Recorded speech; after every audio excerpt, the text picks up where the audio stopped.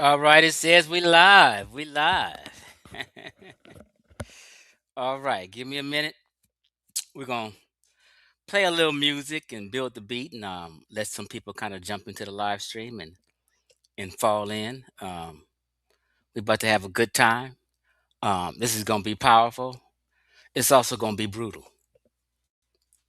Okay, it's gonna be brutal and get very deep.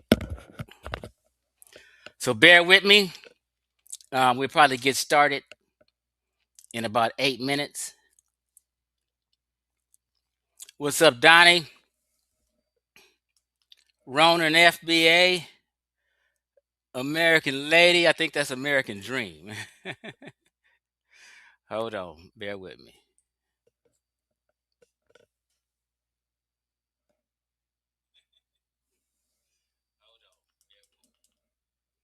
Bear with a pimp.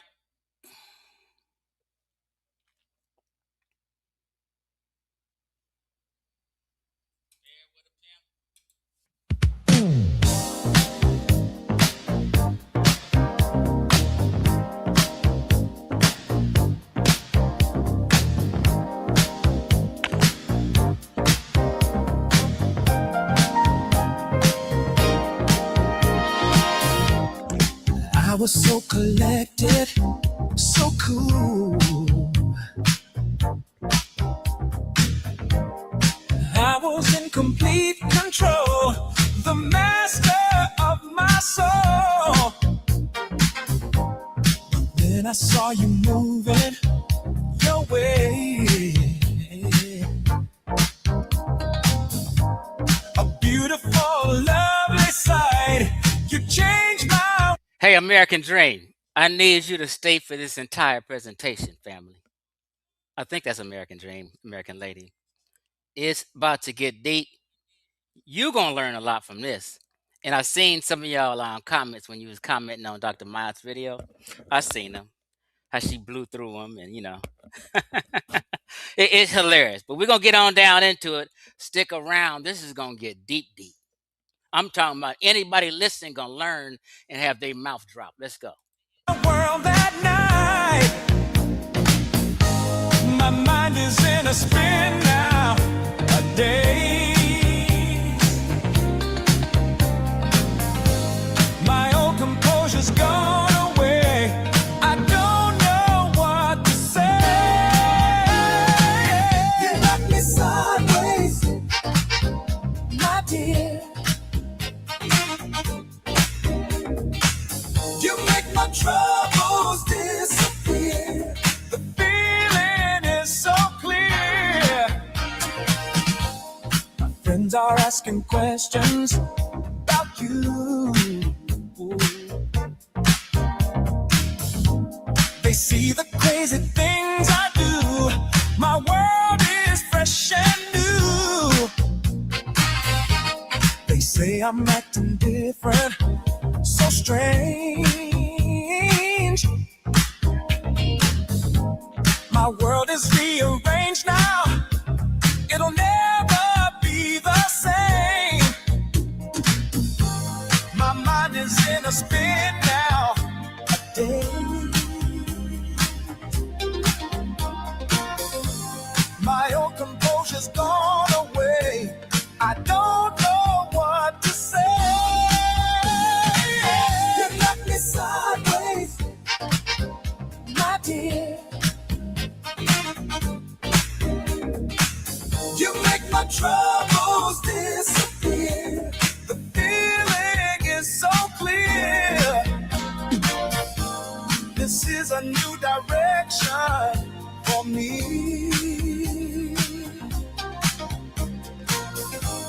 A path I've never walked before.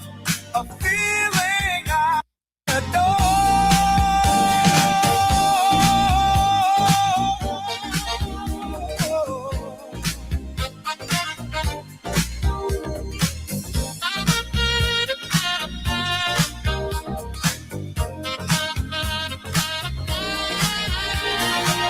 You knock me sideways, my dear. You make my troubles disappear.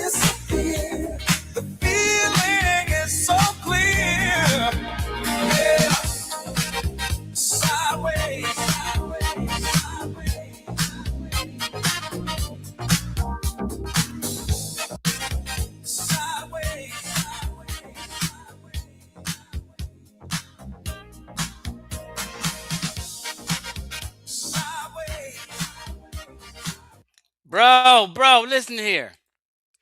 Uh, Ishamu, I didn't think anybody heard of Agent Orange. That's Agent Orange. Now, I don't know if you know. I was, I was just going to play by Felicia, but check this out. I don't think anybody heard of Agent Orange except me and you. Now, I don't know if you know, but Agent Orange is AI music. I'm like, who is this motherfucker with all these bangers? Today I cleaned my house and I played. I got a playlist of Agent Orange. I played Agent Orange all day cleaning my house, just jamming. I said, what the fuck? Everything Agent Orange got a playlist downloaded, but I'm just yeah, he's ARs. Okay, so I've been trying to put people on Agent Orange, but everybody not into that type of music. But I was gonna play one more song, 3 minutes. We're gonna get started in 3 minutes. I'm gonna play Bye Felicia too. In 3 minutes, we're gonna get started. I'm trying to tell you, stick around. This will be the most comprehensive presentation on the transatlantic slave trade coupled with indigenous slavery in Ghana. Bear with me.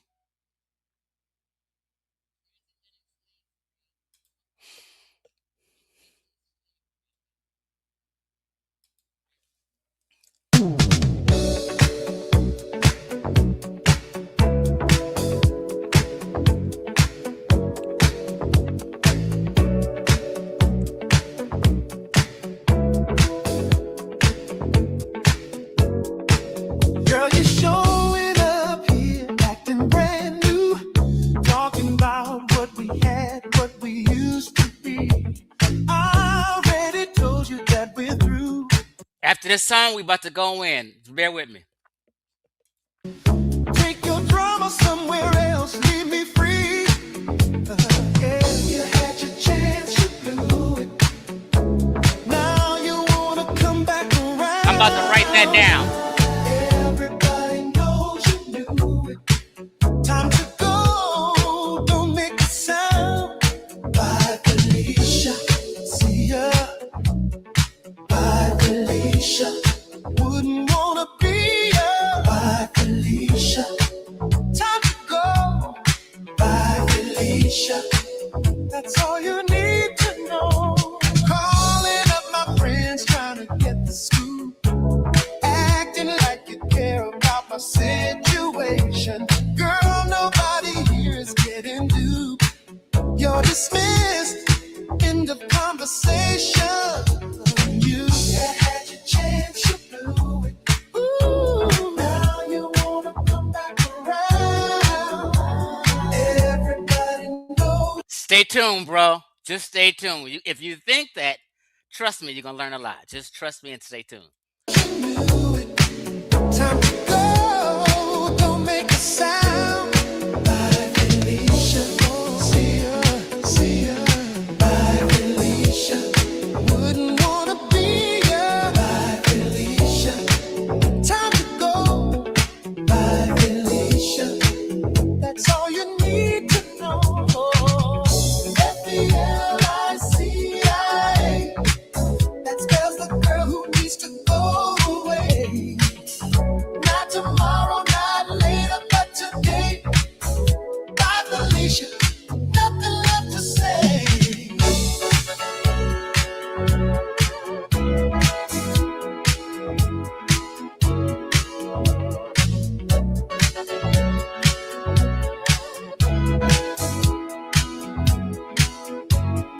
Bye, Felicia. Keep it moving. Bye, Felicia. What you proving? Bye, Felicia. We're done here. Bye, Felicia. Disappear.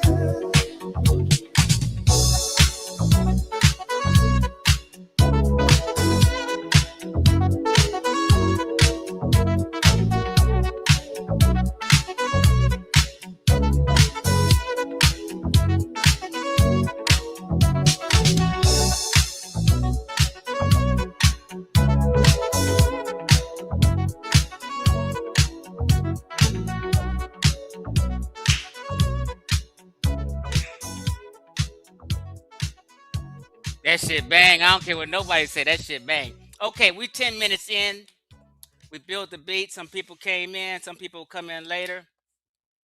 Family, this is probably going to be one of mine. Hold on. All right. Now, can everybody hear me good? Hit the number 8 if you can hear me good, so I know to go in. Hit the number 8. If all is well, the audio's good, the visual's good, I'm looking good. Hold on. Listen here. I'm waiting to hear. Okay, there you go. Hit the number 8. 8 is great. Let's skate. Okay, check this out, family. There go my cash app. Y'all gonna learn so much today. You gotta give me 50 cents. God damn. You gotta throw me $1. Drop a 20. Anyway, let me stop it. So check this out, family. I got my hair cut. I cut my hair today. Hold on. I'm looking handsome. What? Look at me. Hold up. Check this out, family. Um,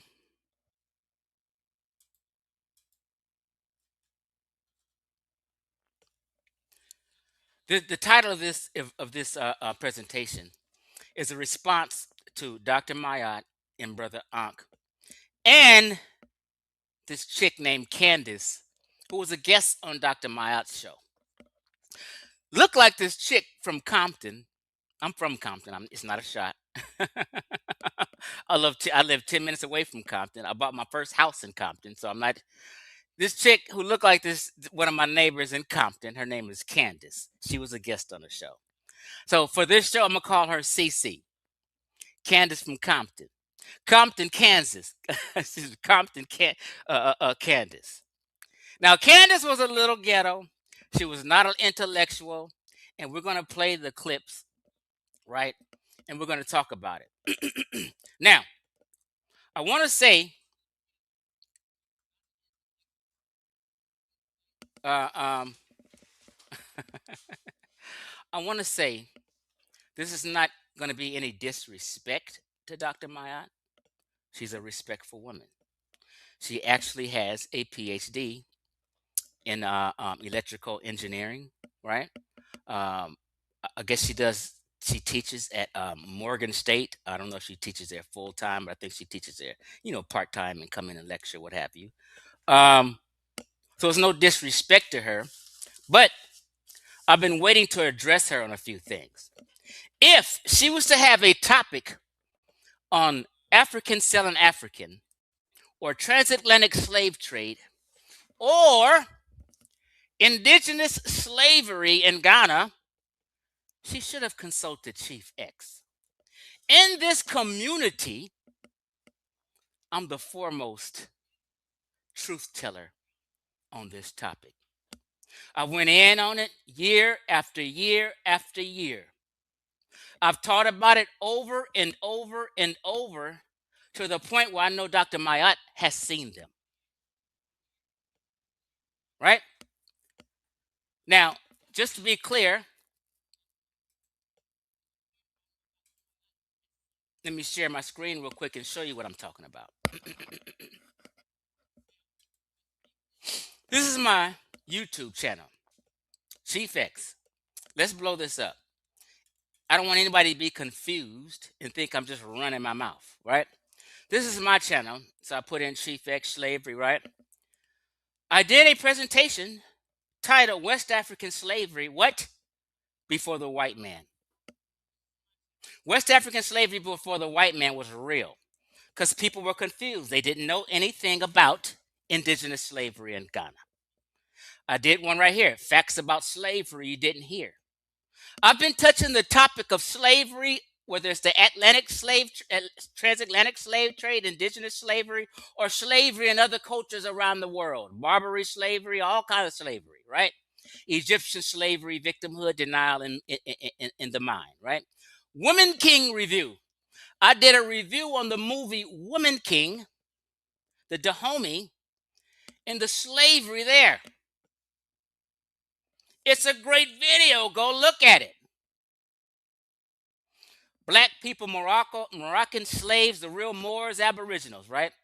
Shot, and right here, 4 years ago, I gave a shout out to Sheffreen of the pseudo killers because he was a pseudo killer at this time on slavery and Nzinga topic. We went back and forth over the Nzinga topic.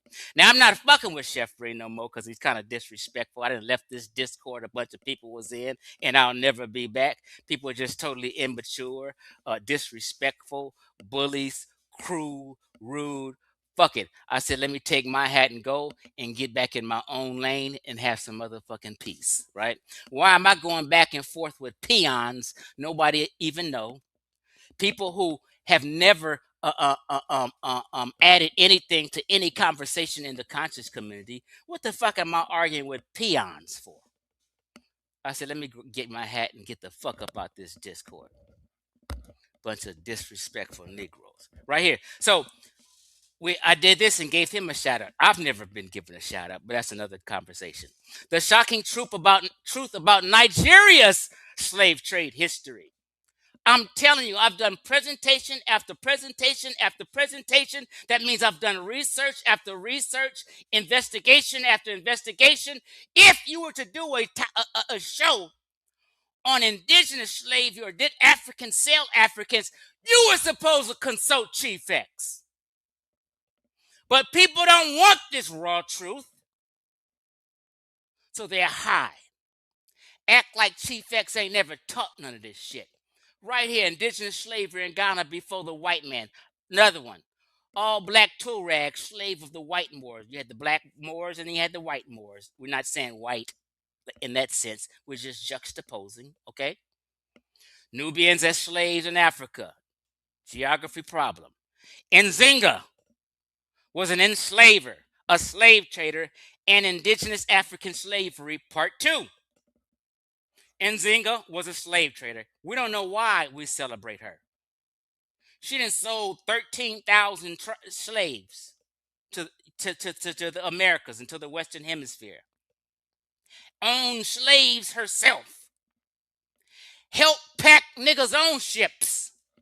If you think year after year and month after month, these people selling slaves to different Europeans for 10 years and 20 years that they don't communicate and say what the fuck is going on. We taking these people over here and this is, they all know what's going on. They all know what they're getting into. They know what's going to happen. They know what's going to happen when they get to the Americas. Everybody's on board and informed and know what's happening. They do this on their own. Ancient Egyptians were slave traders. Were the Nubian slaves of Egyptians. These are all presentations I did. Cherokees and their black slaves, right? Here goes the kicker. Now, look at this. And I want you to remember this was 4 years ago. Actually, 5 years ago. And I want you to remember where it says Salaga slave market. I went in on depth about the Salaga slave market, a place whites never went. This was a place run and operated by Ghanaians and West Africans only. The white man never been there. The white man ain't tell him to do that. This place has been there since forever. Before the even white men ever showed up. We're going to get into that. So these are all the presentations I did on slavery. Proof of slave ships. Hundreds of slave ships listed. Cargo ships, right? Now, I just wanted to let you know that I'm not just willy-nilly talking about indigenous slavery or the transatlantic slave trade. I know about this. So I'm going to correct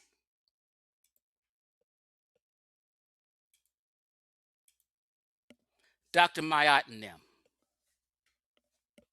Now, Dr. Maat did a show, was it 2 days ago? Or was it yesterday? I get it mixed up. Right? And I felt so bad for her. Not only did her and her guest, which was Candace, Cece, Compton Candace, and Brother ANKH, right? Not only did all three of them get it wrong, in bullshit black folk, blow smoke up our ass. I actually felt bad for the entire panel after a few guests came on, because all three of them got cooked by one dude named Trevor. Now you can go back maybe later on and watch Dr. Maat's video. I'm going to play some clips of it if you want to. I felt so bad because Dr. Maat got cooked. ANKH got cooked. Kansas got cooked by Trevor. And I'm not just saying that. I'm not being petty. I'm not just being biased. No, they got cooked and it was embarrassing. They got cooked so bad, I never seen Dr. Maat behave in that fashion. She was nervous. She lashed out. They start cutting the guy off. It was ridiculous. Now, I meant to say this. Thanks for the warning. Thanks for the hint. Cooked in fish grease. So today, you know how they say we're cooking with fish grease? No, no, not today. Today, we cooking with beef tallow, the Cape Buffalo. We're using Cape Buffalo grease. We're cooking with beef tallow today. We're cooking with bison tallow. We're cooking with buffalo tallow. Fuck them fish. The Cape Buffalo in Africa. And today, we're going to get into it. I'm representing Ghana in West Africa. Today, I'm representing West Side, Asante Gang. Now, my shirt is a little tore up. I bought this in Ghana, so they don't make the best quality shit. So the little tape in it, this is Kwame Nkrumah, right? I'm representing because I went to the Kwame Nkrumah Memorial Park when I went to Ghana and bought this shirt when I visited. Yes, I did. Yes, I did. But they'll call me a coon, and they never been to Africa. So we representing today from what? An African-centered perspective. That's not my perspective. My perspective is a Black American perspective. My worldview is just like most people listening to me is an American worldview. My worldview is centered right here in Los Angeles, Compton, Inglewood, and I view the world from this American lens. Not an African lens, because I'm not an African. I never lived there. See, we get these terms and people, but today we're going to get, for the first time in the so-called conscious community, we're going to get an African-centered perspective. Why do you say that, Chief X? Because I'm giving you literature and scholarship from an actual Ghanaian who works at Ghana University, and I'm giving you a perspective from Africans. That's the scholarship.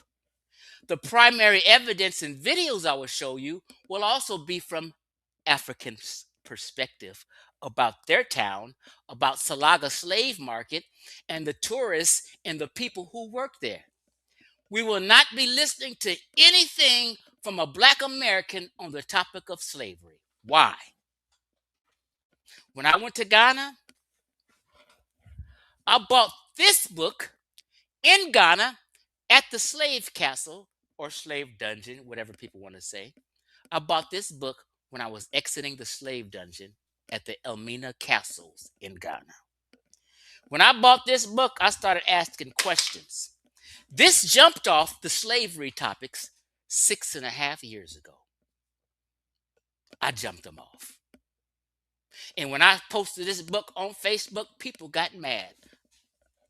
I said, what's Black Americans getting all bothered for? And it hit me. They don't want this information to get out. Why? Let me first say this. When I went to Ghana and started listening to them scholars and went to the different museums, and each scholar was walking us around, taking a tour to the different 4 or 5 museums that I went to, they were talking about history differently than Black Americans talk about history. I said, whoa, Black American scholars or Afrocentrics would never say that. Why? Why are they talking in a different kind of way and watering things down? But when I go to Africa, they're selling me this shit and said, hey, one of the guys said, hell, we helped build Elmina Slave Castle. We helped build this shit with the Portuguese and the Dutch. I was like, huh? No one ever told me that on the American soil. No Afrocentrics. They act like we didn't have shit to do with any goddamn thing.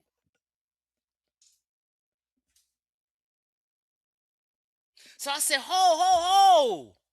I'm not listening to no black Americans talk about slavery. They're going to water it down. They're going to deflect and they're going to play a role. Why?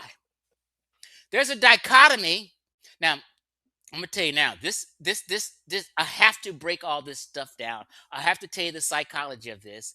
The psychology of this presentation is deep. This presentation may be about 2.5 hours. Let me tell you now. It's so much to go through, and it's so much to touch on.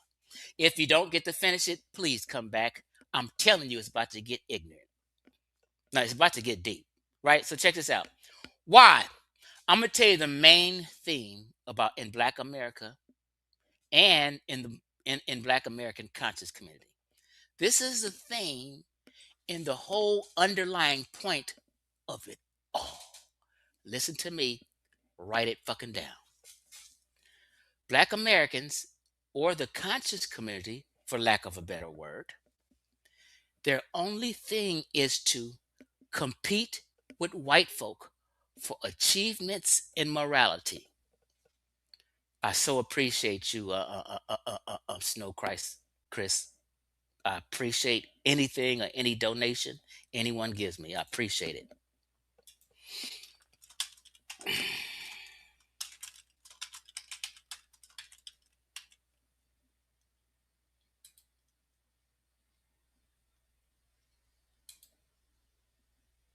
That's my cash up, family.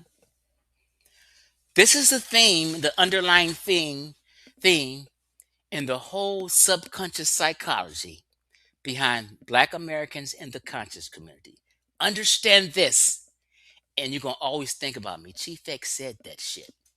And when you see people argue and talk and have discussions, you're gonna think about this thing I said. Black Americans or the conscious community main theme is to be in competition with white folk for achievements in morality. We want to say, hey, no, you all didn't do this. We built the pyramids, even though you didn't. Ancient Egyptians not even black. But they want to make all these claims about what they did so they can feel better, about themselves and compete with white folk. Oh, you didn't do this. We built the pyramids and we done all this. You guys weren't able. We taught you how to bathe. All this old bullshit fake history. So they're in competition for achievements and they're competition for morality. Why do you say morality, Chief X? Because black folk want to seem or portray that they're more spiritual or more moral than white folk. White folk enslaved us and it was brutality. They're evil and wicked. Nation of Islam says the white man is the devil, but the black man is God. Sisters say we divine. Oh, them raggedy Neanderthals and all. So the whole thing is to demonize them and to act like we have better morality than white folk. They're brutal, evil. You know, this is what it's all about. I appreciate you, African Dream. Thank you, man. I appreciate anything anyone gives me. So this is the underlying theme with black folk. I said, why do you guys have to compete? You don't have to do that. Just teach history as it is and make it plain. You don't have to lie, revise history, and teach pseudo history so you can seem better. You don't have to bash them because you make you feel better. No. First of all, people in science say we're all 99.9% alike. For some reason, that goes out the window when you talk about morality. All of a sudden, you're supposed to be better than the white man. You have better morals. No, you don't. And we're going to get into that. Matter of fact, I'm going to tell you this. I make the claim that indigenous slavery in Ghana, before the white man even showed his fucking face, before the Arab showed his face, was worse than chattel slavery in America. I'd rather be a slave in Ghana than be a slave in America. No, I'm sorry. I said that backwards. My bad. I'd rather be a slave in the United States of America than a slave in Ghana prior to the white man. In Africa, slavery was more brutal and worse than slavery in the United States of America. I know you shook. I'm going to break it all down. Y'all going to be like, I never knew, Chief X. Oh, we're going to get into it, right? So, Dr. Maat, CC, Compton, Candace, and ANKH got cooked. I felt so bad for him. Dr. Maat was all out of character. They were cutting this man off named Trevor. They were nervous. He would make factual points. He didn't say anything wrong. And they were just, oh no, we can't. So, because the thing is, they want to portray slavery here as brutal and worse. And that what we did was just, we just sold only prisoners of war from war we had. We didn't sell anybody else. We weren't brutal. We're going to get down into it. Now, first, we're about to get into it. Remember the underlying theme I told you about. Competition for morality and competition for achievements, right? Now, let me break this down before I get started. You can send me $1 Cash App. You can send me $20 Cash App. At the end of this, you're going to say it was worth it. I bought this book in Ghana, Indigenous Slavery in Ghana, by this lady right here, this African lady, who is, her name is Akusa Adoma Peteri, doctor with a PhD. She has a PhD in history, right? And she worked at the University of Ghana as a professor. Right? So let's go ahead and get into this.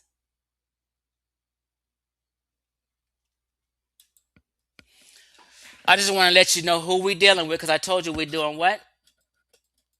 We're talking about this subject from an African-centered perspective. None of these Afrocentrics, Dr. Maat, ANKH, none of these people are teaching from an African-centered perspective.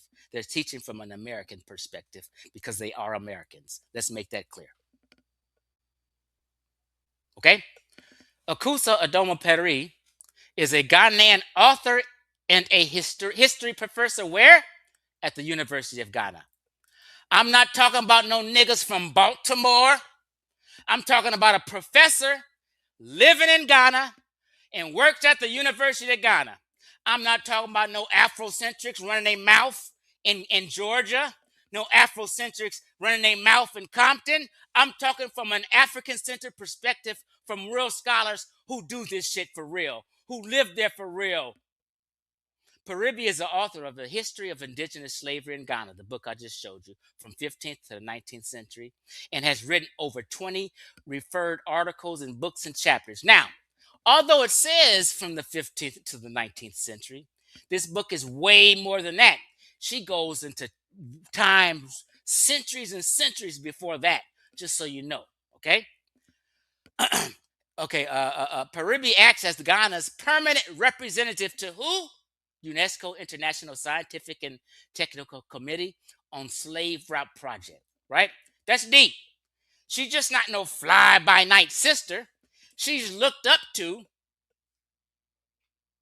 for her knowledge. Dr. Ben and all these old people ain't never fucked with UNESCO. She did. They lied and said they did. Now, she is also council member and the treasurer of the Historical Society of Ghana. God damn. She holds weight. She has over 30 years teaching experience. I'm just breaking this down to let you know of whose scholarship I'm using. Not no ignorant nigga running his mouth in Baltimore. Akusa Purby was born to the Ghanaian composer, ethnomusicologist, whatever his name is. Purby had her secondary education at a Chimoto school in Ghana. She is an alumna of the University of Ghana, where her had a bachelor's degree, a master's degree, and a PhD in history, right? Real quick, she began teaching career in 1974 when she taught at the Oburi Girls Senior High School as a national service personnel. She worked with what? Ghana National Archives as assistant archivist for 2 years in the 70s. An additional 2 years was the Institute of Education as a resident tutor. Check this out, family. She's over the Ghana National Archives. Think about that. All them oral traditions that are recorded. Everything about history and slavery about Ghana in West Africa, Central Africa, she's over the archives and knows it all. Are you following me? So we're getting real information tonight, and nobody gave it to you except, you know what? I wasn't even sharing my screen. I'm so sorry. Let me just, I'm so sorry. Why y'all didn't say nothing in the chat? Let me just show you real quick, because I thought I had my screen shared. But real quick, just so you see, she worked with the National Archives in Ghana. I highlighted in blue. Okay. This is her. She wrote the book, A History of Indigenous Slavery in Ghana. This is her name. She's a member and treasurer of the Historical Society of Ghana. She has a bachelor's degree, a master's degree, a PhD degree in history. She works at the University of Ghana. She started teaching in 1974. All these credentials, and she's a heavyweight. So for the first time, you're really getting African-centered perspective on the slave trade, not American-centered perspective. Okay? Now we're clear on that.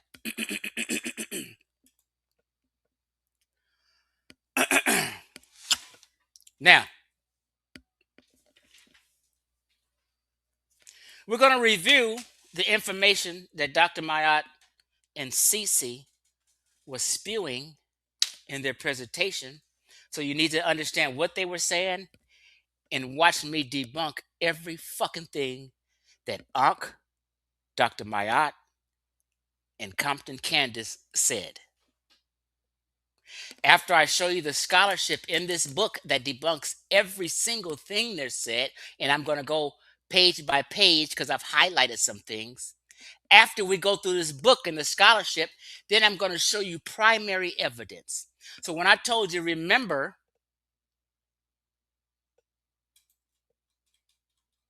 just listen to what I'm telling you. Remember where it says right here on the left, well, I'm not sharing my screen again. I'm sorry.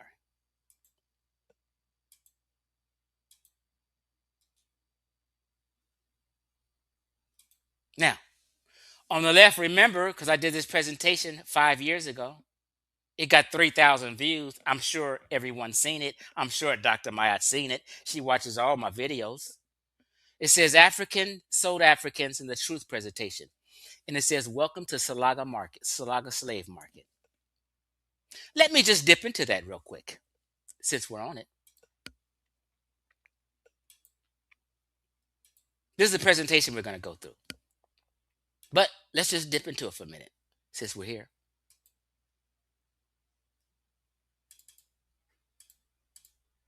And listen to what he says about the Salaga slave market. Since people think white folk was just coming into the land and taking people, no, white folk was never coming inland.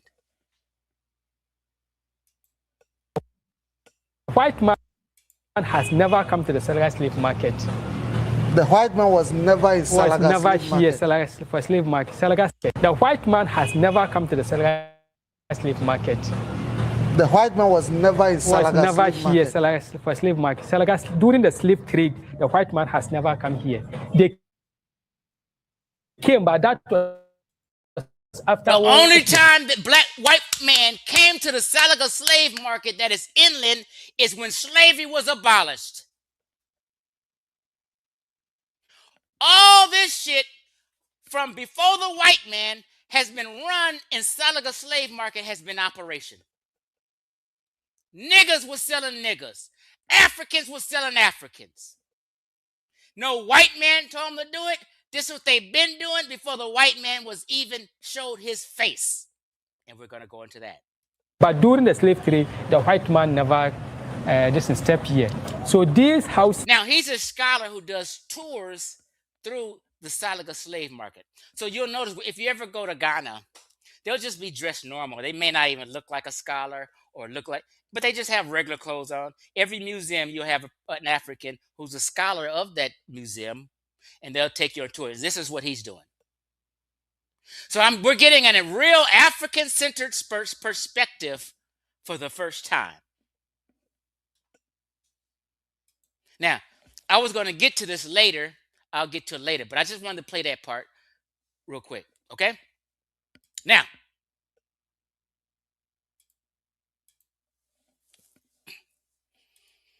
let's get to the video in the Psychobabble on Dr. Maat's show.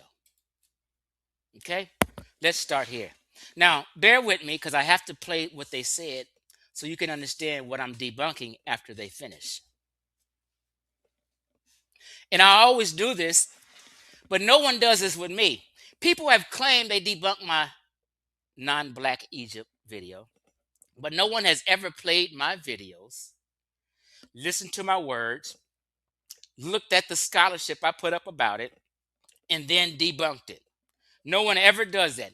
No one has debunked any of my videos on Moors, Egyptians, and blacks not being in the entire Western Hemisphere until 1492. No one has ever done that. It's just like when Terrence, what's that? The actor name is Terrence. When he made a video talking about astrophysics and all this sort of stuff, white men got the video, they played Terrence's words, and then they debunked what he said. They went to his words again, and then they debunked what he said. No one has ever done that with Chief X, ever. No one has addressed any of that shit because they can't. Why? Because I don't spew anything unless it's a fact or I can prove it and back it up. But let's go. All the stuff you had going on, could you tell the people? Now, Dr. Maat's on the left, Cece, Compton Candace is on the right.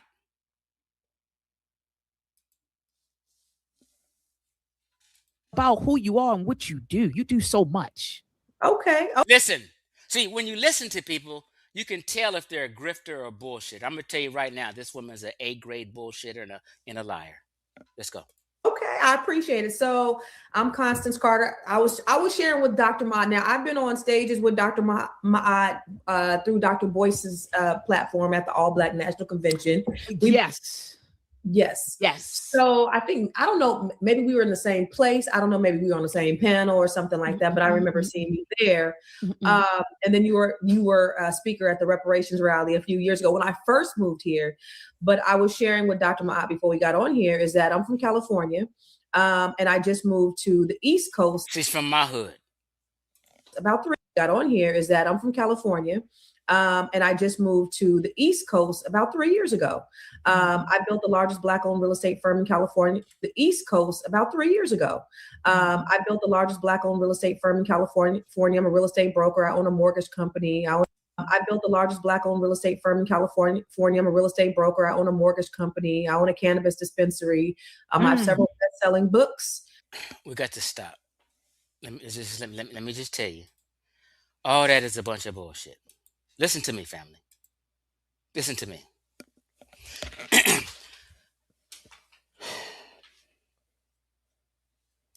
I'm a former realtor Why is my screen looking like this?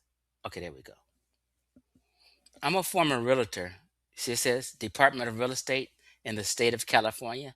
My real estate license number, the issuance date, the expiration date. I'm a salesperson. I'm a real estate agent.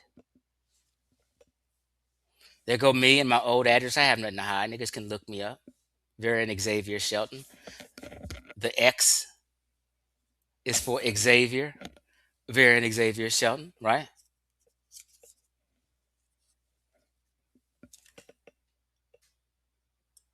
I had a real estate license. So when a sister like this tells me she worked in real estate, she was a broker, she jumped off a real estate company. But before that, she said she moved to the East Coast 3 years ago. Let me tell you something, family.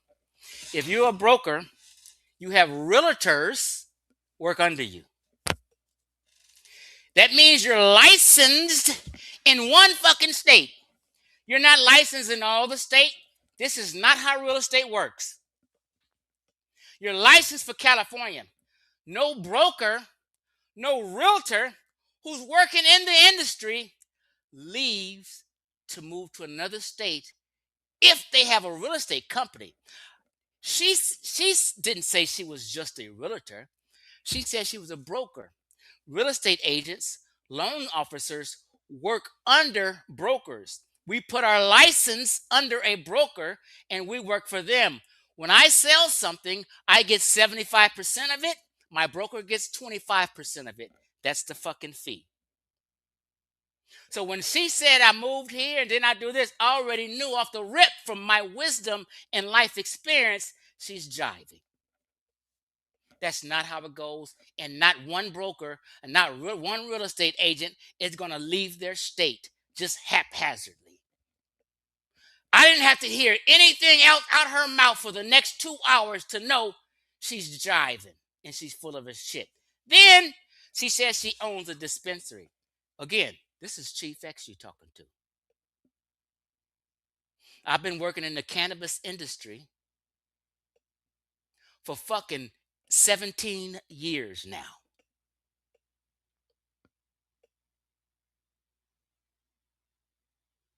I sell edibles, weed, I don't want to say too much.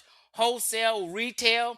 The city of LA gave me a license for a dispensary and a distribution, which failed because the cannabis industry fucking went downhill out here because the black market blew up. As soon as people got legal, the black market blew up. Therefore, people who were legal, who had licenses, couldn't thrive.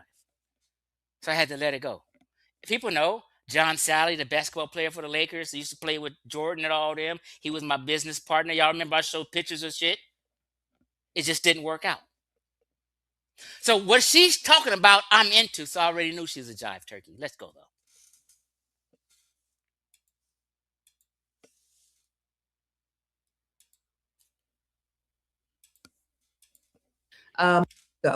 I built the largest Black-owned real estate firm in California. I'm a real estate broker. I own a mortgage company. I own a cannabis dispensary.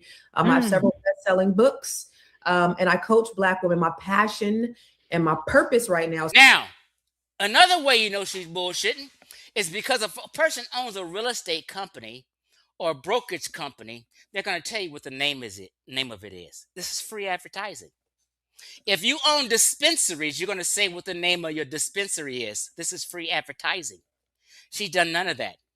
If she said the name of the dispensary in California, I would have knew and looked it up. She can't say the names of these things because she's bullshitting y'all.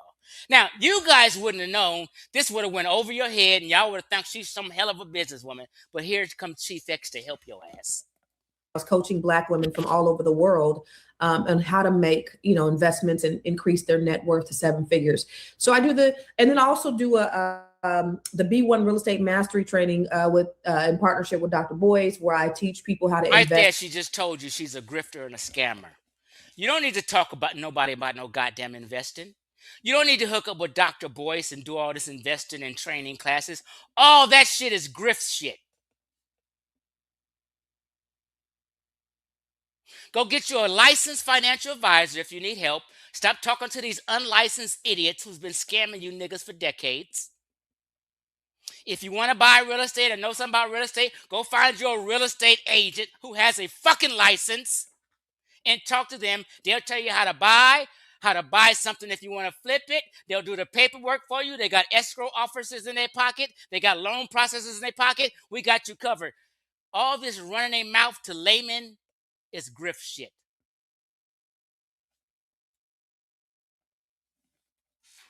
So I don't know why Dr. Maat will have Cece running grifts. In real estate and do a lot of real estate development.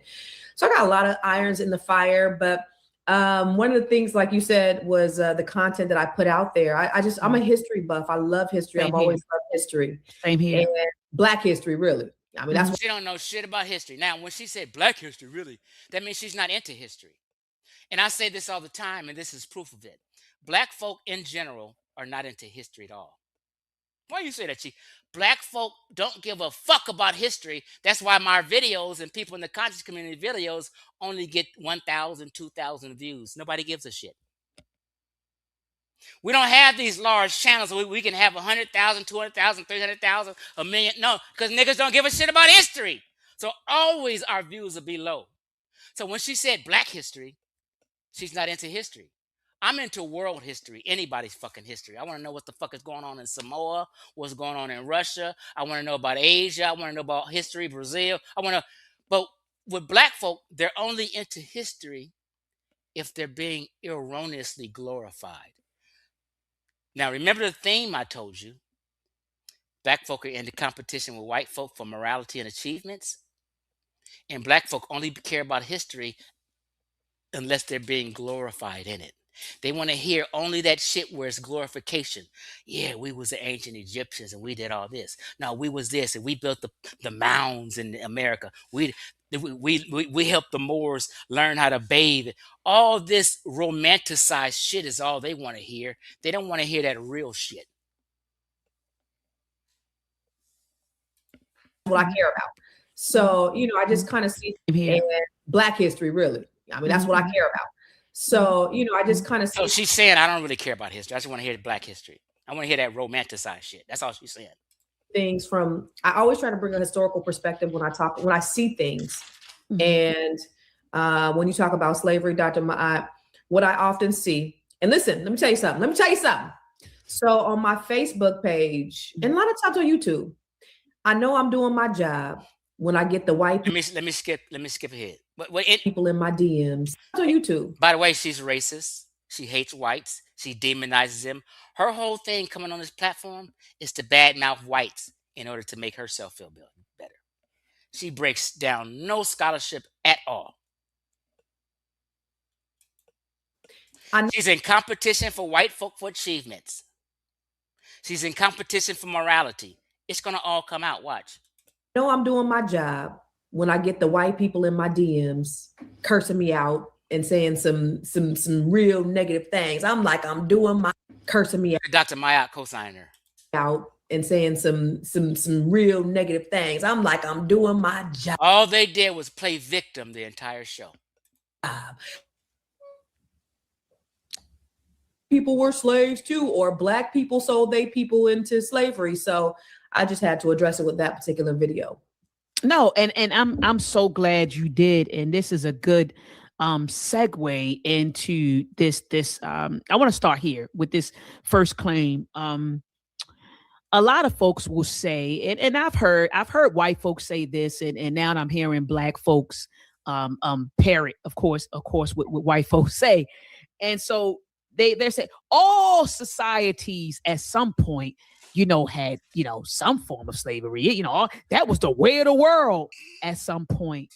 And so, I want you to unpack that with me. So she's joking. Oh, it was the way of the world. All society has. She's joking about it because you have to understand something.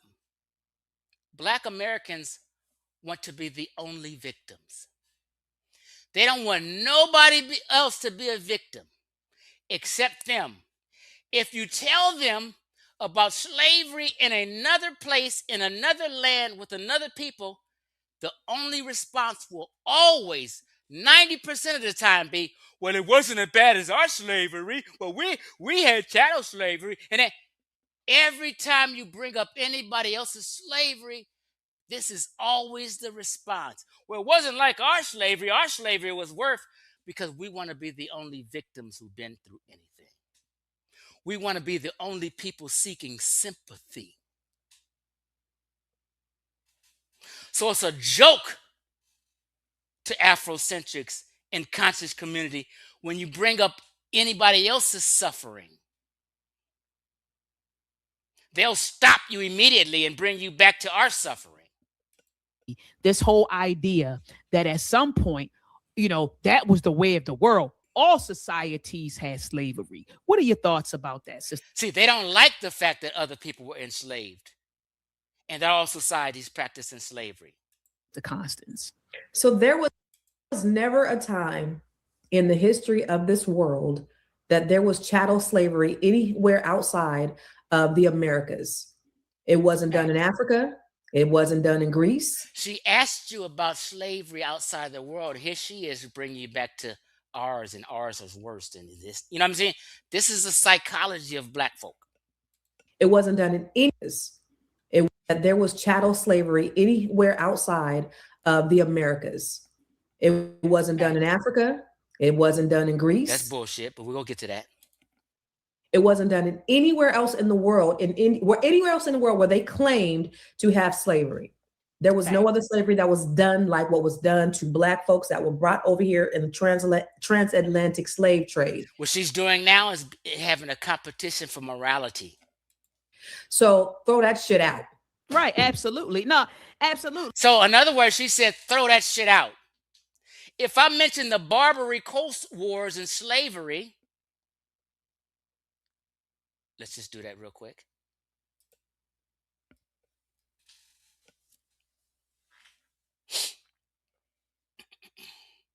The Barbary slave trade. This is when whites were enslaved in North Africa. North Africa was capturing white folk in Southern Europe and enslaving them. The Barbary slave trade involved the capture of Europeans, right? Selling them at slave markets, right? To where? North Africa. Are you with me so far? They were captured by what? Barbary corsairs in slave raids on ships, right? And raids on coastal towns. They was raiding, North Africa was raiding coastal towns. Italy, Ireland, coasts of Spain, Portugal, and north as they went as far as north as Iceland and the Eastern Mediterranean. How many of these white folks was enslaved, Chief? Well,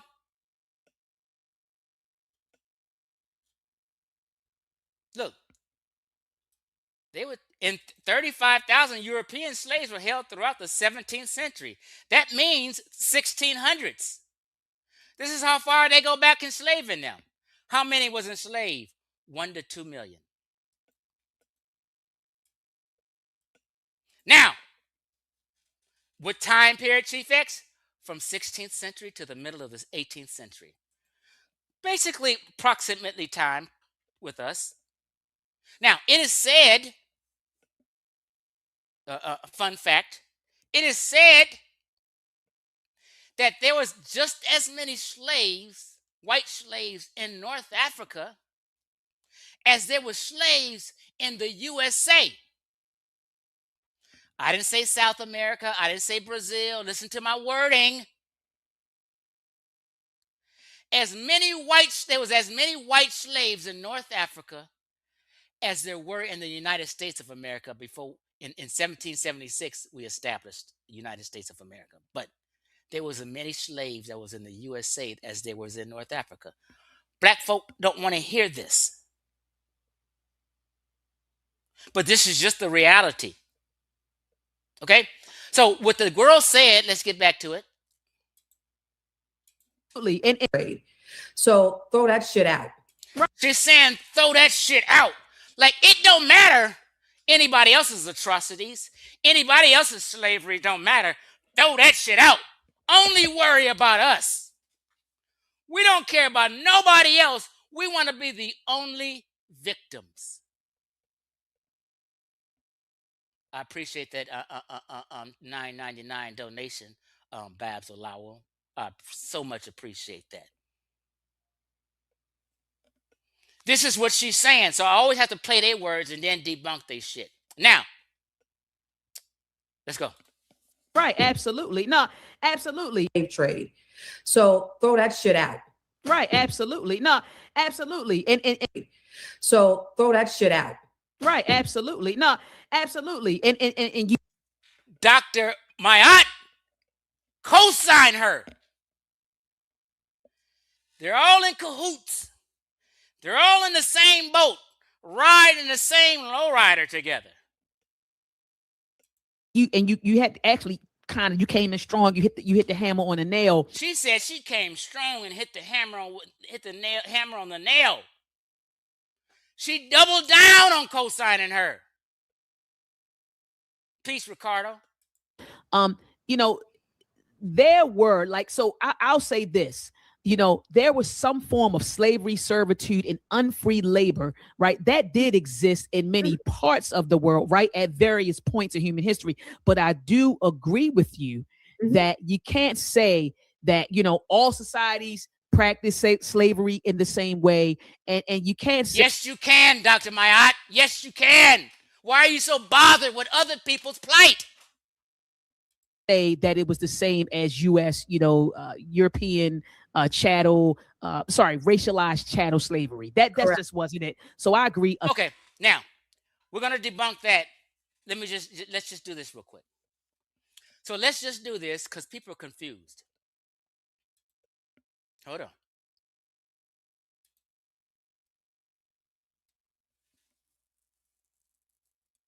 Bear with a pimp.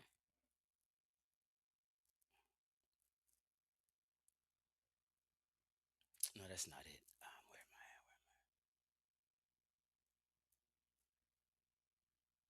I? Okay, here we go. So everybody's beef and issue is, well, it wasn't chattel slavery. It wasn't chattel slavery. Our slavery was so worse. Let me just tell you guys something so you guys can understand something. Let me define chattel slavery first. Okay? What America does, and some in Europe also, we play these semantics with words. It's not domestic slavery, chattel slavery, servitude, and all these motherfucking mind games and semantics, right?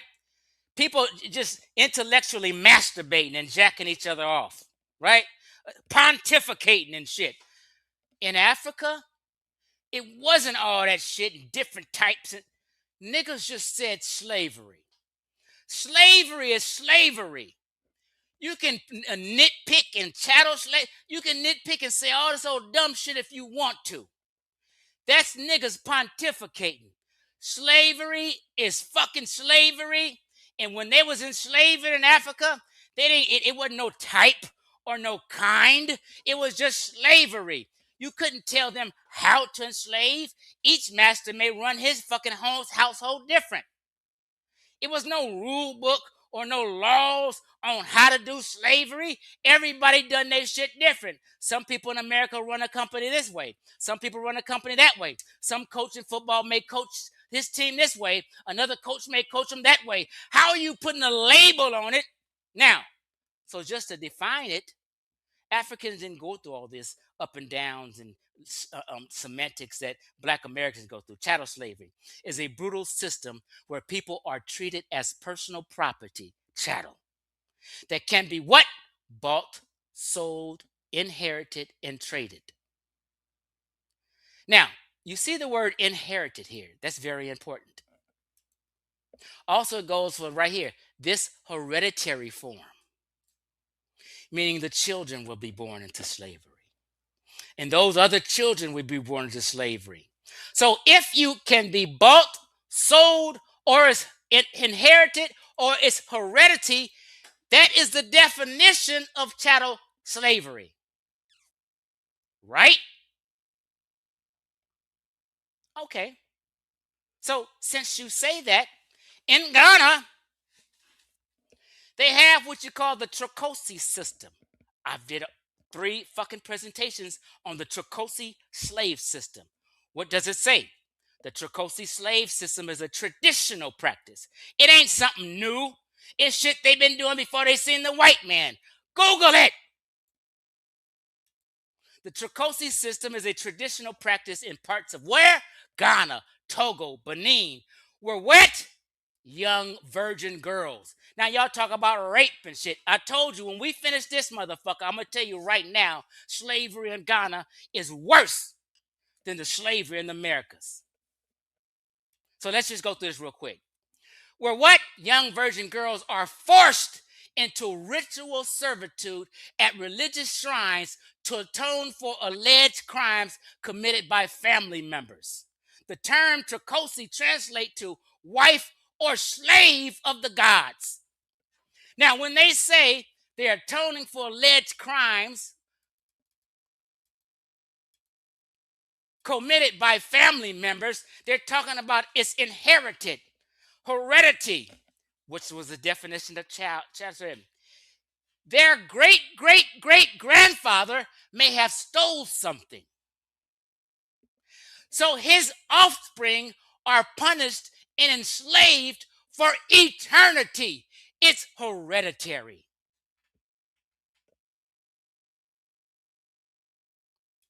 It's chattel slavery in Ghana if you want to talk about the strict sense, the aspects of the Trokosi system. The core belief is that a family member commits an offense and displeases the gods, misfortune or death will befall the family. To avert these calamities, a traditional priest or chief or soothsayer may instruct the family to do what? Send a virgin girl to the shrine as a living sacrifice.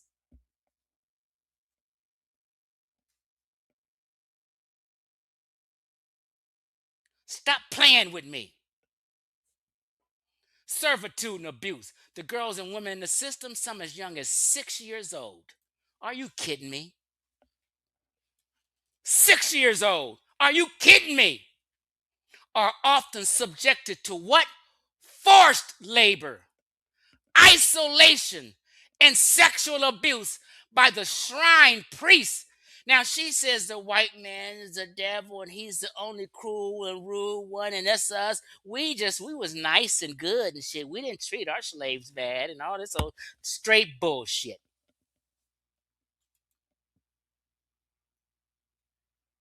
And how long? Because Dr. Maat and her got to saying, oh, in Africa, well, they'll get off after a couple years and then they'll be free. It's not like chattel slavery in America. Straight 100% bullshit. Lifelong obligation, motherfuckers. Historically, the girls stayed for life. Stop playing with me. If a Trokosi runs away or dies without completing her service, then guess what happens? The family is often required to replace her with another virgin girl, another innocent virgin girl that Dr. Maat and Cece Compton Candace don't give a fuck about. Clearly, you don't give a fuck about these young virgin girls if you can't speak on it and bring attention to it. Guess who's speaking on it and bringing attention to it and has been speaking on it and bringing attention to it for 6 years now? Chief X. Chief X, aka me, is the only nigga in the conscious community, bar none, who has brought this information to you. Give me my motherfucking props, nigga. I come to inform you, Chief X, the God best reincarnated, bringing this common sense science. Y'all know I used to say that all the time. I'm bringing you this common sense science. You wonder what common sense science is. It's what I'm dropping on your ass right now. Yes, I'm still the God best. And continuing the cycles for what? Generations. It's hereditary. These women need to stop and make a video and apologize to the black community for bullshitting us and blowing smoke up our ass. Now, I know a lot of you guys didn't know this, but I'm telling you now, no longer in this community should anybody be saying that it wasn't brutal in Africa, that it wasn't lifelong, that it wasn't chattel slavery. It's all bullshit. Now, let's get back to these chicks.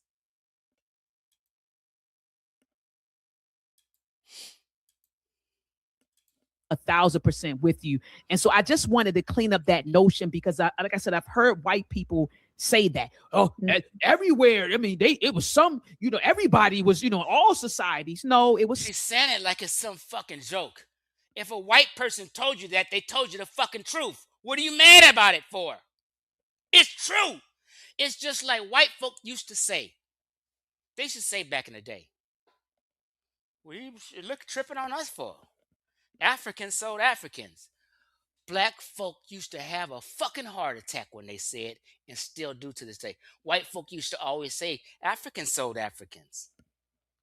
Niggas would have a heart attack, but guess what? They was telling you the truth. But guess what?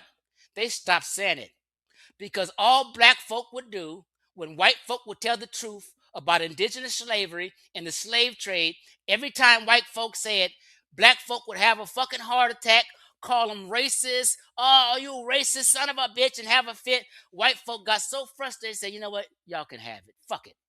Whatever. Never mind. Believe what you want. Y'all can have it. Fuck it. They just stopped saying it. Because anytime we say it, they're going to have a fucking heart attack. You know what I mean? Niggas going to have a tantrum and get to going crazy just because we told them the fucking truth.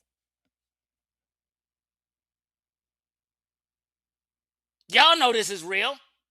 So white folks said, fuck it, y'all can have it. Never mind. All you're going to do is label me as a racist, so, fuck it.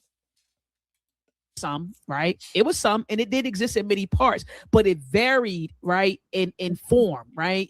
Some of it, it varied in form, right? Some of it was indentured servitude, some of it was slavery, but like you said, not even chattel slavery. It wasn't even that. So yes, it was chattel slavery. Yes, it was chattel slavery. Now, another definition they said, wait a minute, where's it at? Just so we're clear, we're going to dispel this myth that it wasn't chattel slavery. We're going to distill where people are treated as personal property chattel that can be what? Bought, sold, or inherited. Now, let me just address that real quick before I move on, because we got some explaining to do. Oh, they got some explaining to do. Hold on, y'all.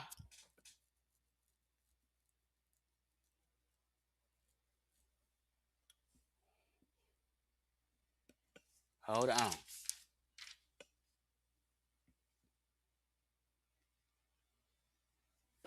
Okay, here we go. I found it.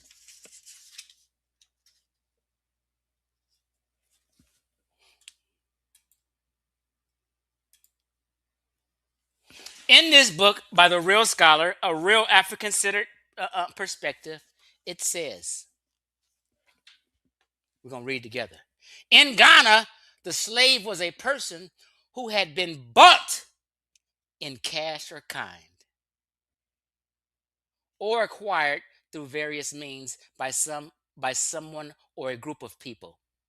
The slave was taken away from his or her home, his or her family, his or her state, his or her country, into another home, family, state, and country. They were snatching girls, boys, and taking them away and never bringing them back. So it says they had been bought in cash or kind. That's one of the tenets.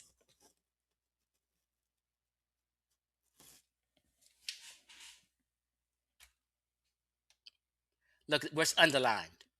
In Ghana, the slave was a person who had what? Let me get this straight. Been bought in cash or kind. Everything is underlined. So according to the definition of chattel slavery, heredity, you're being bought, you're a person's property. You goddamn right that was chattel slavery in Ghana. I'm listening to the lady who worked at Ghana University. who's over the archives. I'm giving you a real African-centered perspective. Let's get back to that. Now,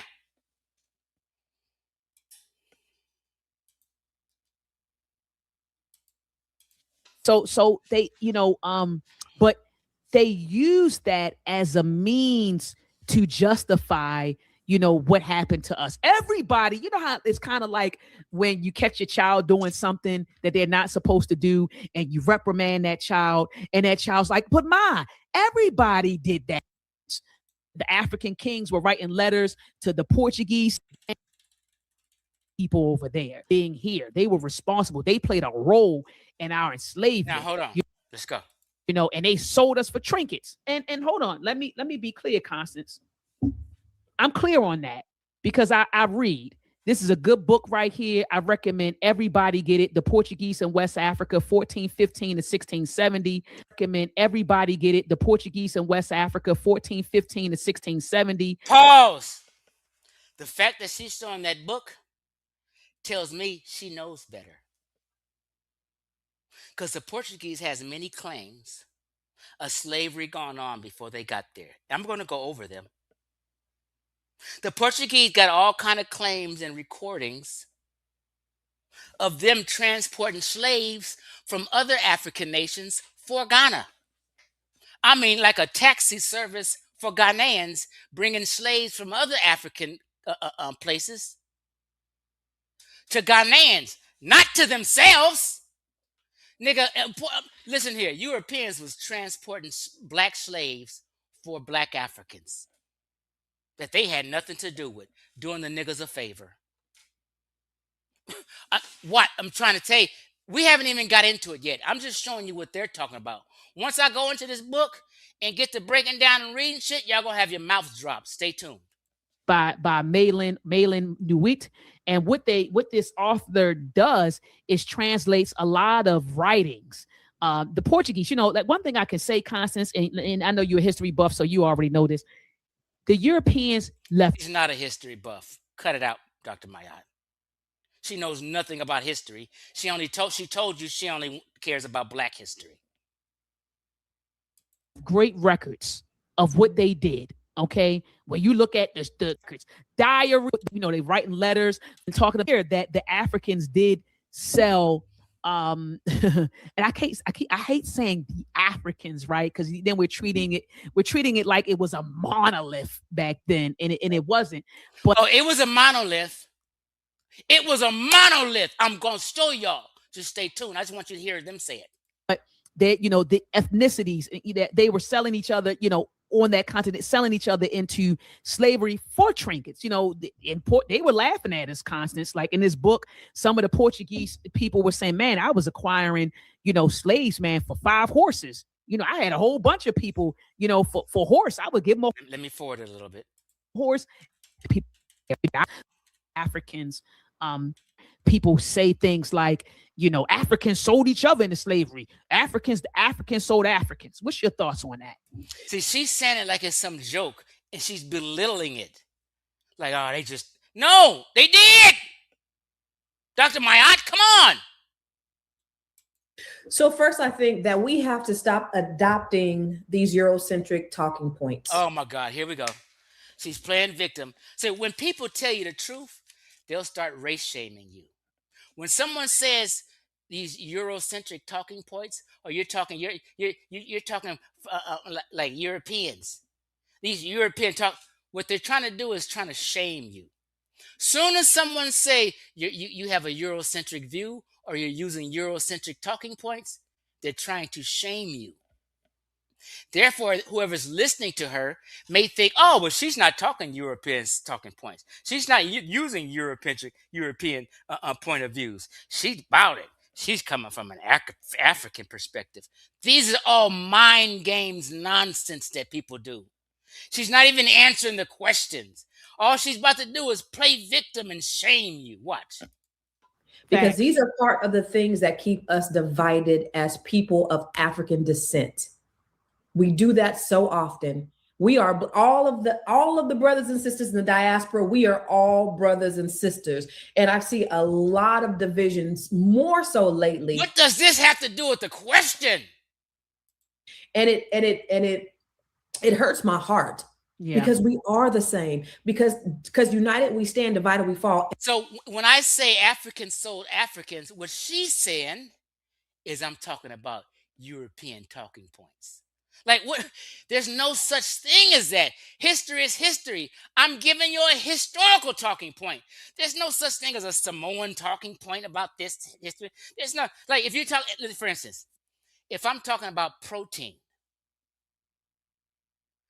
the same information Russians have about protein is the same information Americans have about protein, is the same information Mexicans have about protein, is the same information Arabs have about protein. It's a fact in a topic. There's not this talking point and this person's talking about. We're talking about an event that happened in history. And that's right. Part of that Willie Lynch syndrome that we have, right? That's so it's part of the Willie Lynch syndrome if you teach about Africans selling Africans. So all them Africans that I'm about to show you, telling you about slavery, the guy I showed you who's a tour guide who said white folk ain't been here and they've been enslaving, he's using European talking points. This is you cannot listen to Black Americans on this topic. I'm telling you right now. The thing that divides except me us as a people. We got to stop that. Calling people tethers and, oh, we ain't doing business with African people. Let me skip her because she never answers the question. She's just playing victim and running her mouth. Well, and we only do, they are all our brothers and sisters. And I know that some Africans don't like Americans because what they were told about us from white people. And then we don't like a lot of Africans because what we were told about them. She's blaming white folk. She's saying white folk tell Africans about black folk, and that's why everything is the white man's fault with these people. From white people. But we got to kill all that noise and we have to start coming together and we got to take white people out of it. We have been brainwashed to think that we are each other's enemies. So that's the first thing that we got to do, Dr. Maat, is we got to stop that separation. So because we fight and we're tribal and we're not getting along, like people in this Discord, I was in the Discord. Nobody can, I don't get along with nobody in that motherfucker. That's why I won't go back in there no more. Because niggas is just dramatic. They always starting shit. Niggas is rude, cruel, bullies. I had to leave this Discord behind all this shit. Between us, because we are each other's brothers and sisters. Cut all that noise out. Number two. The conscious community is the most divided community in all of Black America. Listen to what I'm telling you. The most bad behaviors is in the conscious community. My thing is, you got to put it into proper context. That's right. Just like Africans had wars, Europeans had wars too. There were wars all over the world. And listen to what she says. Prisoners of wars were treated a certain way. So I capture this tribe. This tribe is not my family. This is another ethnicity, like you said. They're from a whole different tribe. We're not the same. So we're warring against another tribe. We capture them and we sell them. Did they have an idea that they were going to go across the oceans and be sold into chattel slavery for generations and generations, and the brutality that would come up as a result? I doubt it. Would have. Yes, they did. They all knew where these people are going because they ran into these people month after month after month after month for fucking 300 fucking years. How wouldn't they know? So you're just saying black folk or Africans was just fucking stupid. They was help packing niggas on ships, but they had no idea where they was going. After 300 years of communicating and doing business with them, they had no idea what was going on in the Americas. It's just out. This was this common sense science comes in. They didn't ask no questions. They just sold them and bounced. Didn't ask no. It's ridiculous to think that. But Dr. Maat co-signs her. Made a difference? I don't know. But you cannot say that we knowingly sold our brothers and sisters or our She's trying to say that we wasn't evil. We didn't know. We wasn't trying to be bad. Oh no. She's belittling and trying to make us seem like we're innocent and white folk is the bad ones. ancestors, doubt it, would have made a difference. I don't know. But you cannot say that we knowingly sold our brothers and sisters or our ancestors or Africans knowingly sold our brothers and sisters into slavery, knowing the brutality that was going to be on the other side. They didn't commit the brutality. You a lie. You was a motherfucking lie. And I'm going to break that down. I just want to hear, I want you guys to hear what they're saying first before we really get down into it. The Europeans did. So we have to put it in proper context. It's not the same thing. And we have to stop the division, y'all. It starts with us. No matter if they do it or not, we have to stop that. No, absolutely. I mean, I couldn't agree with you more. And I think that's She agrees with her. Everything she says is co-signed by Dr. Maat. Okay, let's move forward. good segue into what you drove at, in that said it can at all. This is really, let me go back. Book, really good book. I know you all say Dr. Maya always bringing out, she always breaking books out. You know, that's the educator in me. Really good book to read, Slavery and African Ethnicities in the Americas. Pause. Now this book is by a white lady, a white American. So what you're getting from Black Americans is an American point of view of slavery. You're not getting what Chief X is giving you is an African perspective on slavery. Stop listening to any American perspective on slavery. I'm going to tell you that now. If you want to study indigenous slavery, go get it from an African. They're going to tell you the truth. Okay. So this is a sister. Well, no, this is actually a white woman, but his name is Gwendolyn Hall. So slavery in African ethnicities in the Americas. Let me fast forward. We, brother Corey, I'm not sure who he is. Corey commercial. Now pause. This guy named Corey put up a question. Chattel slavery was done other places. Basically, he's co-signed what I said. Race-based chattel was specific to North America. That's another subject. I ain't gonna get into that right now. RE, he said chattel slavery was done in other places. He said race-based chattel was specific to North America. We're going to unpack that later. But she never unpacks it. Just to let you know, she never unpacks it. Let's move forward. I want to slavery, right? I'm an African sold other Africans into slavery. They was already doing the slavery because slavery was often, since we're talking about Africans sold other Africans into slavery, they was already doing the slavery. And you said so when she does this jokey shit, she's teasing people who say that. In other words, she's teasing people who tell the truth because she doesn't want this truth to be told. She wants to belittle it, hide it, throw it up under the rug, just like most Black Americans want to do. Why? Because if the truth is told, then you can't say the white folk is evil and bad. You have to say we evil and bad too. Every fucking body is evil and bad. Everybody does good. Everybody does evil. Everybody got fucked up ways, whether you're Black, white, Mexican, Russian, Arab, everybody. Stop trying to take yourself out of it like you special and the good guy and you divine and everybody else is evil. Straight bullshit.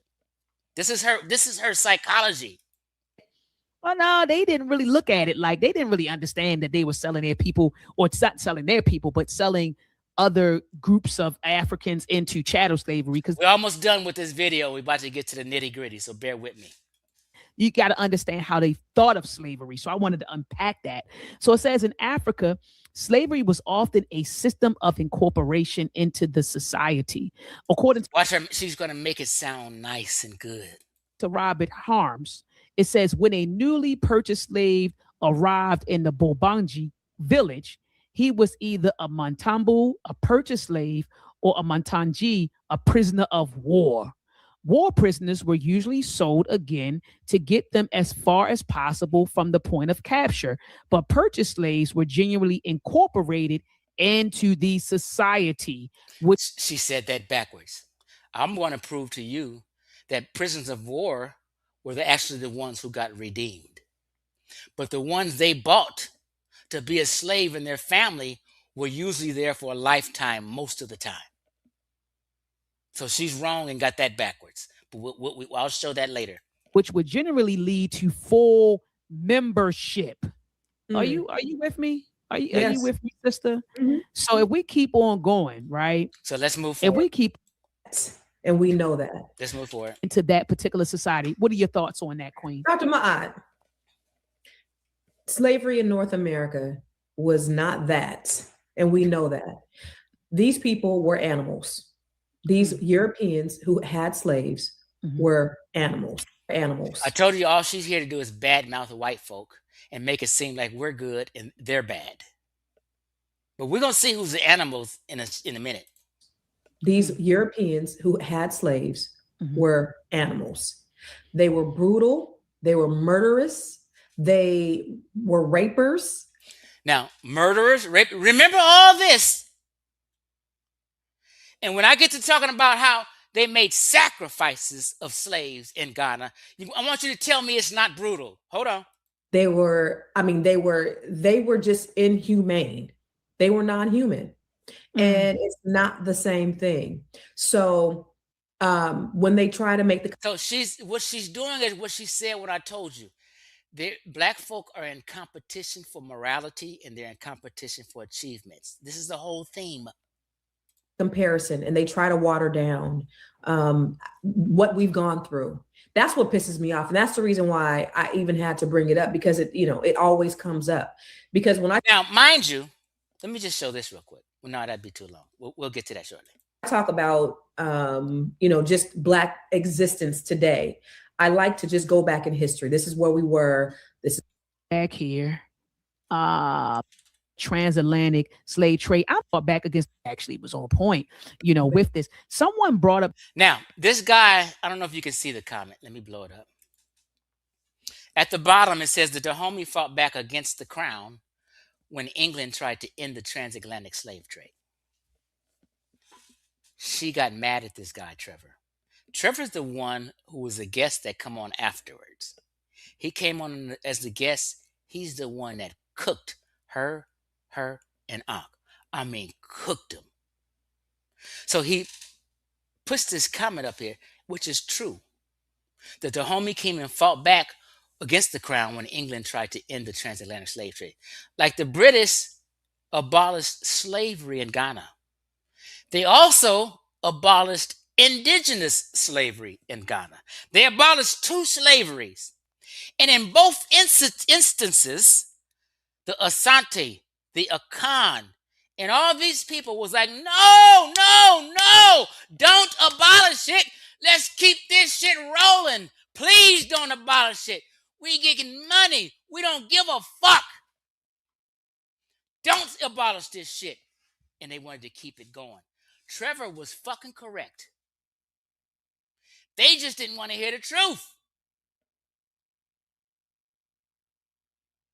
He's talking about in Central Africa. I'm going to show you also in West Africa. Sub-Saharan Africans did not want to stop the slave trade. Talk about wicked. Talk about animals. Oh, we're going to get deep. Hold on.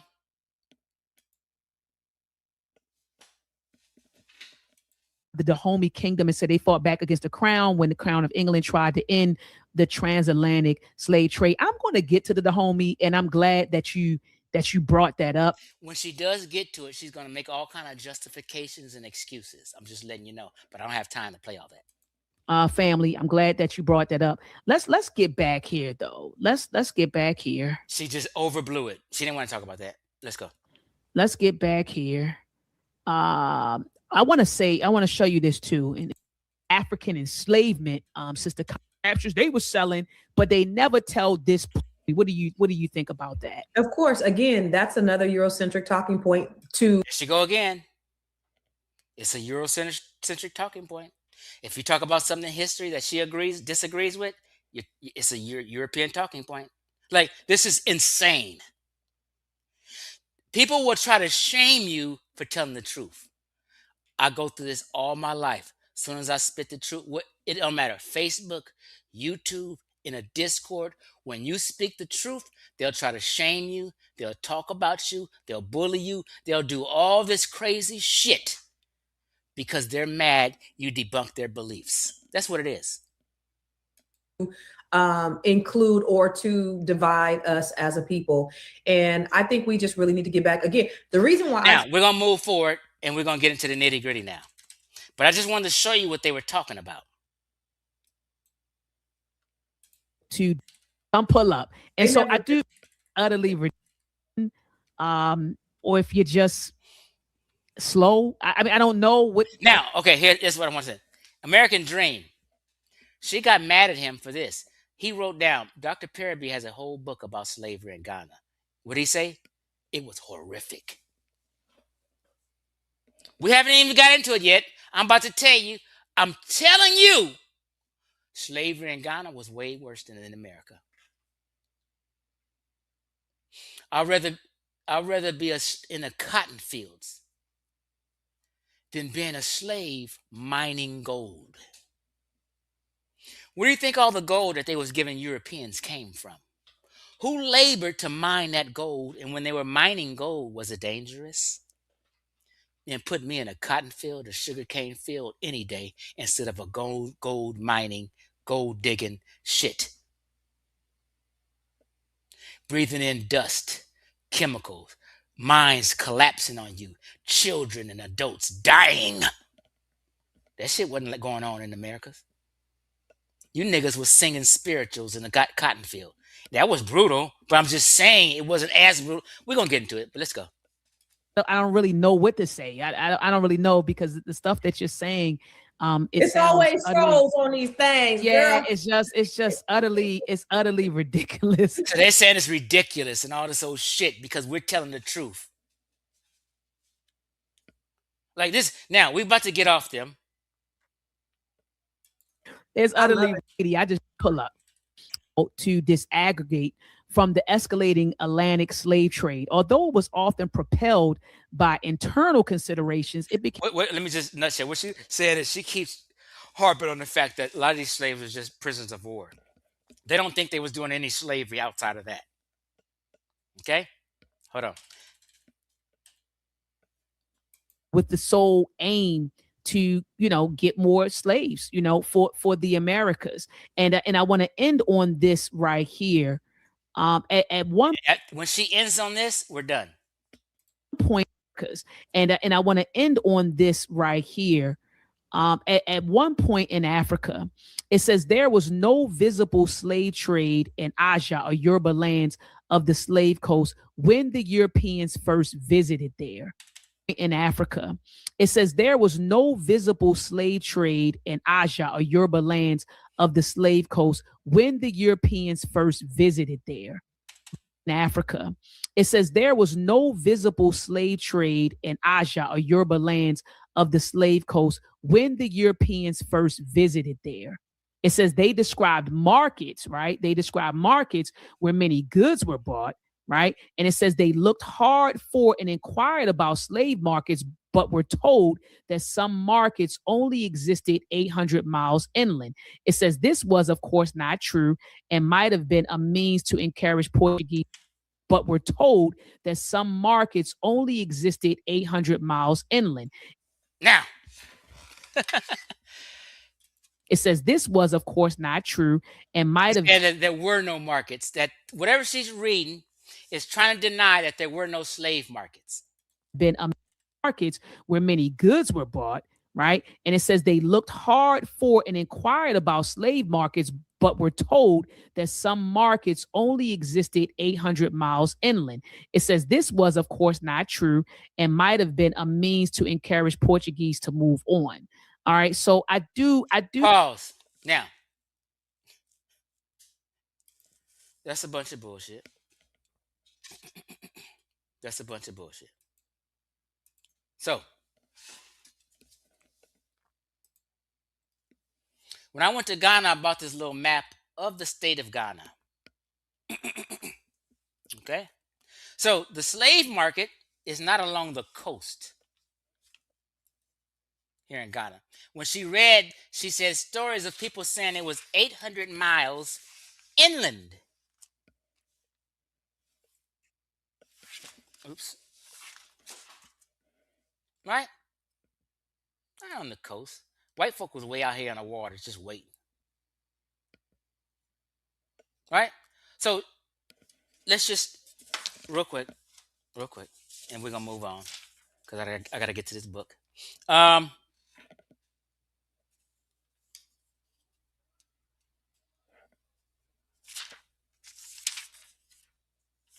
hold on.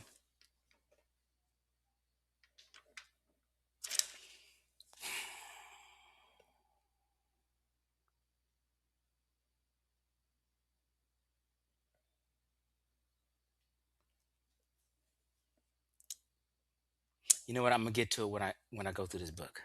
But it's a bunch of bullshit. Portuguese recorded that when they first pulled up on Ghana, they were witnessing Africans trading slaves with each other from this coast to that coast. When they first rolled up in 1472, we're gonna get to it. And they was witnessing slave trading. They was witnessing gold trading when they first pulled up. Now, when Portuguese first came, people act like when Europeans first came to the shores, they just came invading and attacking and having wars. Shit don't work like that in real life. First of all, when you come to a new people, you got to get to know them. You got to play it off and play the role and get to know them. You know what I mean? You do trade for about 20, 30 years. Not a week. You do trade, you do business for 20, 30 years. You get to meeting the people. You learn the language so you can be able to communicate and do business. You think they just pull up to the shore and got to talking business and okay, yeah, no. They first came for gold and other items. They didn't come for slaves. For damn near the first 50 years, they wasn't even fucking with slaves. They was back and forth trading for goods and gold. And then they got the bright idea. After seeing them slave trading each other, they said, well shit, we need some slaves too. We didn't found out about the new world, and we need some slaves to build this up. Hey, can we have some? Hey, go to Africans. Absolutely. Let's get down. What you need? We're gonna bring them all to you. Yeah. Just wait off the coast a little bit. We're gonna float our canoes out to you, and we're gonna line these niggas up and bring them to you. What you gonna pay us? It was all business on board. Oh, you need a center? Well, we'll help you build this Elmina Castle. Oh, I'm gonna show you. And it was all on top of the table, business, consensuary, and white folk was asking permission. And them chiefs, them Akans, them Ashantis gave them permission. Now, I always say I'm a Kumasian. People know, Chief, I'm a Kumasian because when I went to Ghana, I went to Kumasi. Most people go to Ghana, they be hanging out on the coast and shit all here in Accra and shit. Now, we went 4 hours inland on my tour trip, and I think Dr. Maat went on the same trip. This is why I know she knows better. She went with the same tour guide that I went to Ghana. And we went 4 hours inland, and we was up in Kumasi. So I say I'm a Kumasian, Asante gang. I always say West Side, West Coast.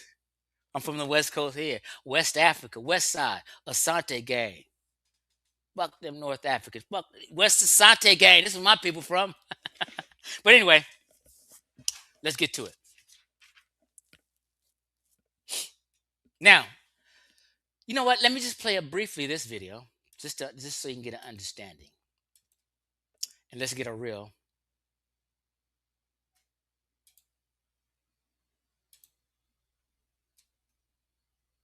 African's perspective. This market that she read that said it didn't exist, it does exist. And this is them right there now. The Salaga market. Inland, hundreds of miles inland, where white folk have never been. The white man has never come to the Salaga slave market. The white man was never in Salaga Was never slave here market. Salaga, for slave market. Salaga, during the slave trade, the white man has never come here. They came, but that was afterwards. The slave trade was even abolished long before then.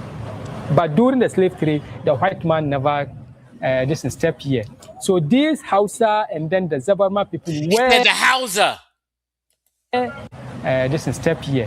So these Hausa and then the Zabarma people were the slave raiders. Hi. So today I'm in Salaga. Salaga is the almighty town when it comes to the story and the history of slave markets.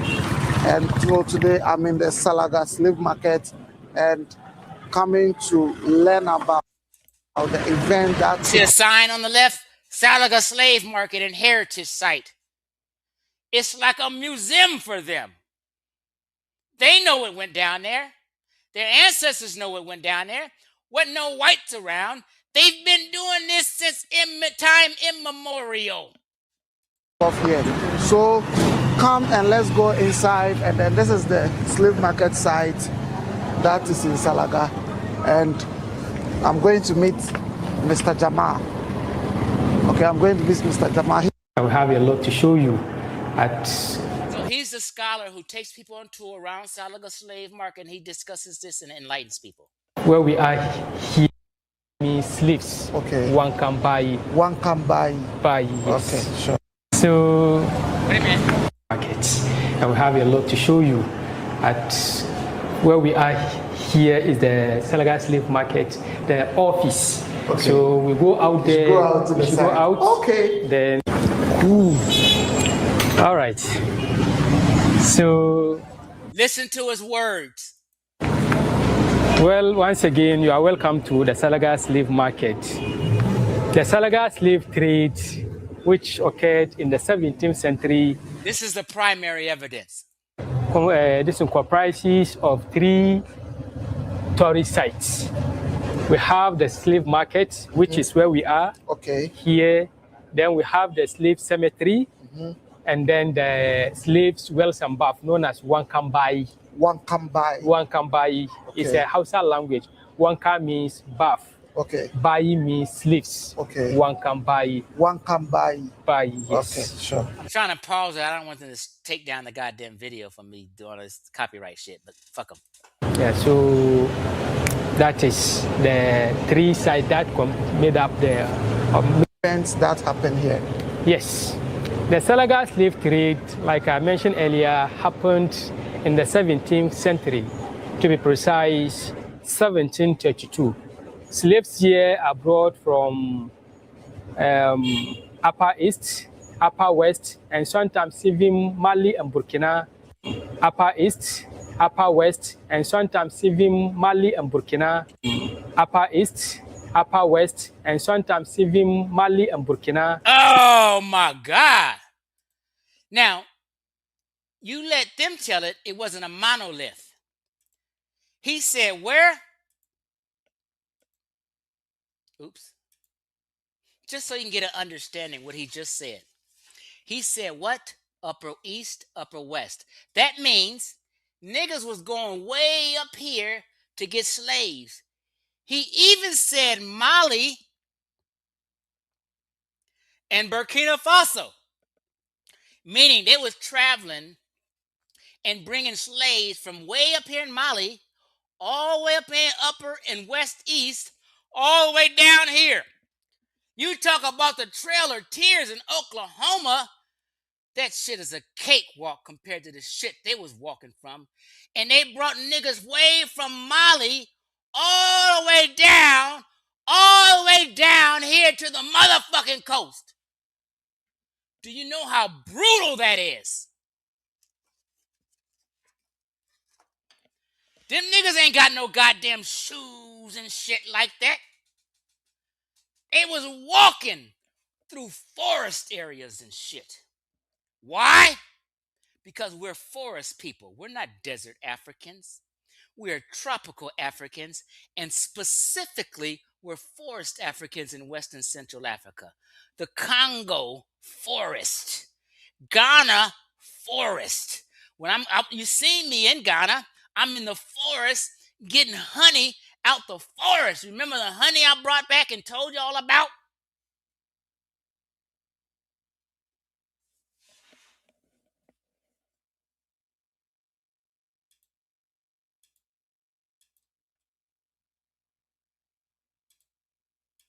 Slaves are brought here because history has it that there's a shortcut from here to Cape Coast. Now, this was the main market. This is where the slaves are brought for sale. Here they are for sale, meaning you have to buy them. Chattel slavery. Plain, like what we are seeing. It's a swap meet of slaves. So, and it wasn't only human beings that they sell. Okay. It was a mixed market. So it used to be called Babankashwa. To in commodities, them up. He look this one to buy. So yes. Like, who is this guy? Yeah, this one of this depicts one of the slaves. Like I told you earlier, most of the slaves here are brought from Upper East, Upper West. Okay. Most of they're brought from Upper West, Upper East, he just said, where I just showed you. Do you know how long of a trip that is? Them are he looks very built. He has yes. 6 packs. You know, slave agent always wants those with the muscular ones. Okay. So that when they take them to Cape Coast, they'll be selected. See, a lot of times, this is what people confuse too. He said they'll be selected. So he was, you know, people think that folk was traveling these slave ships and that white folk was just throwing people overboard, just haphazardly. No, the only people that's thrown overboard is someone that was sick. Because everybody on that ship is accountable for the person who's purchasing it in America or in Brazil, wherever it goes. They wanted to keep these people as healthy and alive as possible. But the conditions on the Atlantic Ocean are treacherous. You wouldn't know. I would know because I was in the Navy and I keep telling you about crossing this Atlantic Ocean, the Pacific Ocean, in an old ass ship is brutal. People never been on them seas getting seasick. You and everybody stand put. You know what? Hold on. You got to hear me. When I'm in the Navy and we're on big steel ships. I went to the China Sea in a storm one time. What up, baby girl? I'm going to call you back. I'm doing a live stream. Oh, okay, bye. All right, sweetie.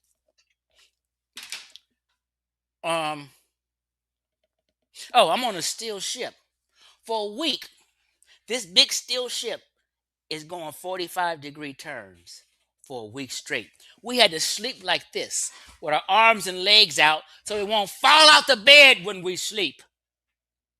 They had to strap down everything in the kitchen. Every supply. I'm not on a big aircraft carrier, but I'm on a big steel ship that's bigger than anything them slave masters had, bigger than any canoe a Native American have, and it's brutal. So you can imagine all this death. So anyway, my point was, these people picking up cargo and taking them to the Western Hemisphere had a duty. Because you got people in the Western Hemisphere ready to purchase this cargo. They're not purchasing nothing that's all beat up, tore up, and sick and damaged. No. So I've heard people talk, you had to keep these people alive as much as possible and had to feed them. And if they didn't want to eat, they force-fed them and force-fed food down their mouth. That's how much they was trying to keep these people alive. Or you're going to get the wrath of the people who buying it or who financed the trip. And when they get to America and get on that motherfucking block to be sold, the buyers want to see a healthy slave. Give me this big healthy buck. They had to keep this big healthy buck healthy. They wasn't trying to kill him. Big buck is worth $1,000. Why would I lose $1,000 just to spite some fucking slave? I'm trying to tell you, shit is deeper than you think. A lot of them stories you heard about roots and all that old bullshit is straight bullshit. They wanted to keep each and every cargo piece, each and every property on that boat safe and alive as best possible. But they couldn't, so some died. Some were thrown overboard. If you had some kind of, they're going to throw you overboard so you won't get the other passengers sick. Somebody said, can I ask you a question? Go ahead and I'm going to continue. So things like that Black Americans never even talk about or never even thought of. You're going to bring some girl up here that you didn't...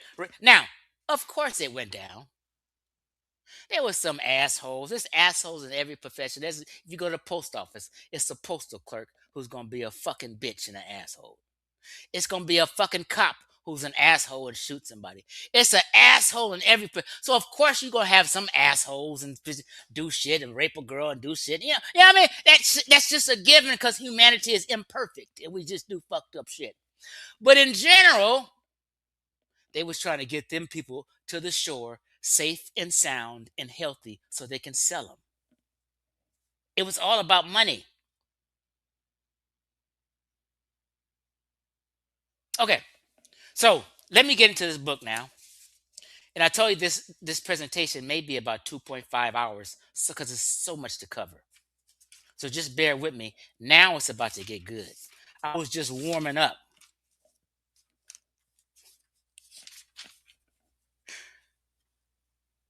Okay. You know I took notes on this shit. Okay, now let's go. Let's get into the nitty gritty.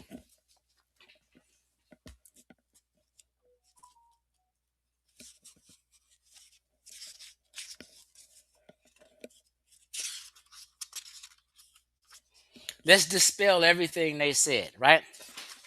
Now,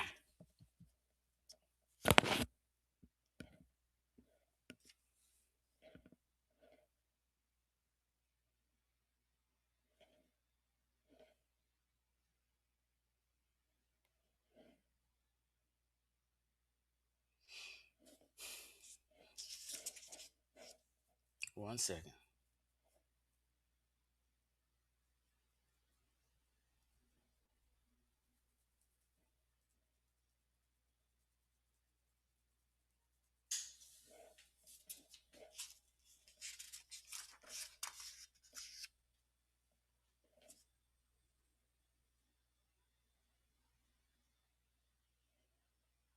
One second, y'all. Let me just get to the right page.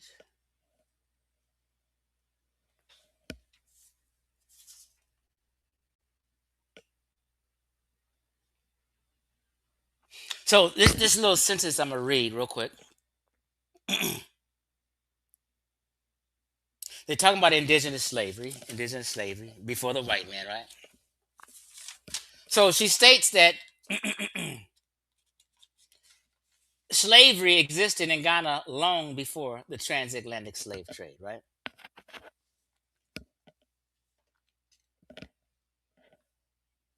Let me get my shit together. Hold on, y'all.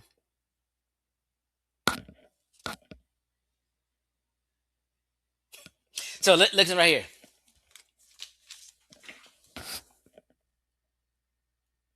It says written protests. Let me just read. I just want to show you that it says, I'm not going to make up nothing. It says written protests against the abolition of slavery submitted by some chiefs to the colonial government. So they were writing and protesting abolishing slavery. They didn't want it to stop. White folks seen it as immoral at a certain point, the British, and we got to stop this shit. We're giving it up on it. Africans was like, no, they protesting. They going through all kind of changes to keep it going. Let's stop that cap. Hold on.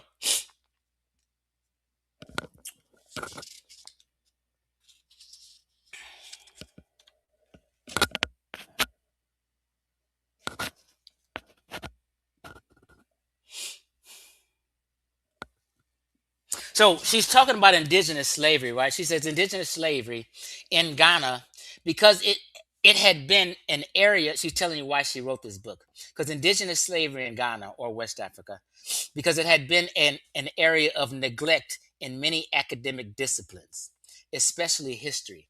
So in history, whether it's European history or African history or American history, they never really spoke about indigenous slavery. It was a subject that really wasn't spoke of. But she decided to write a comprehensive book and speak on it all, right? So, real quick,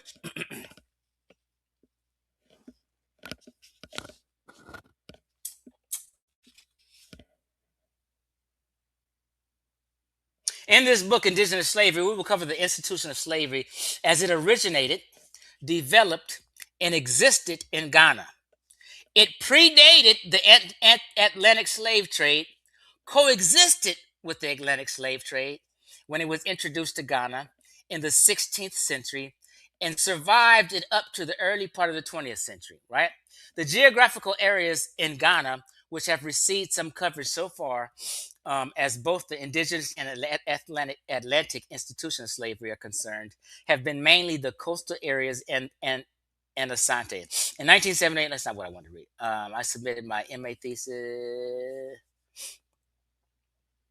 Okay, it's talking about how Asante was chosen because it was the greatest slave trading and slave owning state in pre-colonial Ghana. So they were slave trading and slave owning in pre-colonial Ghana. They've been doing it forever. Hold up. The 15th century begins with the arrival of the first Europeans, the Portuguese, around 1472. Let's continue.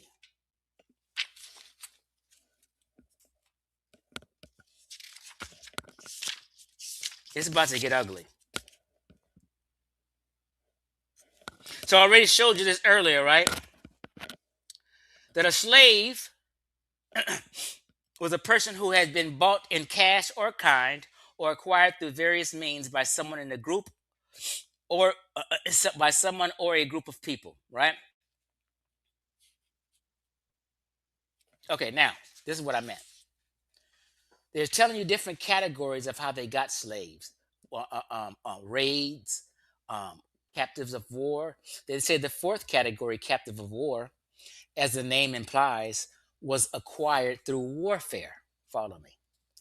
He or she was distinguished from the slave, meaning the ones that they bought, not the ones from warfare. Was distinguished from the slave because he or she could be redeemed. So Dr. Maat was wrong. Those that they bought were usually there for a lifetime. Those that redeemed were people who were captured in war. People got the shit backwards. Let's continue.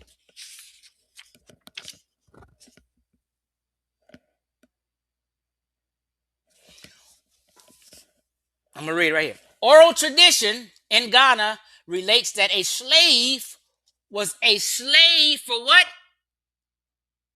A slave for life.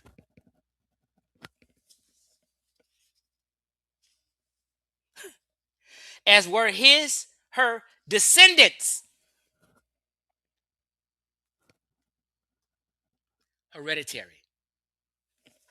But there were exceptions to the rule because there were avenues for social and political economic mobility. This is what they're talking about. There were some exceptions to the rule where some people became upward mobile and got out of it, got jobs, became politicians and shit like that, but not the vast majority. But they want to just harp on those who wasn't slaves for lifetime and throw the ones who were slaves for lifetimes under the rug and hide that information from you, right? Slaves, whether male or female, who got married to free men or free women, and I don't want to read that. Okay, let's continue, because I'll be here forever if I go through every single thing.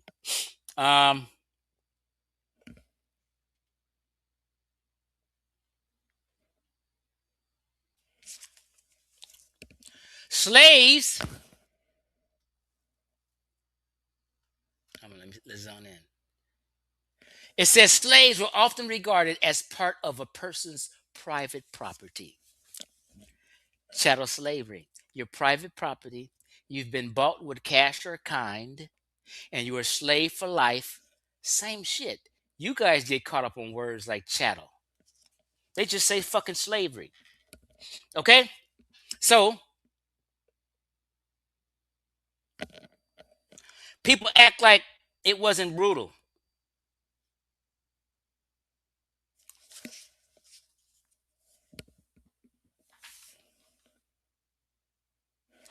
Before the imposition of colonial rule, before white folk came, it was customary law. Customary law permitted kings and chiefs to kill slaves for ritual or other purposes. Look what underlined. Before the imposition of colonial rule, customary law permitted chiefs and kings to do what? Kill slaves for ritual or other purposes. That didn't happen in America. By the time I'm finished here, you're going to say that shit was much more brutal in Ghana than it was in America.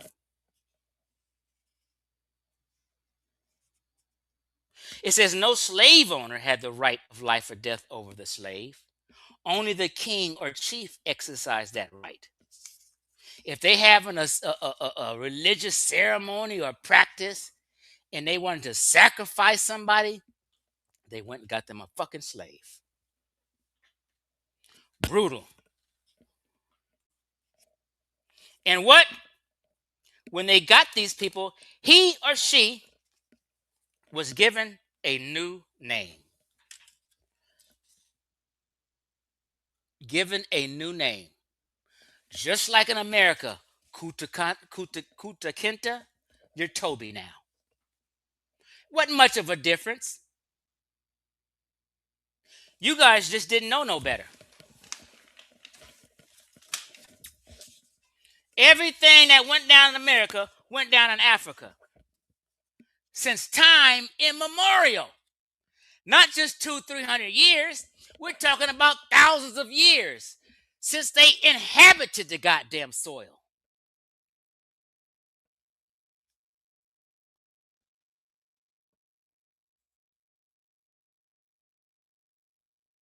Now, it says Islam did play a role in slavery in pre-colonial Ghana.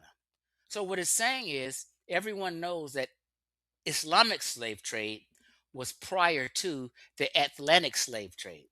The Islamic slave trade was from about 700 to 1400. Well, it still continues today. But just say it was Islamic slave trade was from 700 to 1400. After that, the European transatlantic, did I say that wrong? The trans-Saharan slave trade, aka Arab slave trade. Sometimes I get confused, trans-Saharan slave trade, and I get transatlantic slave trade. So the transatlantic slave trade,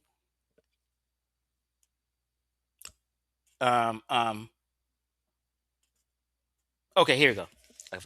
Islam did play a role in slavery in pre-colonial Ghana, especially in what is today the Upper East, Upper West, and northern regions of Ghana. Upper East, Upper West, and northern regions of Ghana, because Islam in North America was up. Mali is up here. Mali, Timbuktu, Mansa Musa. Here's what you got to think about it. West and Central Africans, or West Africans, brought slaves from Mali, Burkina Faso, east, west, all the way down here to the shores. Timbuktu and Mali, the Malians in Mansa Musa, up in Mali right around here, they took slaves up to North America. So slaves was going up north and slaves was going south. More Muslims and the Arabized blacks in Mali, Timbuktu, Mansa Musa, and them slave traders was slave trading with North Africa. white Africa, Caucasian Africa, Mediterranean Africa, and went all the way to Egypt trading with Mediterranean Africans. So this is what I'm saying. So it says Northern regions got them, but it did not. Even the Islamic trade, when it came around, they're telling you it was before that, but it did not destroy the indigenous institution. So the Islamic trans-Saharan slave trade didn't affect indigenous slavery in Ghana. They was doing it before the Arabs got there. Okay, let's continue.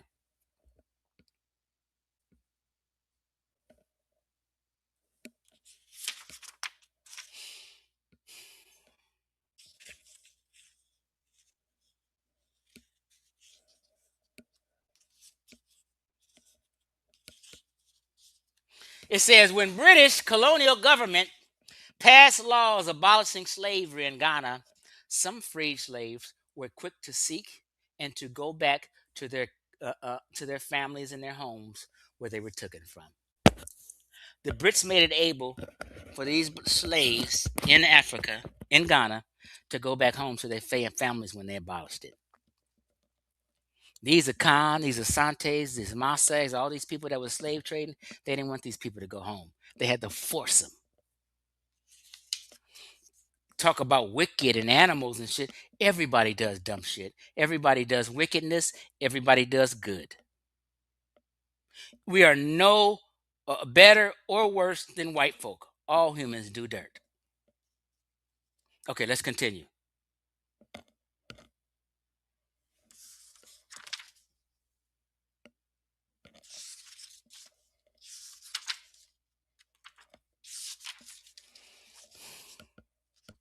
Now,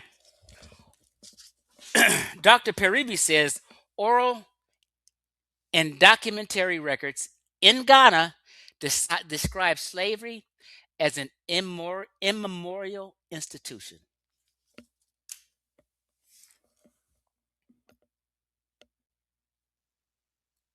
Slavery was an immemorial institution.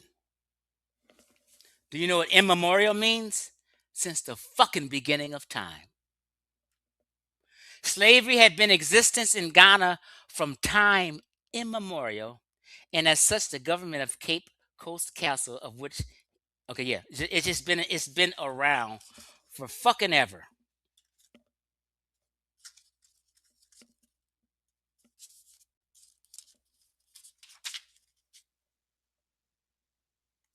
It also says the institution of slavery is as old as the beginning of human habitation on Ghanaian soil. Wait a minute. There we go. You can read it for yourself. I just want to make sure I'm not jiving you. Where it's underlined, it says it's from the beginning of human habitation on the soil there was slavery. For as long as they know that they've even been on the soil, they've been enslaving each other.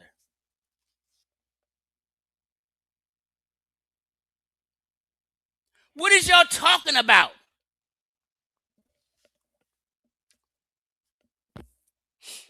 Okay.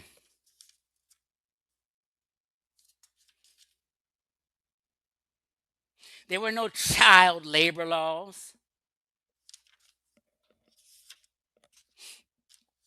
Now let's continue to get through this. This is gonna have you shook right here. Let me read it.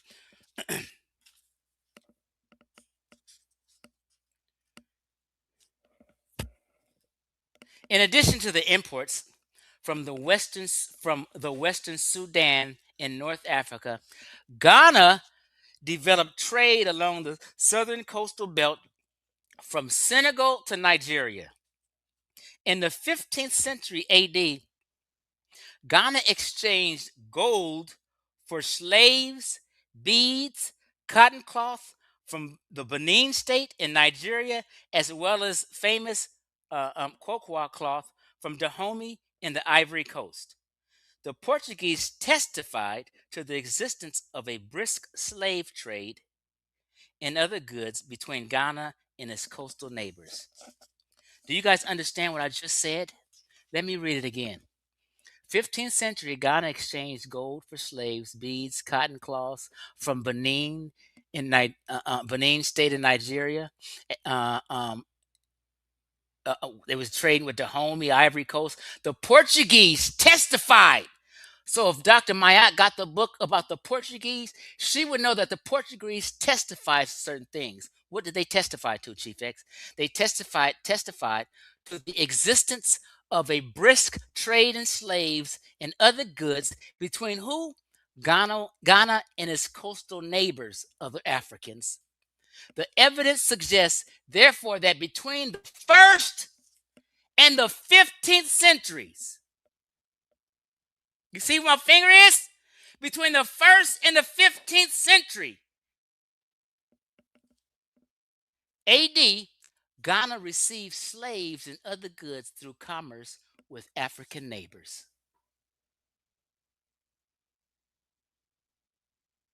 I'm not making that up. Did anybody tell you from the 1st to the 15th century that Ghana was slave trading with their neighbors? Not one person in the community ever told you that except Chief X. They've been getting it in.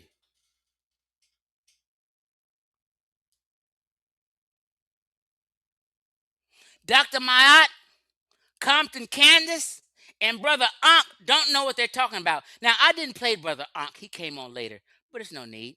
All he did was co-sign what they've been saying. So Ankh don't know what the fuck he's talking about. But really he does. He's just fucking lying. He came on and helped them because they was getting cooked by Trevor. And then he ended up getting cooked. Okay? Let's continue. We're almost done.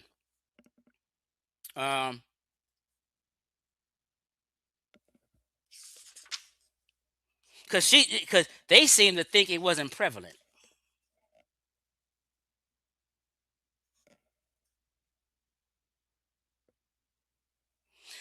Says Portuguese noticed on their arrival on the coast in the 15th century, meaning 1472. The Portuguese noticed on their arrival on the coast in 15th century that the Etsi were one of the major traders in Ghana. Their economy was based on trading, salt making, and fishing, and slave labor was employed. When they arrived, they seen this shit. Okay, let's continue.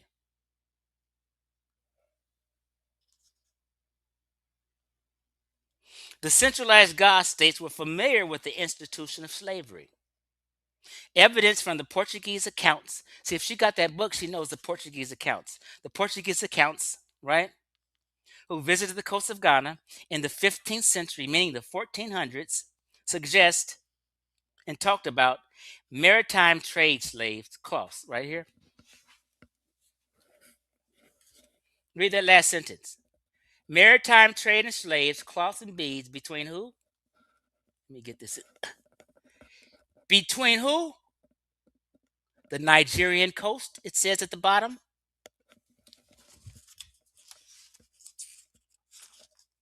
And Elmina, which is where the Elmina Castle is.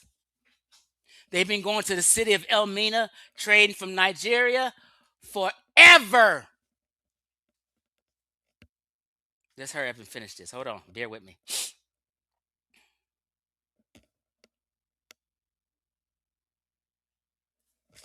It says all the ANKH states were involved in slave trading, slave owning, and slave dealing. This is what they've been doing all their fucking life. They don't know nothing else but slave trading and slave dealing. Enslaving each other.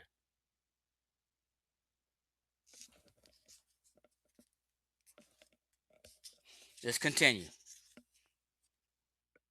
This is what, when I went to the museum,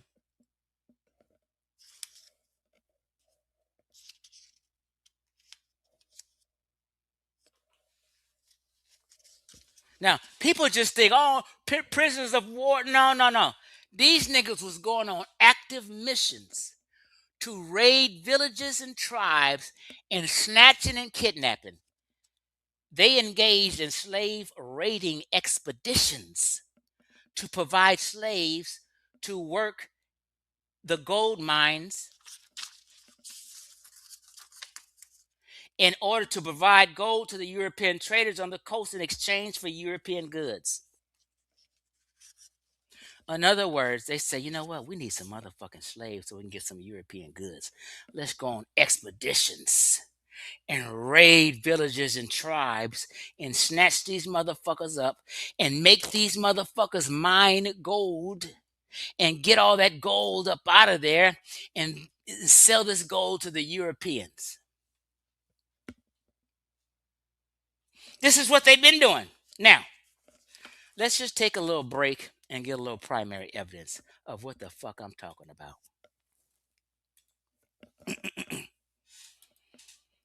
Imagine, that's Dr. Peribi, who wrote the book, by the way. Am I sharing my screen? Okay, there we go. That's the amazing master scholar, a real master teacher. Okay, check this out.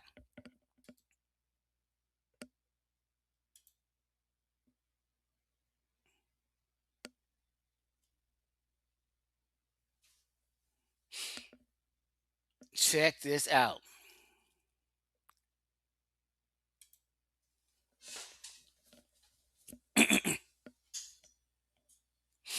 At the bottom, you see the title of this video. It says what?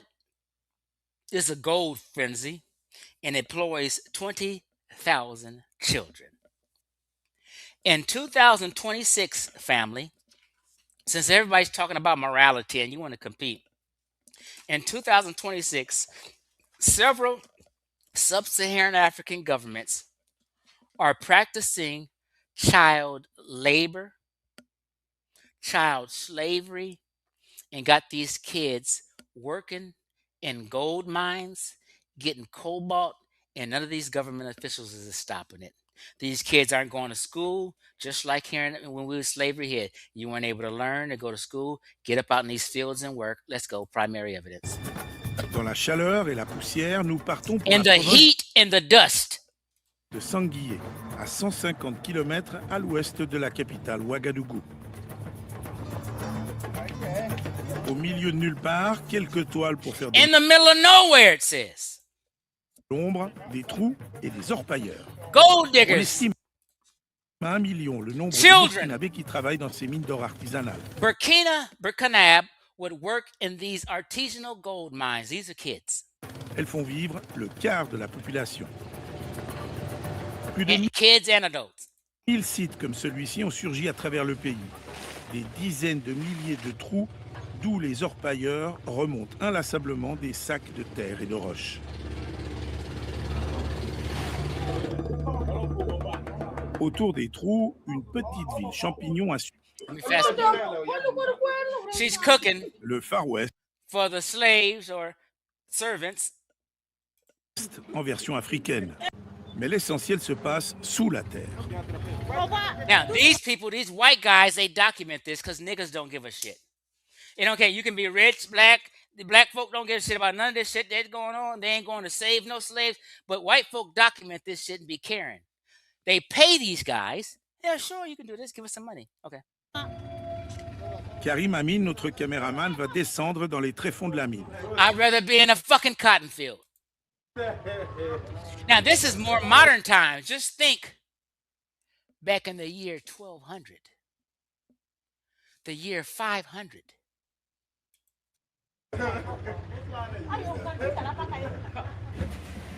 Après quelques mètres de ciment, les parois sont en terre, juste retenues par quelques morceaux de bois. Le boyau devient minuscule pour communiquer avec la surface. Minuscule pour communiquer avec la surface, un tuyau en plastique. Who you think was mining that gold to give the Europeans? Slaves. What kind of conditions were they working in? Un simple À 70 mètres de profondeur dans l'eau et l'obscurité, les vraies damnées de la Terre. All in Ghana, before the white man got here, guess where all the gold came from? They called it the Gold Coast. Child labor and slavery, brutal conditions. I'd rather be in a cotton field. On tape ça. You know how much dust and chemicals they breathing in? C'est là-bas. Oui, alors là. Tu vois pas les fils là. Fils de l'or là. Montre. C'est ça comme ça, noir comme ça. Tu n'as pas peur ici? Hein? Mais ça comme ça. Je m'appelle, mais. De retour à la surface, une réalité saute aux Kids! yeux. L'omniprésence You're not in school. des enfants. Des enfants de tous âges, une main-d'œuvre malléable et bon marché. But all you, listen, you got to understand what I'm saying. This is in 2026. I'm not even talking about the year 1300, the year 1100. Comment tu t'appelles? Je m'appelle Bodo Ara. Et tu as quel âge? He's 11! She did. Huh? She did. They didn't work kids this hard in American slavery. Un peu plus loin, nous rencontrons Martial. Lui, Man, look here. I'm trying to tell you, I'm not fucking with all this dust in it. I'd rather be in a cotton field, singing spirituals, clowning around with the homies, picking cotton, putting it in my basket. These niggas is doing serious labor. il a 14 ans. Man, look here. I just wanted to show you. Y'all can watch some of this shit on your own. You niggas have seen this stuff, though. Is it the problem is? Watch this one. This is one of the thousands of unregulated, unmonitored mines in the DRC. It's crawling with children, working like modern-day slaves. A 12-hour-long day of punishment. Why didn't Dr. Maat and Cece show you this and let you know they've been doing this shit? Hard labor. Kids. They don't give a shit. They don't give a shit about nobody's plight. They only care about their own slavery and want to compete with everybody, saying nobody else's slavery was like ours. Bullshit. Punishing work may earn them the equivalent of £1. Although one of the poorest countries on earth, DRC is rich in minerals. But a history of brutal colonial exploitation looks like being repeated now in 2017. Much of it's mined by hand with rudimentary tools in harsh, potentially hazardous conditions. And wretched whether or not, the rush is on for a mineral the DRC has in great abundance, cobalt, and it's fast becoming more. Now this is about cobalt. Gold, cobalt, whatever, is child slavery. It's slavery in 2026. Keep comparing yourself to white folk. And I want to act like they're forced to do this. They have to do this. You's a fucking liar. The government leaders be greedy. They don't give a shit. They turn the other eye. Because why? They're benefiting from it. While these people may get some food and a fucking penny. But you want to act like white folk is so worse than everybody on the African continent. You's a fucking liar.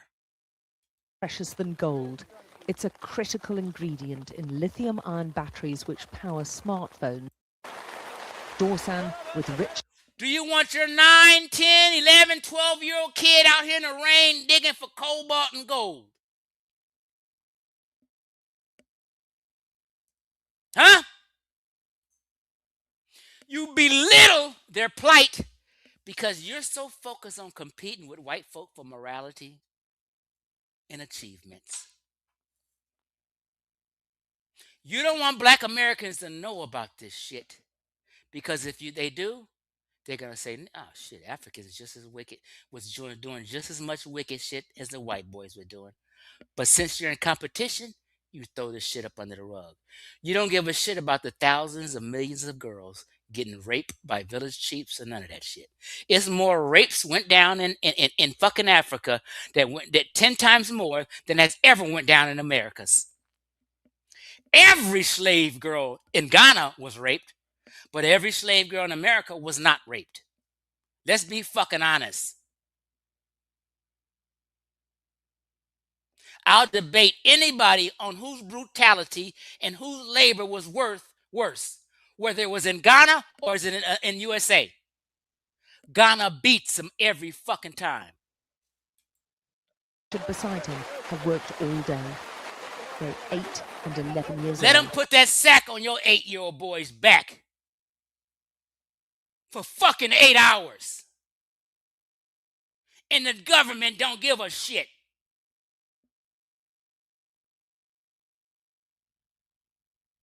Put the shoe on the other foot, and then you will see how spoiled you niggas is. See, when I went to Africa, I came back and said, I'm not listening to none of these niggas no more. These niggas is spoiled as fuck and don't understand reality. If you never traveled, you don't know a motherfucking thing, really. I've been to Philippines, Hong Kong, Thailand, Japan, China, Korea. I've been to all them places, Africa. They say a traveling man is a wise man because you see things and then you have a lifetime of reflection off of what you've seen. And you build wisdom from the knowledge and information you have and reflecting on the knowledge and wisdom you had over the years, and you become a wise man. I tell people today I'm a motherfucking wise man. I'm not no motherfucking scholar. I'm far from a scholar. I'm just a generalist. I know a little bit about a lot of shit. I'm not a scholar. And I tell people a wise man will beat the brakes off a scholar. And I'll beat the brakes off of any Afrocentric scholar on any topic in history in the fucking community. And I have. That's why they don't address any video I've ever made. Because I play their words and then I show myself debunking them. This is primary evidence you fucking looking at.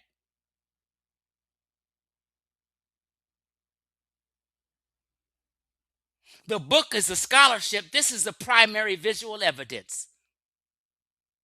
And I'm showing you in 2026. I can't show you what was happening in the year 1200, 1500, because there was no fucking cameras and videos. If I did, you would be like, oh my God, this shit is wild. But you sitting back in your plush room right now, sipping on cold lemonade with the fucking heater on. You spoiled black American. You shut your mouth.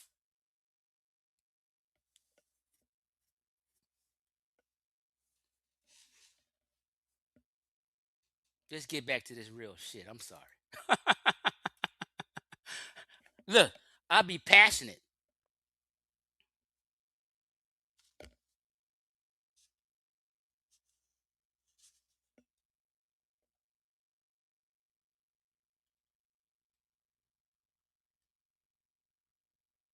Okay. You know what? It's so much shit I want to get to about how in this book. But I'll be here too long. Maybe I'll do a part 2. Warfare raised. Let me just these notes. Let me just run over the notes. Markets swelled with slaves from raiding. They were showing all these markets. They swelled with slaves from raiding. They had so many slaves they couldn't even sell them all. Right? Social political organizations allowed every Ghanaian. Listen, let me just show you this one thing, and we're gonna move on. I got to show you this because y'all think it's a fucking joke.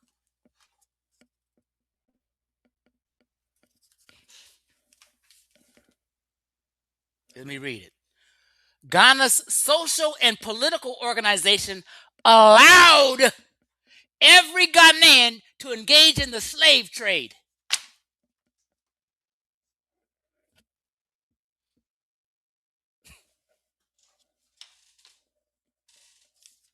It's so much. Asante, protests and abolition, indigenous slave trade abolished, indigenous. Bro, let me just show you this one last thing and we're going to move on. Hold on. I keep saying that because I got some other shit to show you.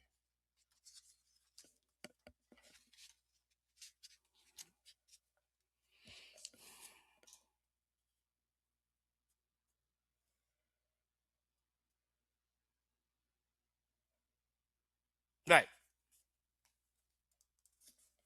They showed a letter right here. You know, it's indented.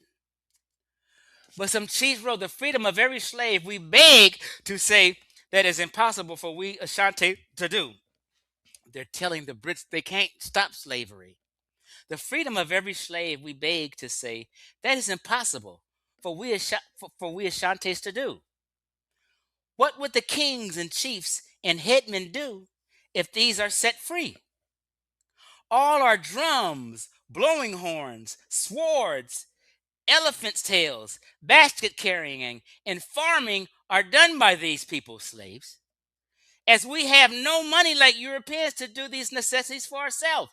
And how can we, kings and chiefs, attend any calling by the government at Obusi or Kumasi, where we have nobody to carry us, beat our drums, blow our horns, carry our swords, and other necessary things? The chiefs and elders were in no mood to risk the destruction of Asante's political, social, and economic institutions, which were inextricably linked to slavery. They didn't want to give it up.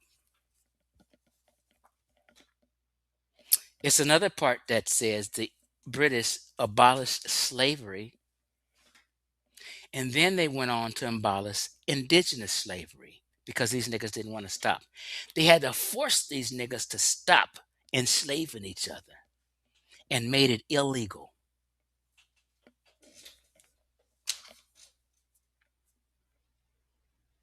I'm gonna drop a link at the end. E pluribus, right? You know, this is some treacherous shit, right? So let's just look at some more primary evidence, and we're gonna get this over with.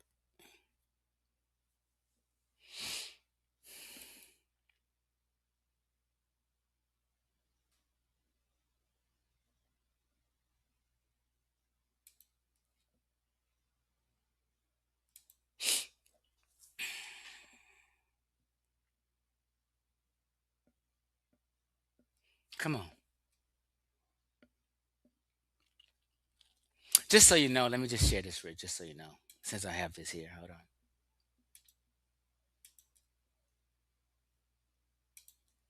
Yes, in pre-colonial and colonial Ghana, the Gold Coast, enslaved people often captured through warfare were forced to mine gold, with the con men digging deep shafts and transporting ore, while later, during the transatlantic slave trade, both local labor and enslaved individuals did what? Built castles and worked in mines. Yeah, so the Amina slave castle was built by slaves and the Europeans. The Europeans knew how to build them, the Africans didn't, so they used the Africans as labor. And the chiefs sent the Africans as labor to help build these motherfucking castles and work in these mines. With the European demand shifting and the focus from gold to slave trading, again, I was telling people that early trade, Europeans was trading gold and other trinkets. They weren't just jumping into slave trading and raiding and doing none of that shit. So they switched the focus from gold to slave trading. And then what? Today, child labor still taints Ghana's gold mining industry. I showed you. And today, child labor still taints Ghana's gold mining industry. A con men engaged in dangerous deep pit gold mining, transporting heavy loads of gold, bearing dirt to the surface. Trade with Berbers. This gold was traded for salt and other goods, sometime involving exchange of people. The Portuguese and later the Dutch and British arrived, initially trading gold. What? Initially trading for gold, but soon later focusing heavily on the slave trade, taking gold in exchange for European goods and slaves, according to blah, blah, blah, blah, blah, blah, blah. Okay? Now, let's get to this nitty gritty.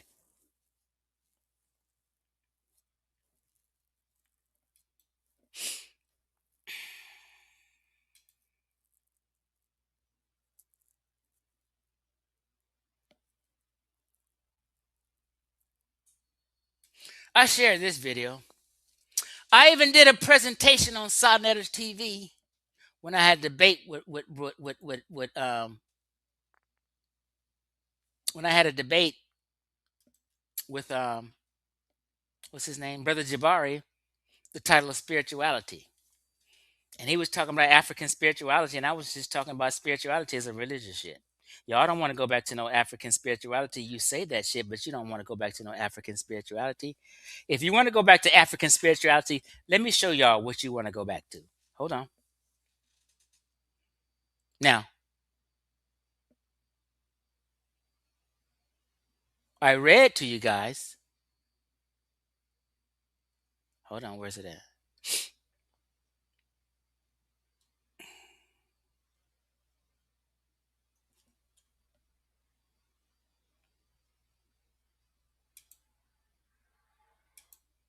Damn, where's it at? Hold on.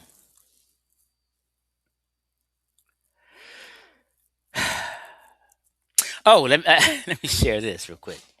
You know how Brother Ankh be like, oh, sub-Saharan Africa is a racist term. It's a racist term, right? So in Africa, and Perry's book, the one I've been showing y'all, is published by who? Sub-Saharan Publishers. That's the name of the publishing group. They have no problem using the term Sub-Saharan Africans. They know they're in Sub-Saharan. It's a geographical area. But Ankh and these people, when I made Black Egypt debunked and told people the Sahara Desert prevented gene flow from Sub-Saharan Africa to North Africa, oh, they mad about that. I said, therefore, the Egyptians ain't black. We was going all into it. So what people started to do, and Brother Ankh started to do, was say Sub-Saharan Africa is a racist phrase. Like, what? It's geography. How's geography racist? Oh, it's a racist. They use it to separate people and they talk about us. What it is, niggas was jealous that Sub-Saharan Africa was less progressive than North Africa. So they wanted to remove the Sub-Saharan title and just have one big Africa. This is what Ankh wanted to do. And this is the intent. This is the psychology behind it. So if there's no Sub-Saharan Africa, then everything is one big Africa and everybody's one happy people and everybody's just all African and everything's the same. That way, Ankh in the conscious community can blend themselves into being North Africans because it's all Africa and one big Africa, right? There's no difference. There's no divide. We're all one big African people. It don't work like that. Vietnamese don't claim Indian just because they're in Asia. Kazakhstani people don't claim to be Chinese just because they're on the continent of Asia. They don't think they're the same people. Cambodian people do not think they're the same people as the people in India. They distinguish themselves. Okay, so there's nothing wrong with using Sub-Saharan. There's Sub-Saharan publishing. And African books, child books, is published by Sub-Saharan publishers. I love it. I'm a Sub-Saharan African descendant. Okay, now let's go. This kills the game right here. Once you see this, and I've showed it before, but let me give you the definition. We're going to talk about the Trokosi system. It's a traditional practice, not some new shit. It's a traditional practice in Ghana, Togo, Benin, where young virgin girls are forced into ritual servitude at religious shrines to atone for alleged crimes committed by family members. Remember I told you that? These debts are paid off. If your great-great-granddaddy stole something, then his offspring will be enslaved forever, hereditary, chattel slavery. Okay? Are we clear?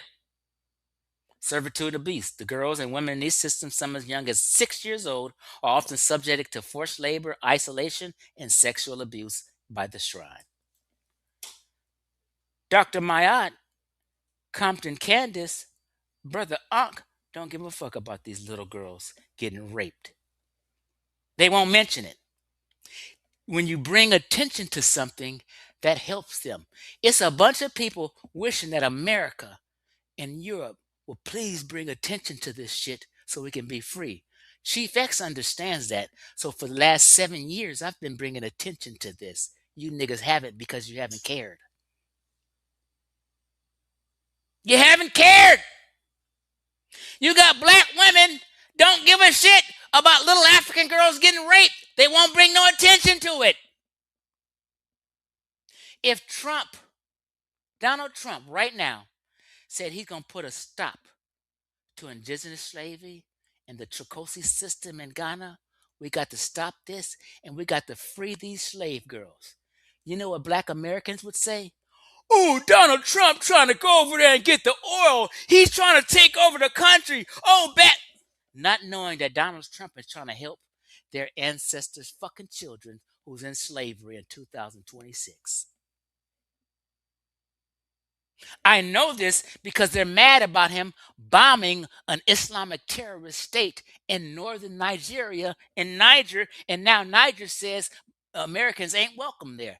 You know it's slavery going on in North Nigeria, in Niger, all up there close to North Africa, and it's in them Islamic extremists.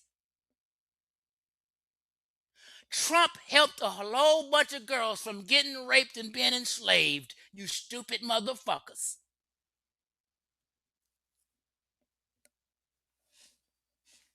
Okay.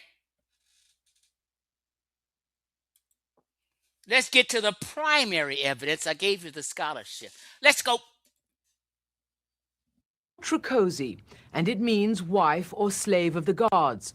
It's called Trokosi, and it means wife or slave of the gods. It's an ancient West. 10,000 people seen this video when I did a presentation on Sonetta. Guess what all black folk did? Guess what all Afrocentrics did? They swept it under the rug and never spoke about it. I'm here to bring it back, Dr. Maat, ANKH, CC. West African tradition that to this day enslaves thousands of women and young girls, some as young as 7 years, enslaves thousands of women and young girls, some as young as 7 years. Chief X brought this to you. Hit my motherfucking Cash App. Old. They're condemned to a life of slave labor and sexual servitude, not because they did anything wrong, but because someone in their family committed a crime, sometimes generations ago. And to pay for the one in their family committed a crime, sometimes generations ago. So, Dr. Purby, in this book, Indigenous Slavery from Ghana, was 100% correct. To pay for the crime, their families must send young virgins to be the slaves of tribal priests. Often, for the rest, must send young virgins to be the slaves of tribal priests, often for the rest of their lives. This is a Trokosi slave girl. Oh, right? it's about to get interesting. Watch this girl. Look at her face. I have the video of this little girl when she became an adult. And she went back to visit. She eventually got free, and she went back to visit and talked about how she was a little slave girl. Oh, it gets about to get deep. Trokosi girl. How old is this little girl? 7 years old. Do you know why you're here? No. What crime is this child paying for? Her uncle committed adultery. Do you like it? Her uncle did some crime. Now she gotta pay. Oh, but y'all said y'all want to get back to African spirituality. Didn't you say that? Yeah. Do you miss your parents? Yes. Slavery in this part of Africa is nothing new. Hundreds of years ago, at the height of the slave trade, the Volta River was one of its main highways. Millions of slaves were shipped to the Americas from coastal villages like these. But today, more than a century after slavery was abolished, thousands of young girls are held in bondage up and down this river. Hold on. It was hard physical work for a child. We had to travel to some of West Africa's most isolated places, Hold on, y'all. deep in marshlands of the Volta River. Now, remember that girl I just showed you? I just want to show you real quick, and we're going to get back to it. That little girl she was talking to. Happening. Does she know why she's here? I was brought to this That's country. her.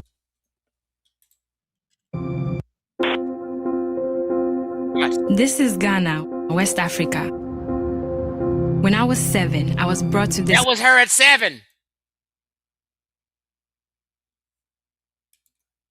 That's her. That's her right here, grown up. Watch. Country and forced into a system I knew nothing about. This is me. I was held as a slave in a religious shrine. What crime is this child paying for? Her uncle committed adultery. That's her. Ain't this a trip? She's a beautiful thing. Thousands of women across West Africa have lost their freedom because of a practice called Dr. Maat, Candace Compton, and ANKH don't care about these chicks. Now let's get back to the video. Do you miss your parents? Yes. Slavery in this part of Africa is nothing new. Hundreds of years ago, at the height of the slave trade, the Volta River was one of its main highways. The Volta River? Check this out. I'm sorry for interrupting, but I just got to show you. Sometimes people need a visual.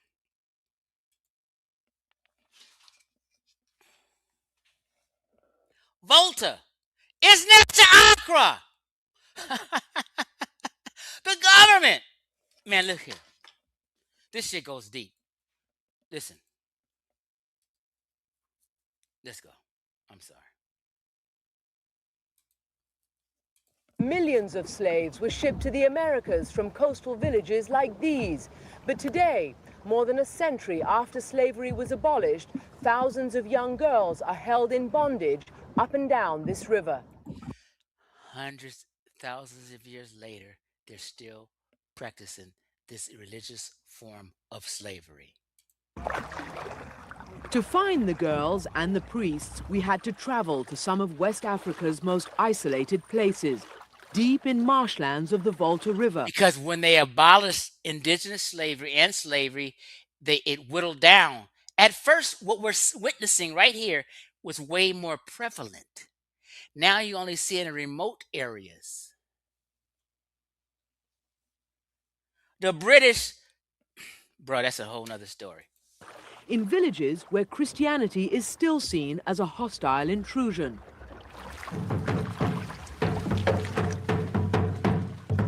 This is where we found the tribal priest.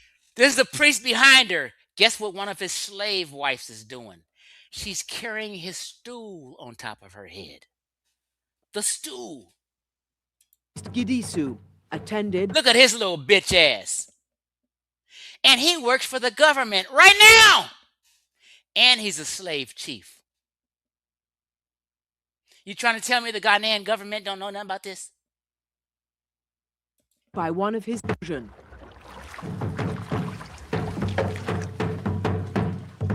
This is where we found the tribal priest Gidisu, attended by one of his 10 slave wives.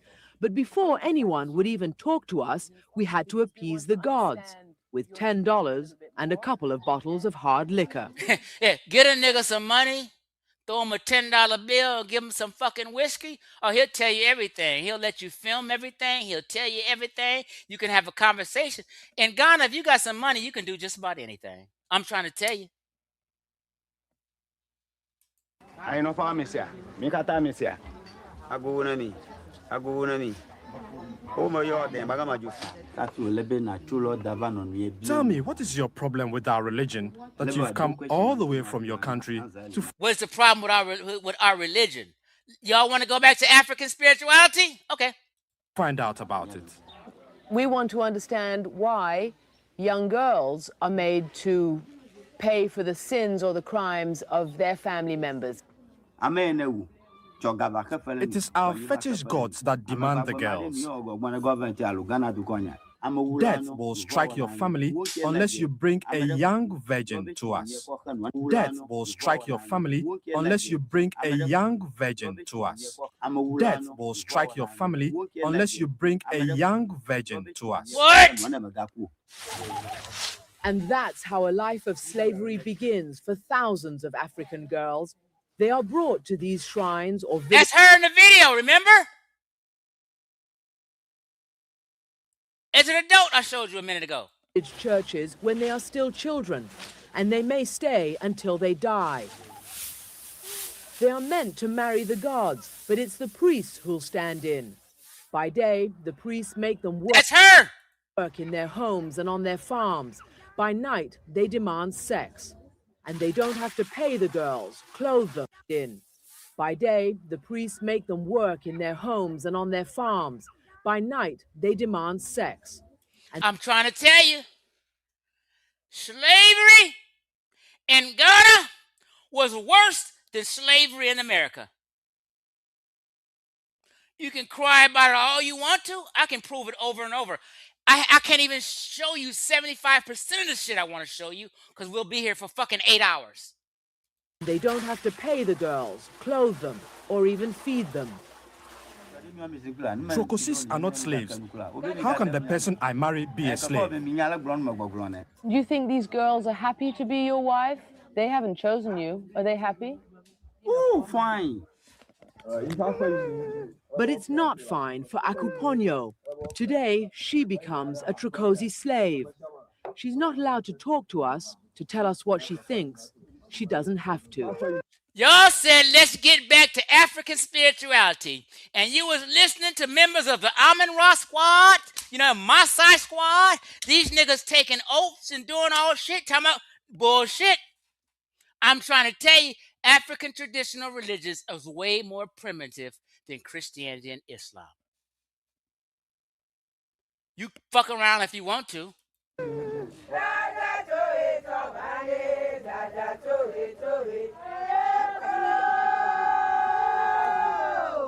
Akuponyo is carrying her dowry on her head and the money she's collected to support herself as a Trokosi slave.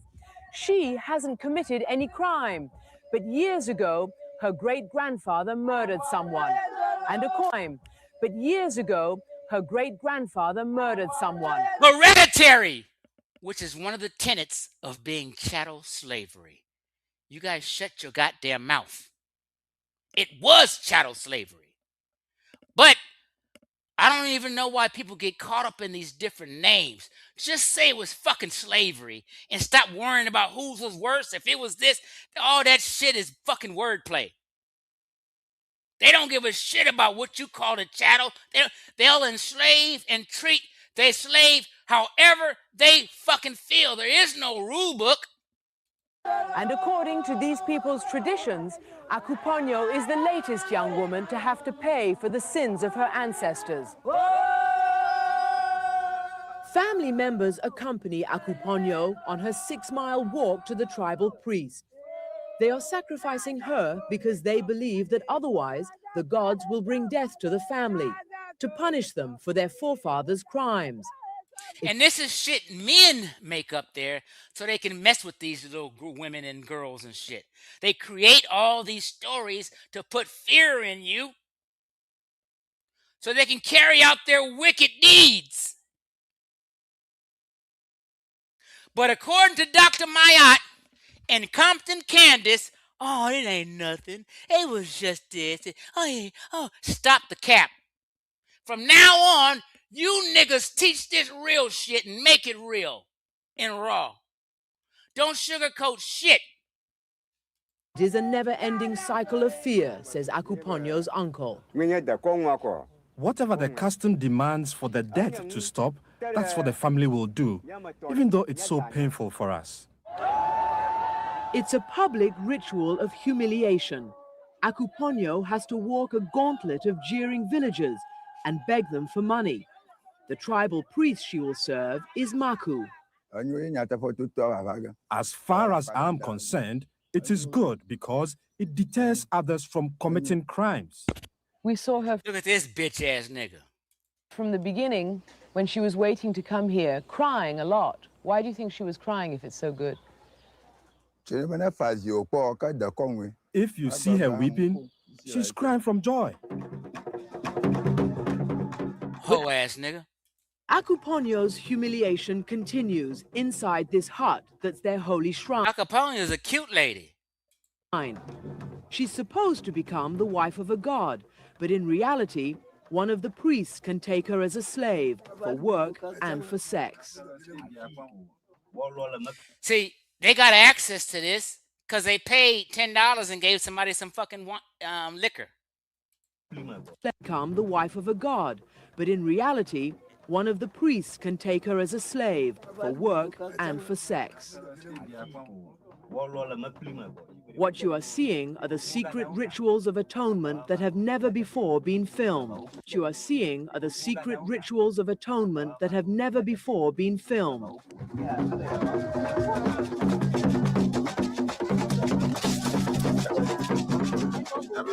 Everything from Akuponyo's former life must now be stripped away.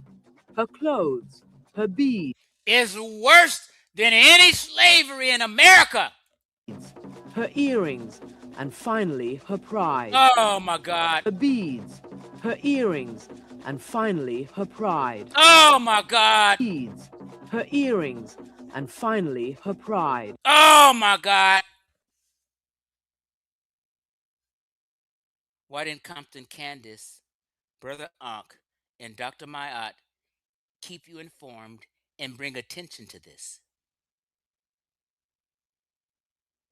They want to make you think it's just the white man who done some evil and some wicked. No. No.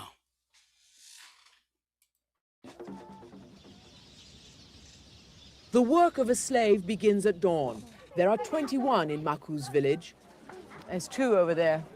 We wanted to meet some of them, so we asked Maku to show us around. There is this little girl who was brought in just 2 weeks ago, and there are old women. Now that little girl you just seen?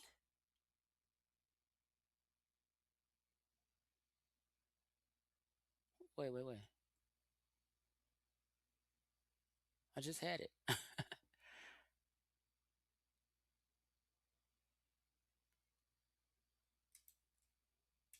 Forced into a system I knew nothing about. This is me. I was held as a slave in a religious shrine. What crime is this? That's her grown now.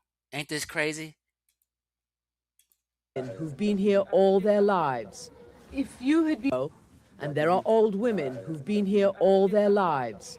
If you had been able all her life to choose, how would you have spent your life? What would you have done? They brought me here so young, I had no say in my life.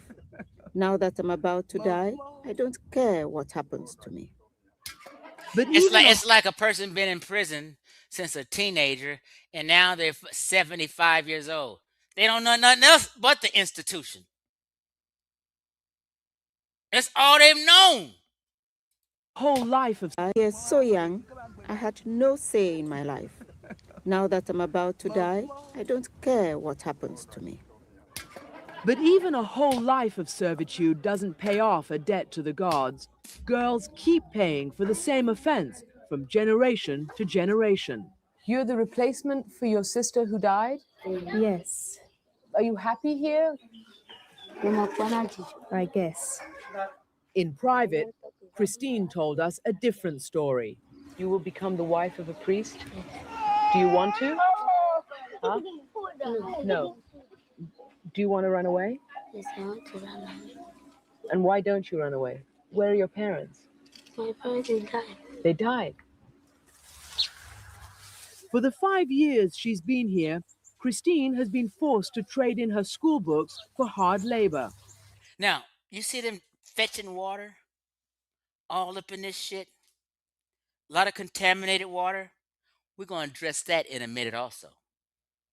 And see who helped Africa clean water. These people y'all claim is so evil and wicked.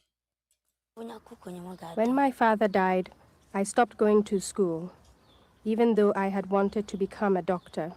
I feel very sad because by staying here, I have lost my chance at an education.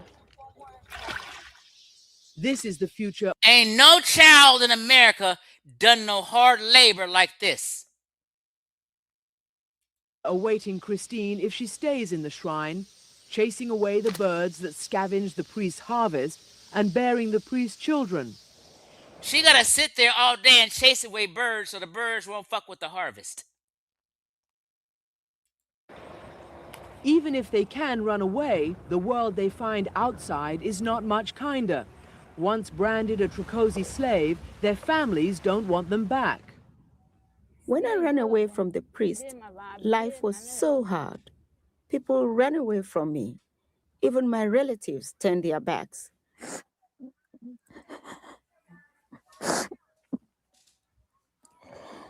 Let's go back to African spirituality, they say. Mercy Senyale is still an outcast after running away from a priest who kept her enslaved for 15 years. And all because her great-grandmother stole a pair of gold earrings. Great-grandmama stole some earrings, therefore she has to pay over 100 years later.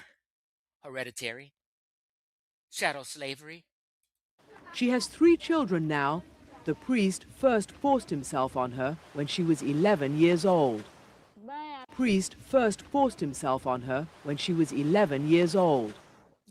The first night. Brother Ankh don't give a shit about the ladies. Like he say. Chief X do.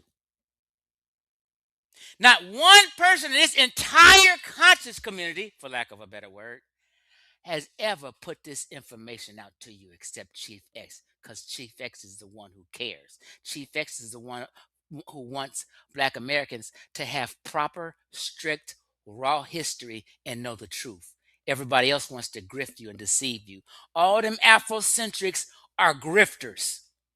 He wanted to sleep with me, and I refused. So he beat me so hard, my cries woke up all the other slave girls. And I finally gave in. Can you tell us about the priest? Look at this whole ass nigga. The priest is not very big, but he's very wicked. The priest is not very big, but he's very wicked. Oh, wicked ass nigga. He's wicked just like these niggas in the Discord. This is the priest Mercy served, Togbe Aklidopo. By day, he's a government official with the Ministry of Health. Aklidopo. By day, he's a government official with the Ministry of Health. Oh, you got to be kidding. He's a government official with the Ministry of Health? So he's a slave owner, rapist, and a government official? Man, stop. Stop. Y'all got to stop. By night, he's a husband to 10 slaves who've borne him 60 children. That is my son. This nigga got 60 children by slave women. We've talked to one girl at least who's spoken to us about your shrine, and she said that you beat her, that you forced her to work with no money, that she hardly had anything to eat, and that you forced her to sleep with you when she was 11 years old. Oh, the girl can't. Oh, white folks is devils. They're animals. Oh my God, there's nobody done this. No other world. This has happened nowhere but in America. Stop the cap. Old. And you believe it? Do you believe it? I'm asking you. That's what I'm also asking. Do you believe that story is never correct? All the girls, all the wives you take, do they all accept your advances? Do they all want to sleep with you, or do they have to? Having sex with a woman depends on love and affection. If the woman is not willing, you can't force it. Is the priest lying then when he tells us that everybody was happy and everybody was treated well? He's telling lies. He's telling a big lie. So many of us couldn't stand the suffering. We had to run away. Anyone who ran away was brought back by their parents and repeatedly raped again in this very building. Was brought back by their parents and repeatedly raped again in this very building. Was brought back by their parents and repeatedly raped again in this very building. Don't tell me about no evil white men if you ain't gonna say we evil also. Just stop doing it. Later, some of the girls So if you're gonna be mad at white folk for the slavery that happened, you got to be equally mad at your ancestors. It's only fair. Spread the love. helped by Reverend Walter Ping Pong. The sad part of it is that your parents brought you or your family brought you. So if you ran to them, they bring you back. You know, you just can't escape. International Needs does not want to replace the fetish priest. Reverend Ping Pong now leads the campaign to end slavery in Ghana.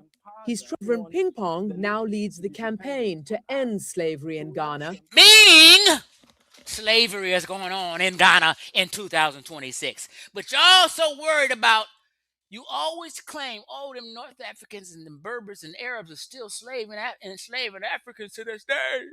Berbers and Arabs are still enslaving sub-Saharan Africans today. But you never say sub-Saharan Africans are enslaving sub-Saharan Africans. Because you're in competition for morality and achievements with white folk. So you can't be honest, or all that competition shit go out the window. Or you lose the fucking competition and people will see you or them how they really are. He's trying to convince the priest to set the girls free. Most of the priests that we've encountered are farmers, and so we give them cows. And what do they say when you say, here's a cow and a sheep for this 10-year-old girl? What do they say? They say, great? No, a lot of them will ask us, do you want me to go to bed with a cow or a goat? And I'm sorry, but this is about, you know, the understanding that some of them have. You know, there is some value to these girls that they can't really have in cows and goats. Which is sex. Which is sex, literally. Reverend Ping Pong has managed to free these 31 women from their priest for 5 cows and about... He got 31 women free. Are y'all gonna bring some attention to this? No, y'all not gonna do that. You don't give a shit. Maybe just think about this, what I'm saying. Just think of every African American was like Chief X, and they brought attention to this. Slavery in Ghana would be over in a fucking week.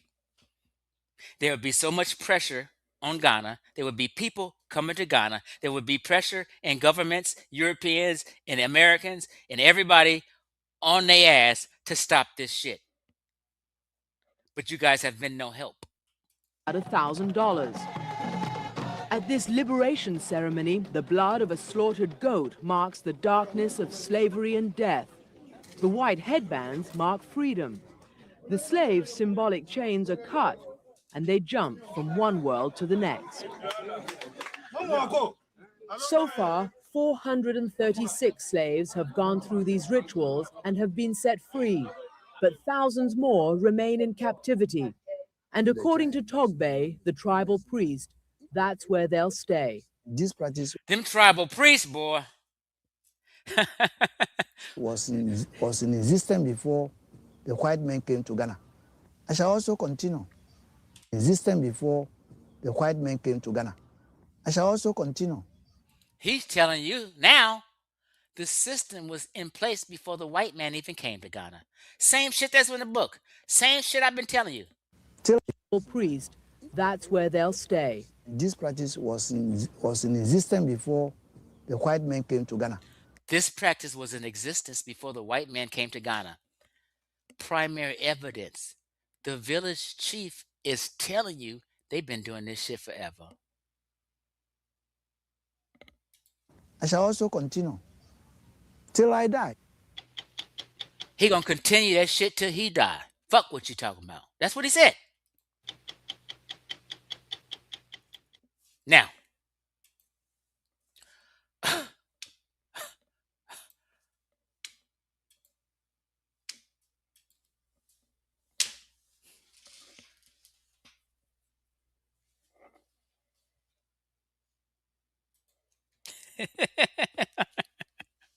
you know, every time I've said this, I've told people this over and over. They think I'm tripping. They get mad at me for it. I said in the book, I showed you three. It's recorded. The Portuguese wrote down and documented when they first came to Africa. They seen Ghanaians trading slaves and gold with their neighboring brothers and sisters or neighboring tribes.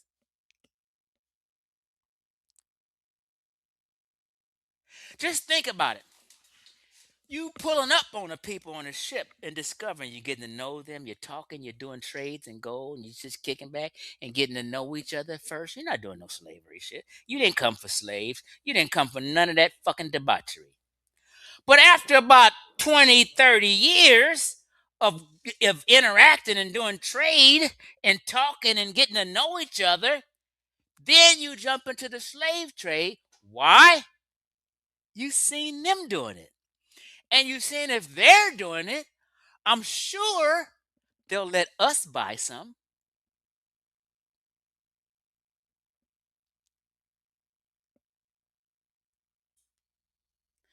Damn! Basically, Ghanaians influenced white folk to take slaves to the fucking New World, if you really want to look at it that deep. They were going to need them anyway. But bam, oh shit, we got it. Other than that, we're going to have to take our own people to do hard labor. Or we just got to enslave the Indians who on the land to do labor, which they did for a minute. They didn't work out.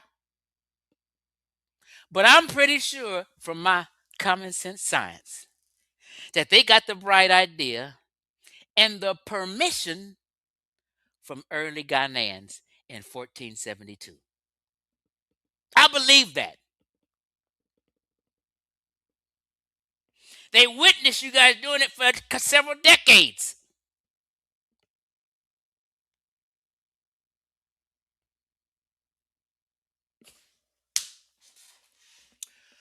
Okay, and anything else? Because how long? Oh my God, I've been here too goddamn long. But I have so. Oh, this is what I'm going to show. Now, I made this video a couple weeks ago about Pan-Africans ain't shit. They ain't doing shit. All this old shit. They ain't trying to help Africa, Sub-Saharan Africa. I said the people who's helping Sub-Saharan Africa is white folk. Rich black folk ain't giving a fuck. They over here sipping cold lemonade, kicking it back up in their car, driving they Audi, Mercedes Benz all down the street in Vegas. Black folk don't give a shit. But white folk, oh, they'll get on a humanitarian mission, right? Watch.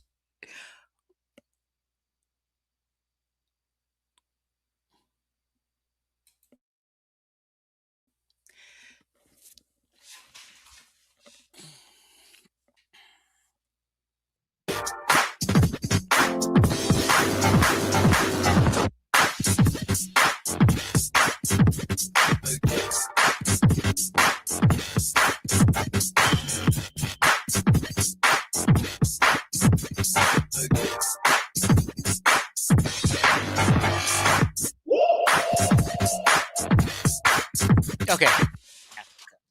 Niggas talking about they help excavating tombs in Egypt. I made this video about a month ago or something.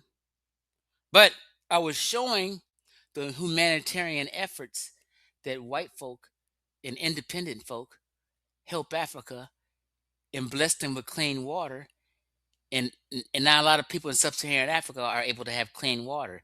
And I told you, remember when them little slave girls was getting water out that lake with all that shrubbery and green and trees, and I said water's contaminated and people get sick drinking that water. One of the best things was, one of the best innovations in the world was clean water and vaccines.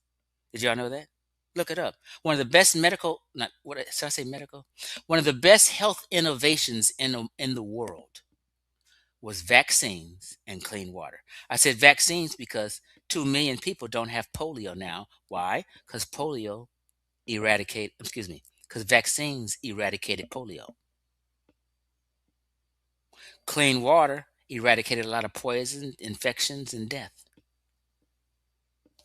Listen, and it's old bullshit that they. So, I was like saying, let me just say it. Tell me some black Americans who went over to sub-Saharan Africa and helped with water. Whether they're super rich, a billionaire, Oprah, Michael Jordan, the BET owner, anybody, any conglomerate, any anybody with money, any rich black person, it's some rich black men who run Caribbean islands.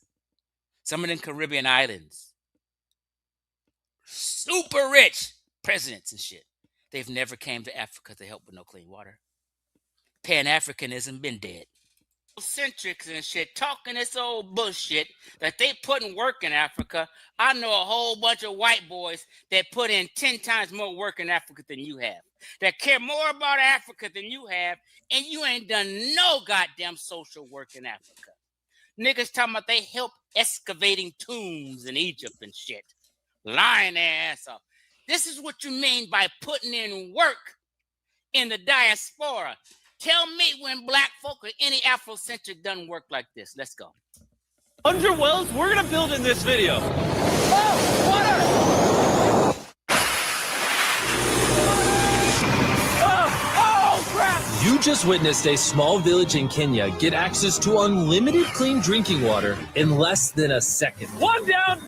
Get access to... Oh, crap! You just witnessed a small village in Kenya get access to unlimited clean... All these kids happy. Do you think these kids think these white men is the devil? They probably think these white men is God, the way they blessed them. Drinking water in less than a second. One down, 99... Pause! Did you tell these white boys, thank you for providing clean water to all these sub-Saharan Africans?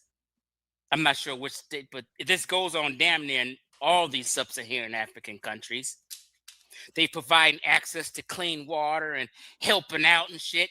Did any Afrocentrics participate in any of this? What more can be helpful in putting in work than providing food, shelter, and clothing and clean water? Let's go. 5 more wells in Africa to go. You're gonna want... He said 1 down, 99 to go. Did you hear him? Oh, crap! You just witnessed a small village in Kenya get access to unlimited clean drinking water in less than a second. 1 down, 99 more wells in Africa to go. You're gonna want this video. Combined, these 100 wells are going to give around 500,000 people fresh water to drink. And after... Did you thank these white boys and these white folk for doing that shit? Or did you call them white supremacists and racists? When did any Afrocentric show you a video of white folk providing clean water and say, thank you, white boy? You hate white folk so much who help you, you can't even keep it fucking real. It's not an Afrocentric on a planet that put in more work in sub-Saharan Africa than white boys.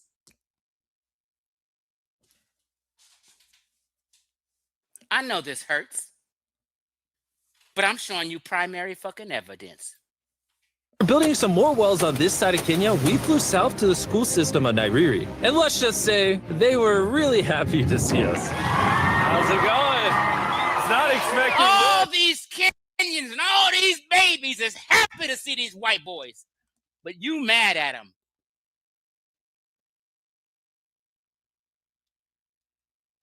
Think about that.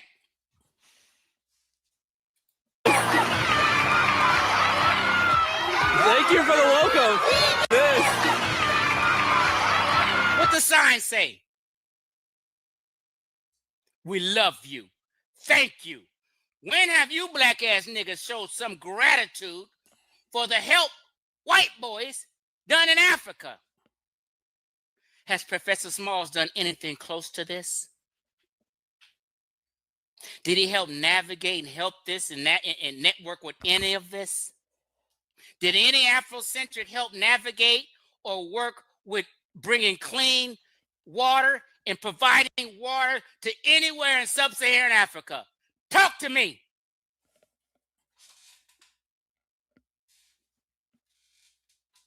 Thank you for the welcome. I'm not sure how to react. I appreciate it, everybody. This village threw a welcome ceremony upon our arrival, and Nolan got really into it. Nolan's the most awkward person I've ever met, and that's a lot. They're thankful.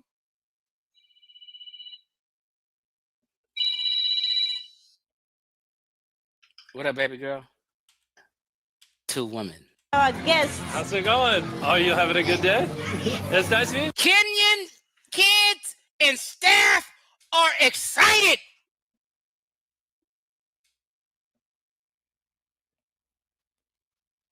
Tell me an Afrocentric who put in some real work.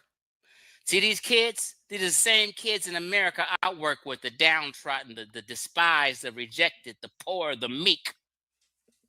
These Afrocentrics ain't doing none of that shit but running off at the mouth a bunch of racist bullshit. Nigga, I'm a real one. Let's go. One of the teachers showed me where the students currently get their water, which is from this river. That's extremely unsafe to drink. This is where your students used to get water from? Yes. This is crazy. Yeah. You know, students complaining of diarrhea, infections like typhoid, because this is the water we've been using. So we try. Did I tell you about the water? Remember I told you to look when them slave girls is getting water out that lake water? It's a lot of contamination. To treat infections like typhoid. This is crazy. Yeah. You know, students complaining of diarrhea, infections like typhoid, because this is the water we've been using. So we try to treat, but you see, look at it, you know, but at the end of the day. Pause! Pause! Pause! Do you know how many lives they saved? Let alone getting them clean water. Do you know how many lives they saved from infectious disease and bacteria? Millions. I read an article that bringing vaccines to Africa saved polio vaccines. And why polio is eradicated is because white folk bought polio vaccine to Africa, therefore saving 2 million Africans from being paralyzed by polio. Did any Pan-African say thank you? Did any Afrocentric say thank you? Or they continue to bash white men for helping? Did they even tell you white folk helped Africa? No, they didn't. Chief S is going to be that real one. Life has to move on. You have to get some water anyway. This situation is obviously extremely sad. These children's lives are being limited and sometimes cut short from being forced to drink unsafe water. But at least for this village, we're going to put an end to it right now. I don't think this John's going to fit. Who put an end to it? Did you guys go on your social media and say white folk put an end to this shit in Kenya? Did you do that? Nope. Because you hate white folks so much, you don't want to give them no fucking credit. And plus, they're in competition for what? Achievements and morality. This is part of an achievement and morality thing that Black Americans never going to give any credit to because they're in competition for it. I told you that's the theme.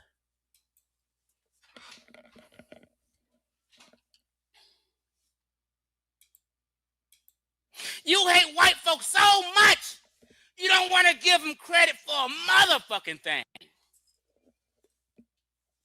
And not one Afrocentric ever done anything more important than giving these people clean fucking water. big head. Let's see if we can find some water.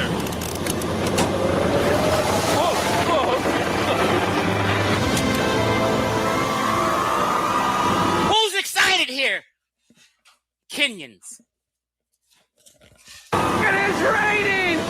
It's beautiful!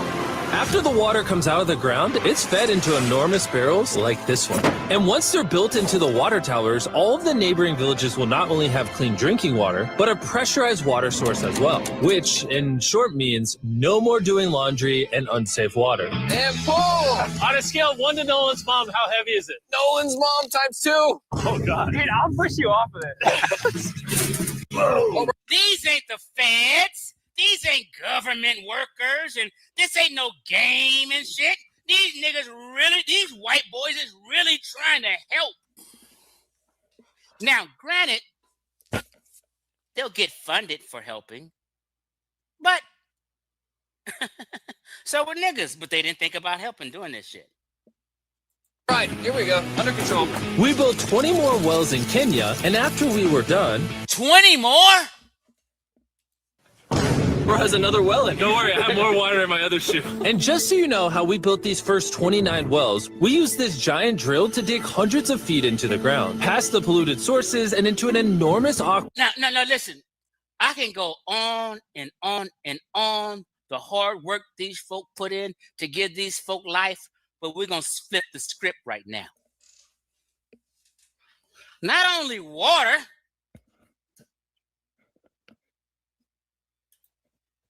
Store behind the library right this is another white boy in another part of Africa. now. Drilling the borehole. Water is extremely important, and if you don't have it, you'll spend every waking moment looking for your next drop.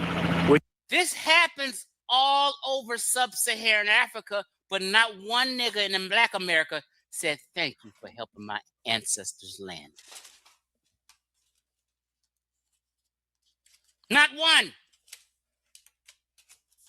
They want you to believe that they just destroying Africa. They're trying to kill all these Africans and they don't give a fuck about these. That's not true.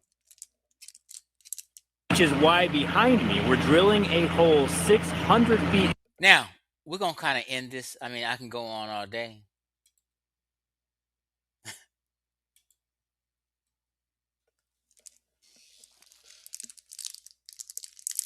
I think I made my point. I didn't talk way longer than I should have been.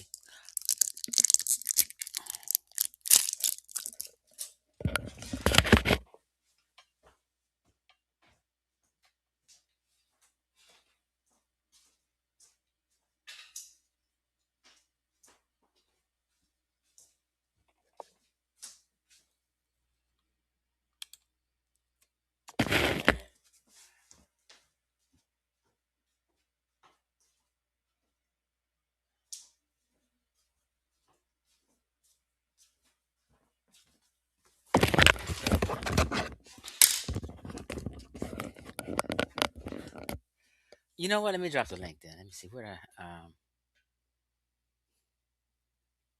I get the link at? Hold on.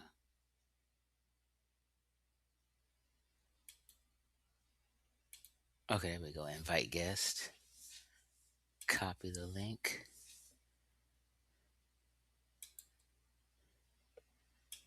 Bam. Paste. I dropped the link in the chat.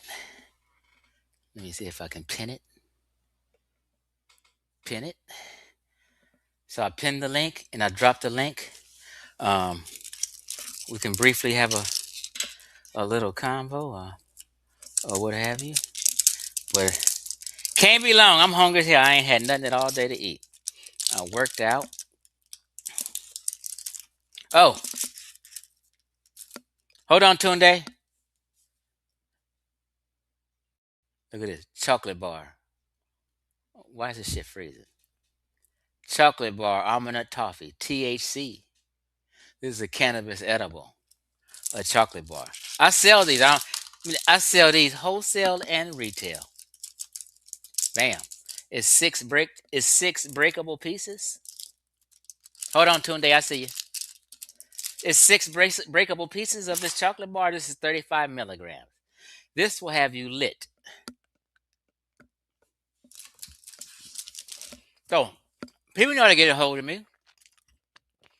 I sell these wholesale and retail and send them every fucking where. If you know a hustler, they will kiss your feet if you refer them to me. They will say thank you for that referral. I could never come across none of this quality shit. Better than any shit the dispensaries you guys go to with that cheap shit they got. Tunde, Poppin', Chief. what's happening? Happy New Year, brother. Happy New Year. Are we Facebook friends? Nah. Oh, okay. We talked before on here? Yeah, we talked before on here, man. You know, I'm old, man. My memory ain't shit. It's all good. I sent you an email about the Frank Zano dude. Get up. Yes. Yeah, yes, look exactly. I love Frank Zano. Exactly. That's why I knew. That's why I had to send it to you. I was like, "Yo, this is right up Chief X alley right here. You like right you up like, his alley." You like Frank also? He makes me think. I'll tell you Right. that. He Right. makes me think. I will say that. You're exactly right. He makes you think. His thing is taking accountability, which I'm all about. It's like, yo, you can't. We got to stop pointing the finger and look at ourselves. Like, yo, we did some stuff too. You know, so that's why I like him. That's why I like him to the point where it's like, yo, okay, he makes me think, and he keeps me, he's entertaining. I'll say that. You know, right. So, but great presentation, man. Did you watch it from the beginning, or you just caught half? No, I think I from the beginning. I think maybe like 75%. Okay, cool. Yeah, 75%. Like the presentation was cool, huh? Yeah, man. It was a good presentation, man. You know. Thank you, sir. Thank you, sir. And you just got to be honest with ourselves, man. I don't know why scholars hide these things, but I mean, black scholars hide these things, but I don't know. That's something there. Yeah, they want to seem like they divine and everybody else is wicked. Yeah, that's some bullshit. Then they forget humans are 99.9% alike. Right. We got to take accountability for our shit too. So I mean, stop pointing the finger at everything. So a lot of the stuff you did mention, I have to go do my own research on as well. So I just get my information. Chef Reen. Oh, you know everybody, huh, Tunde? Come on, man. I'm tapped in, man. I'm tapped in. But Chief, you said you wasn't rocking with Chef Reno. What's Chef Reno doing on here? The chef has been so rude and disrespectful to me for a whole entire year straight. Just cruel and rude. Cruel and rude. I'm done. I'm done with that Discord. I'm done with everybody in there. I just can't do. I don't even know. I started to not come back. I came back. I started to not come back. I said I just can't do it. So what happened? What made you Sometimes you just be sitting back, want to entertain and want to debate and argue with somebody, so you fuck with them. I came back to fuck with people. Oh, so you came back. Look, so you came back to fuck with people and you pissed your own self off. No, that's insane, Chief. No. Listen. I came back to fuck with people because I know how people think. So when I say fuck with people, I came to drop some truth and enlighten people and help them think better. But they didn't want to think better. Right. They rather insult me and call me a coon and be rude and cruel just because I have a difference of opinion. It's just very silly and immature. Do you and not one person like a person can insult me 100 times and not one person will say, hey, chill out, man. Not one person will say that. So that's how I know ain't nobody got my back or on my side at all. So in that Discord, the only people who are cool to me, I'm gonna say this, let you go, Chef. The only people in that Discord who was cool to me and fair to me and never, ever, not one time rude, disrespectful, or bullied me was Sister Safa and Fetty. Them the only two who had sense and treated me with any kind of respect. So you can put the shoe on the other foot. I'm sure you can understand how I feel, but you probably won't want to do that. No, I don't have no problem with how you feel. But do you think that you intentionally Nope. I never agitate? no. Hold on. do you think that you intentionally, I know I intentionally agitate people. At least I'm honest about it, Chief X. No, At least I know that positions that I take will rub people the wrong way. I know this. So any room that I go in, I know that certain positions, right, are going to agitate Black folk. Right. And then I don't go certain places where I know I'm going to be intentionally agitating people. And then if I do go to those places and I give my opinion, I know what's going to come after that. Right. But in me doing that, what I'm not doing is insulting someone. I'm not disrespecting them. I'm not calling them, I'm not doing any of that. I'm dropping ideology that they disagree with. And in return, they insult me. It's a difference. I can troll, but I can be a respectful troller. But people don't respect that. So you don't think trolling comes with a certain amount of agitation? Yeah. If you're immature and you don't know how to trolling is immature. No. If you're immature and you misplace your anger, then you're wrong for that. I can debate somebody all day and never insult them. It's all about the info. But there's a difference between trolling, Chief X. Trolling is something, man, you're a little bit older than me, but we damn near in the same age group. All right. So all of this new internet stuff of trolling and shit, when you use, you know where that come from? That come from young people on gaming, like Xbox Live, just messing with people, deliberately trying to aggravate them, right? So when you say troll, this is where this come from: internet bullying, trolling people, gaslighting them, trying to piss people off. That's trolling. That's not what I'm doing. That's not what I'm doing, though. That's not what I'm doing at all. Chef Ring, I have a motto. You know what my motto is. I don't even have to say it. What's my motto? What's your motto? I've been saying this for 10 years. I come in peace? No. Never be the aggressor, but aggress when aggressed upon. All right, well, listen, Chef, we look at it differently. Chef, I'm going to tell you on everything I love. I never, ever come in the group insulting or disrespecting anyone. That's the point. Whether I'm trolling, I'm pushing some information, that has nothing to do with it. I'm not disrespecting or insulting anyone. That's the key. So who disrespected you in everybody in that group? Except everybody except Sister Safa and Fetty. The only people who cared and are not assholes to me. So I'm an asshole towards you. You've been a huge major asshole to me for a year straight. Once you know I was a conservative, you were a huge asshole, extremely rude. You even provoked others to disrespect me at least 100 times. I provoked them to disrespect. It's a habit with you. I'm not lying, making this up. Chef Ren, I sit back and watch and think about it all. I'm not making nothing up. So I can't disagree. So if I have a disagreement with you, right? I can't voice it. I can't become agitated. I can't, bro. We grown. I thought, man, you had to relate where we can beef and have that argument. I can't help it if other people agree with me about your bullshit. Chef Ren, last 4 days ago, Hits was erasing all my comments. You seen that? No, bro, I be working half the time. Okay, fine. I was in the group and I said twice, Hits keep erasing my comments. Not one nigga cared or said, Hits, that's wrong. Why are you erasing comments?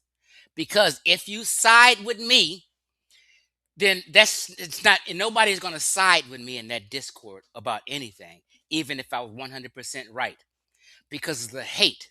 If you're seeing, even Fetty stopped siding with me. Fetty used to like button my shit. He stopped doing that because he didn't want to be seen as a person who's liking a comment or a thought I made, because you guys will attack him for siding with me.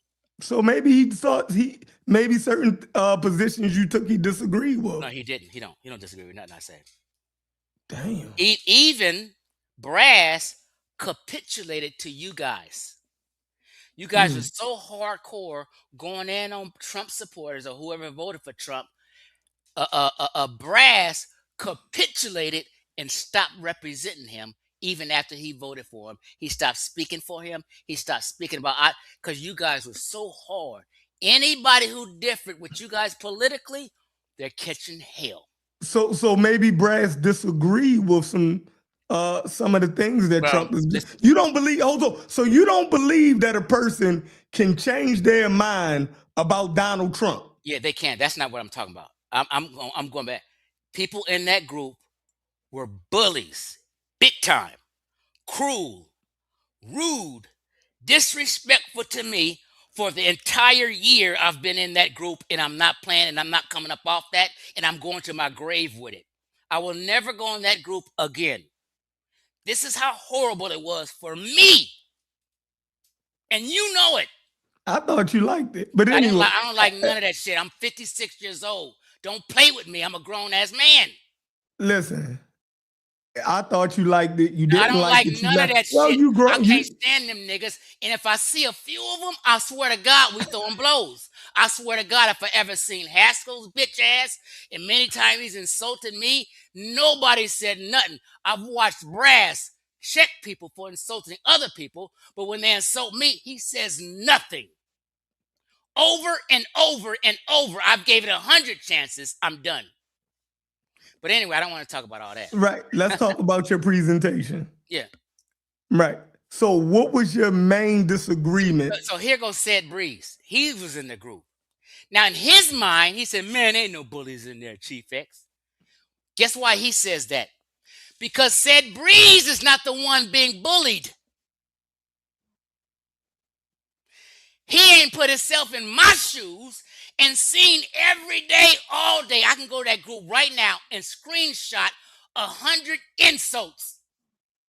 I did that 4 days ago. I said, here's him insulting me. Now you're mad because I respond, and my comments got erased it. Wicked, evil shit. Said Breeze was not insulted on a daily basis, so he don't know how I feel or how it feels. But we're going to get off that. What's up? Would you check out the presentation? Yeah, I'm trying to figure out. I'm trying to figure out what was your main disagreement with Dr. Maat. Dr. Maat watered down the slave trade. She tried to play like white folk was the only evil people in the slave trade, and black Africans was fine. They only had prisoners of war. They didn't fuck with anybody else, and they only sold these prisoners of war because they was prisoners of war. She didn't say anything, and she refused to acknowledge niggas was. I seen you in the Discord saying she got killed too, so don't act like you wouldn't. I'm trying to see your point of view. You Okay. ain't never respond. Go ahead. So they got cooked. That whole 3 people on the panel got cooked by Trevor. And then, what's his name? What's your brother's name? They used to be serial killers. He came in at the end on the panel. Gullah. No. And Sosa. Sosa came in and cooked the ass some more. But Sosa wanted to be light with it. He didn't really want to, he didn't push it. But yeah, them niggas got cooked bad. It was so embarrassing. Dr. Maat was all over the place, flustered, cutting people off. I've never seen her get that angry before in my life. Me Behind neither. a simple discussion. That was different for me seeing her like that. She's always more composed and respectful. You know what I mean, to her guests and the people in general. But she definitely started throwing people in the back. She even started berating the whole community about not reading, and she indicted the whole community of having bad comprehension and reading ability. Like, how? Because people disagree with you on the role of Africans, the African participation in the slave trade, right? The whole Black community needs to be indicted for bad comprehension and poor reading. That was, I'm like, I'd never seen her like that. She went berserk. She went berserk, Chef. Yeah, but see, that's a touchy subject, and you always know when something is a touchy subject, to people. I guarantee you, years ago, that would have been a touchy subject for you. Because years ago, that was a touchy subject for me. Let me you say dig what this. I'm saying? Let me say this, Go Chef, ahead. and then I want you to continue. Now, you popped on here. I've been talking shit the whole 3 hours. You mentioned the Discord about 3 times. Was talking. Said Breeze didn't say nothing this entire 3 hours and 30 minutes. Because I'm gonna tell you, listen. He didn't want to be seen as vibing with me in a live stream and didn't comment. Now that you popped up and I got on the Discord, here's Said Breeze come popping up. He been listening the whole time, but he didn't want to comment. Why? Because if you associate yourself with Chief X or look like you halfway vibing with Chief X, people gonna look at you funny. Because ANKH told all these cats don't fuck with Chief X. And that shit is still in their psyche. That's in Said Breeze psyche. Every time ANKH go live, Said Breeze, what it do? These is ANKH's boys. He didn't pop up in here until you did, Chef. But go ahead. No, I mean, like for some reason, you think your positions, some of your positions, people should just be just like this position. This is a position that you're going to get attacked on.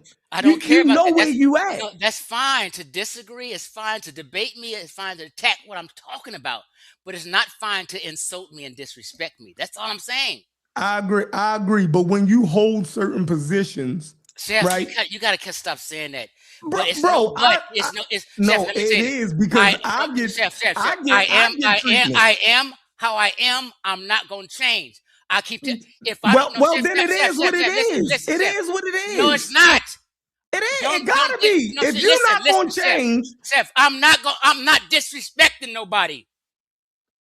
I'm not gonna disrespect nobody. Don't disrespect me. Period. So if you take positions, right, like the Pope agreeing with ICE or some shit, right?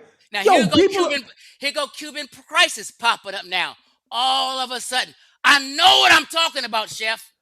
I ain't even talking about. I came on. I know you know. I'm trying to make you see something. Like I ain't. Cuban crisis ain't popped up in this motherfucking chat for the whole 3.5 hours. Now that you on here, now that I'm calling out Said Breeze, now that I'm calling out the Discord, here come these niggas popping up.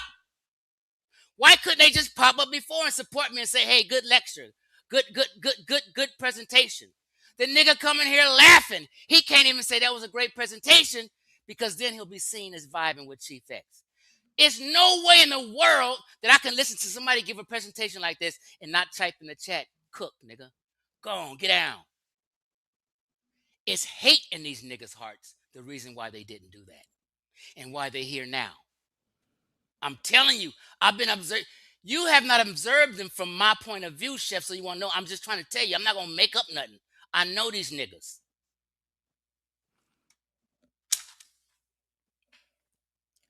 You good? All right, so back to the Dr. Maat show, right? So that like I said, I never seen her like that. But I guarantee you, years ago, I would have had a similar reaction. You dig what I'm saying? Years ago, you probably would have had a similar reaction. But when you start looking at information and really trying to understand it, it changes the way you dig what I'm saying. But that's a process, right? That's a process. ANKH goes through the same thing when you talk about Africans and slavery. You dig what I'm saying? It's almost like they gotta protect the Africans' position, right? And I don't think that's think that's intellectually responsible. You're right. That's what it is. You know what I mean? It's not intellectually responsible, because it's political, right? You're creating a political atmosphere around a historical event, right? You're taking a position. So that's a problem. And then when you have all of the sources, it becomes even more problematic because now you're completely creating a narrative. Because if you have access to the same sources as everybody else, now you're creating a narrative. Because there's no way that you can absolve the African responsibility in the slave trade. He had just as much responsibility, sometimes even more, than the European when it came to the transatlantic slave trade. And that's where I stand at on it. You dig what I'm saying? I'll always hold my own people to a higher standard than I hold another people. You dig what I'm saying? Like if somebody lives in my house, right, I'm going to hold them more responsible for the upkeep of that house, right, than somebody who's visiting. You dig what I'm saying? Chef, what's your take? If something come up missing in that house, right? If my brother brought somebody in our house and something came up missing, I'm gonna hold my brother responsible because you brought that motherfucker up in here. You dig what I'm saying? Well, no, we're gonna deal with that motherfucker. But if my brother is trying to say, nah, well, no, I gotta deal with my brother. So I'm gonna always hold my brother more responsible than I am in an outside invader. And especially to the point where we're trying to create some type of brotherhood with the African. They gotta be held responsible, right? For their role in slavery, the same way we hold white people responsible. I don't think neither one should be absolved of any wrongdoing historically. You dig what I'm saying? I'm not saying hold current Africans responsible for what their ancestors did. The same way I'm saying you shouldn't hold current white people responsible for what their ancestors did. It's about their current actions. You dig what I'm saying? If they still upholding those attitudes, then you know what I mean, that they didn't break that link. You definitely give them both barrels. But if they, you dig what I'm saying? You know what I mean? So that's how I look at it. But go ahead, Tunde. My bad. I had to. I wanted to know what were your thoughts on Frank Zano. I don't know if you've been checking out his videos. And just your thoughts to see, you know. All right. So when I first heard Frank Zanu, I brought some of his talking points into the Discord. And I played devil's advocate with him, right? It's tuned in the Discord? It's tuned in the Discord? No. I don't believe it. No, I'm not. Okay. But we could throw the link up. So I had took some. I think you was still on your sabbatical, from the passing of your pops. You know what I mean? Rest in peace to your pops. So I think you were still on your sabbatical when I brought some of Frank Zanu points into, and I started dropping some of his videos, right? Because I thought some of the stuff he was saying was thought provoking. You know what I mean? And they the type of conversations that we like to have. But after a while of listening to him, it's kind of the same things that you do. You dig what I'm saying? So the responses that he's going to get, right, will be kind of like, it's like you know what you're doing. You dig what I'm saying? So now that people go after him the way that they do, I think that he's purposefully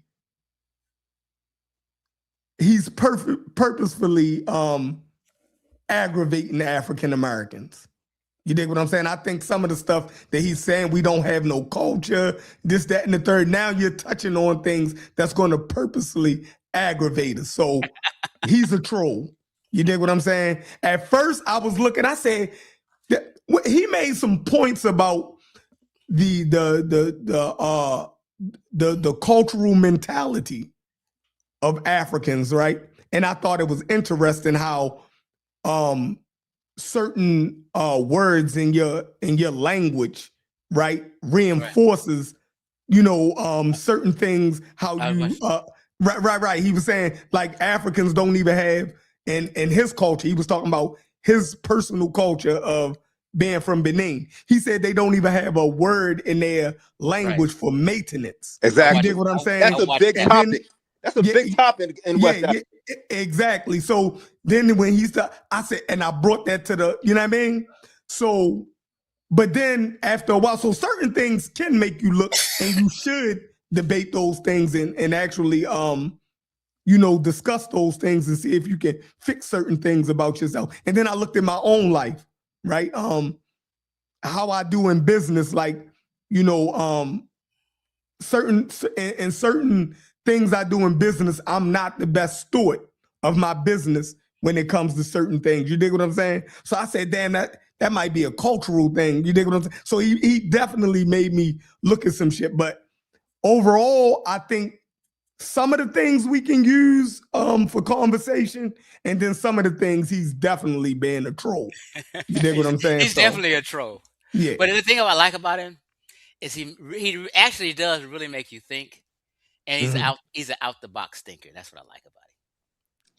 Yo, Chief X, there was a book. Damn, I remember you was on Sonetta at one point, and there was a book that you laid out, and I can't remember. I don't know the name of it, but it was basically talking about the Afrocentric community and how we romanticize the history and stuff like that. I don't know if you remember.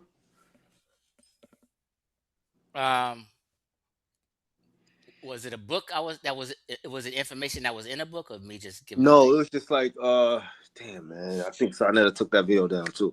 It was just a book, and about how we are ashamed. I'm not saying we, but like African Americans are ashamed of their history and why we have to romanticize it and stuff like that. It was a book that you had. I don't know the name of the author. We Could Never Go Home.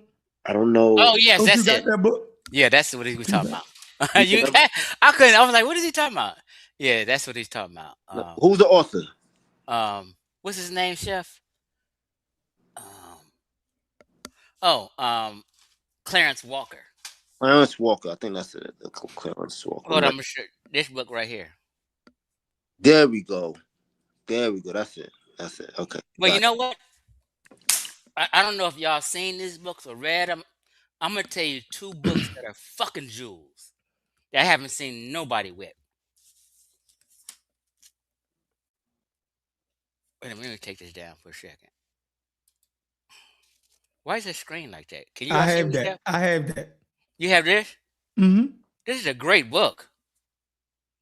Now, I've only read half of it, but it just gives you insight into early exploration in the Congo. You know what I mean? It just gives you, and this one which is similar,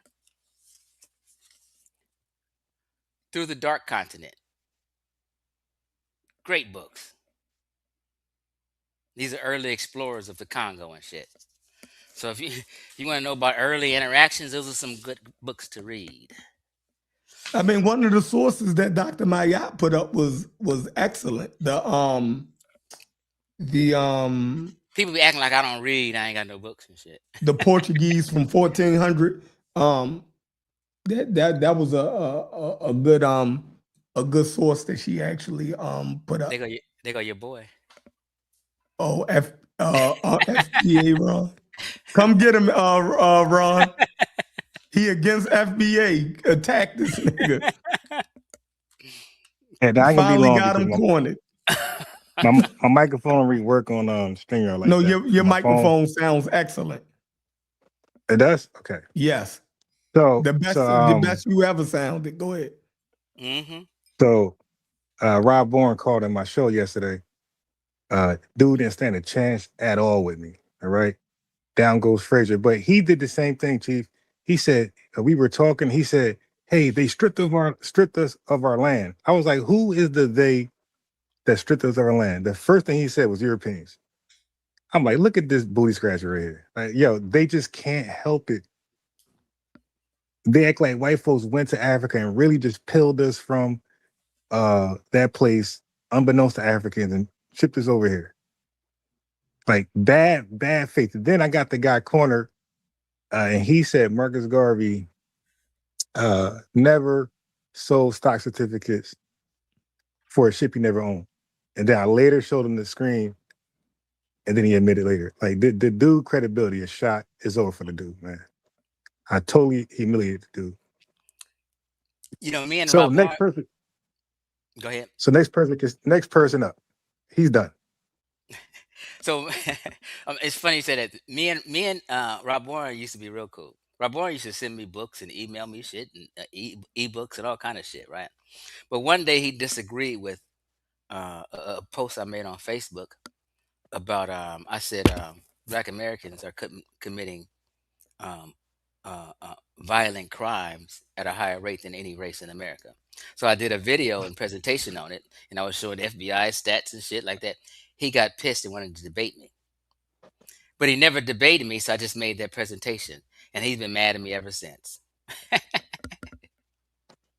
Yeah, 7 hours we were on.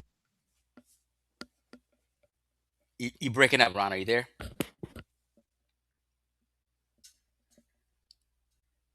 Tunde, you still there? Yeah, I'm still here. I'm about to drop off though.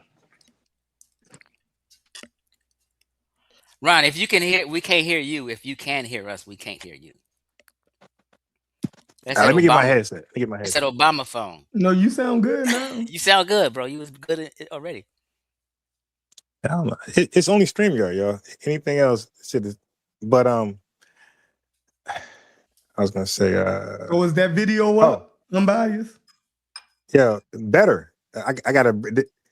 I was playing a video. Yes, it's up there, but I got a better one because when we were talking, bro, that was not a debate. I was just following him, just run around and give me a history of Black history. And when I disagreed with something, I just challenged him. But yesterday was a real debate. He's dead, man. He's dead. The dude's dead. The dude was on my thing for 7 hours. Unc called in. Peter Bagjuice called in. 7 hours, man. I cooked this dude. I want to go on your show, Ron, and have a discussion about FBA. Sure. You don't want that smoke. You don't want that smoke, though, Ron. Hey, bro, nobody can do anything. See, look here. Ron, I'm gonna tell you this, Ron. So you can fuck with people like Rob Warren and all these other cats. You can't fuck with me. Yo, nobody can do anything with me, bro. And that's what he thought. He went in there disrespecting me like I don't read. Rob Warren. I mean, not Rob Warren. Rob Warren. I never understand. I don't know your thoughts about Tariq Nasheed. Do you like him or dislike him? He's cool with me. Okay. Do you think he's a grifter or no? No, but I think everybody who takes. He has me though. No, but I think everybody who has FB in their title, who didn't have it before to get views, that's a grifter. So you don't think Tariq Nasheed is a grifter at all, right? Nah, I don't know his entire background, his history like that, but from what I know, no. Chef, do you think he's a grifter? Yes. Tunde, you think he's a grifter? Hell yeah, man. Fuck that nigga.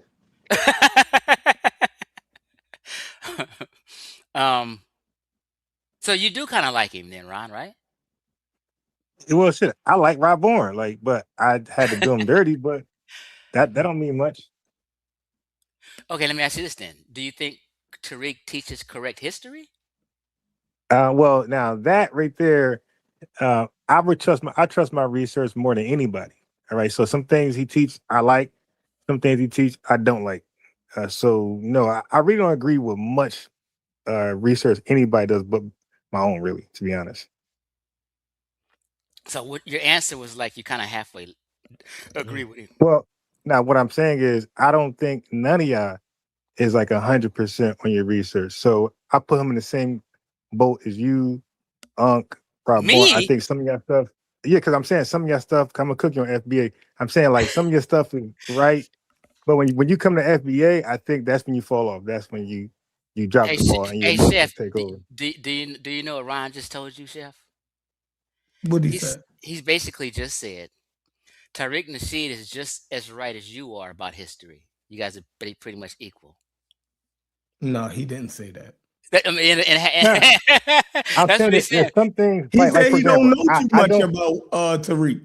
Yeah, like for example, I don't believe that a lot of us was here before the transatlantic slave. I disagree with that. A lot of us. Say that here. I I don't agree that a lot of us was here before we're the here. transatlantic Yeah. slave trade. So, so you are leaving it open that some was possibly here before the slave trade. Now watch this. When white folks got over here with slaves, nobody was here. No, there were people here. They told you who. They told you You said a lot of us. When you said us, no Negroes. I'm thinking you're talking about Black Americans. Right. Black Americans is everybody who endured U.S. chattel slavery. Are you telling me that people that was here before white folks got here, you telling me they were not thrown, some of them weren't thrown in U.S. chattel slavery? Bro, no, that ain't the same. That's not the same thing. We're talking about Black Americans. Right. Us, okay. So now, right? Black Americans. So now you being tricky. Black Americans are people who share the same ethnogenesis. Cooking, chef.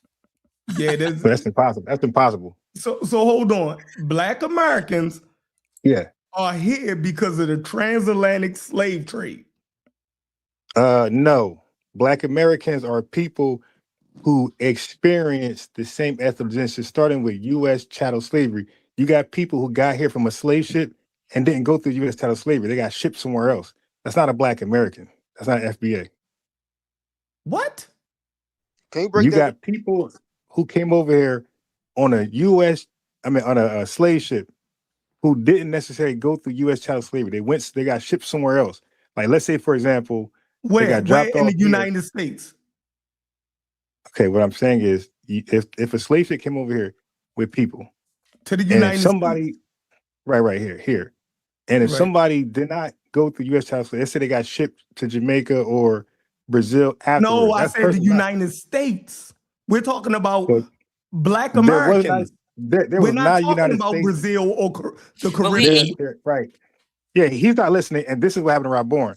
You guys don't listen, and you're just talking. You're not. I think Chief X is following. No. What will FBA be? Is FBA Brazilians? Real quick, Ron Chef. Yeah. Ron, I'm definitely not getting it. No, hold on, Chef. Hold on, Chef and Ron. Call in. I put my head No, down. we right here. We having a discussion now. Chef, hold on, Chef. Listen. Okay, you got hair in your chin now. Ron, listen. Just slow down. I'm just making one sentence. I put my head down so I can seriously, intently listen to you. And I think Chef Ron was doing the same. We are listening to you. But I think me and Chef's issue is you're not making it plain. It's like a little wordplay. Chef is asking you a question. I'm looking for a direct answer, but it's like a tricky answer. You get what I'm saying, Chef? Mm-hmm. Okay, go ahead, Ron. Okay. Go ahead. So explain. There is no United States in the 1600s, my guy. We know that. We just saying here. He keeps saying that. His intent start right there. No, he's just talking about what we call today United States of America. That's all. You gotta be mad. You gotta be precise, because what I'm saying is that these the Liberians are not FBAs, even though they were in this country, even though it was part of the U.S. Even though they went through some of U.S. chattel slavery. I think you're changing his question, though. Exactly. No, I'm pointing out something. I'm going back. I'm saying people who came over here on slave ships, if they got dropped off of here, like let's say 1600s, and then let's say they got shipped off to Haiti or Brazil, that person, even though he came on a slave ship from Africa, dropped off here first, will stay here temporarily first, and then went somewhere else, that person is not FBA. So if an indigenous Indian, whatever you want to call them, was here already, and that person was thrown into U.S. chattel slavery, that Indian was here before U.S. slave ships. I'm saying, lack of better words, Indian. Okay, and that Indian was, Pause real quick, and I want you to continue. Mm-hmm. When you say that, in people's mind listening, when you say thrown into chattel slavery, right? Are you trying to say that they were Native Americans and Amerindians in the cotton fields with us picking cotton? What I'm saying is, hold on. Let's make it right. Are you saying? Now listen to what I'm saying. Listen to what I'm saying. You're saying they were thrown into chattel slavery with us. Right. Meaning, if they're with us in chattel slavery together, that means we would be in the cotton fields, in the sugarcane fields together. I don't recall Native Americans picking cotton in the in Well, the in the they antebellum don't South gotta. with us. Do you, Sheffreen? They don't gotta be right side because when you talk about freedmen, This is right? why I'm gonna You cook had you. This is people. why I'm gonna cook you when I come on. Go Okay, ahead. everybody says that, and nobody leaves looking smart. He But look, cooking you now. he is. What's gonna Yeah, be by the your difference? logic. I'm quoting your logic directly. Yo, bring this guy with you, Chief. All right. No, we So right now, here, right now. Go ahead, make your point. right. Yeah, I'm just freestyling. Right, my phone just going. I just woke up. I'm just freestyling. But look, We are too. okay. Well, you got your computer, my guy. I'm just talking on the phone, freestyling. I literally just woke up. I was watching Chief X. Like I said, we had a 7-hour debate starting at 12 a.m. Well, a little earlier. I Yo, had 2 hours of sleep, man. You've been in the chat all day. I've been watching. You've been in the chat spitting your No, shit. okay. Like 2 Watch hours this. now. My guy, I was asleep. Are you retarded? I just said I had a 7-hour debate. Are you serious? I was watching you in the chat. All right. What are you talking about? Anyway. These nobodies nobody know who you are. Hey, Chief. Doesn't matter, bro. You lying. Hey, Chief. I know. You're retarded. He's just saying he's seeing you in the chat. I did too. That's all. Right. Hey, Chief, I'm in and out. I'm in and out, my guy. Okay, well now we communicate. He's just Okay, I work 9 to 5, my guy. I went to bed at like 5 a.m. from beating up Rob Moore. had like 2 hours of sleep. So when I'm saying I was in the chat, dozing off, in and out, I just literally woke up. So I gotta be up at 9 a.m. I just woke up at 9:30 a.m. So I gotta find a way to go back to sleep around 12 somehow. But anyway, what I'm saying is I don't know the exact role of what they were doing. I'm saying if they were grouped up, thrown into any type of slavery, U.S. chattel slavery, whether it's picking cotton, tobacco, rice, railroads, whatever they had them doing, and they stayed there, and they were reclassified, and they stayed there. And they got descendants that go from there all the way to now. That is what we call FBA. So you don't have to necessarily be from a slave ship. If you share the same history, culture, experiences, all those things with us, that's what make you FBA. That was so confusing. That's what. Okay, so you got to go read an. You just made that up. I know. Okay, listen. Let me take this angle with you. For instance, I'm gonna be real quick, and then Chef can go. Whatever. Ron. Yes, sir. They weren't doing anything with us. Is my claim. They don't have to go. They don't have to be. Okay. Okay. Well, you said that. You know what? You want to change what you said? Then I can argue. No. Are the Native Americans claiming that they're Black Americans today? Look like or do they have a separate culture? Look like he popped off. Oh my God! I was about to cook him though. I had a great example. This I hope is he so come bad. back. This is so bad. bad. The homie right here. You know the homie Montoya, Chef. Oh yeah, definitely my man Montoya. What's up, Montoya? That's my guy. I just jumped in, so I don't know what the hell y'all talking about. I just know, my God! Whatever it is, Chief X wrong.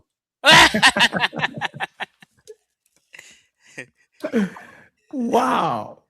Damn, he jumped, man. See, I'm still on here. I'm still on here. My camera stopped. So no, I know you still on here. There's another guy who jumped off. Oh yeah, I saw that. I had a good example I was gonna make, and I think he knew it. He got scared. Man, that's so. Let me see if I can get my camera fixed.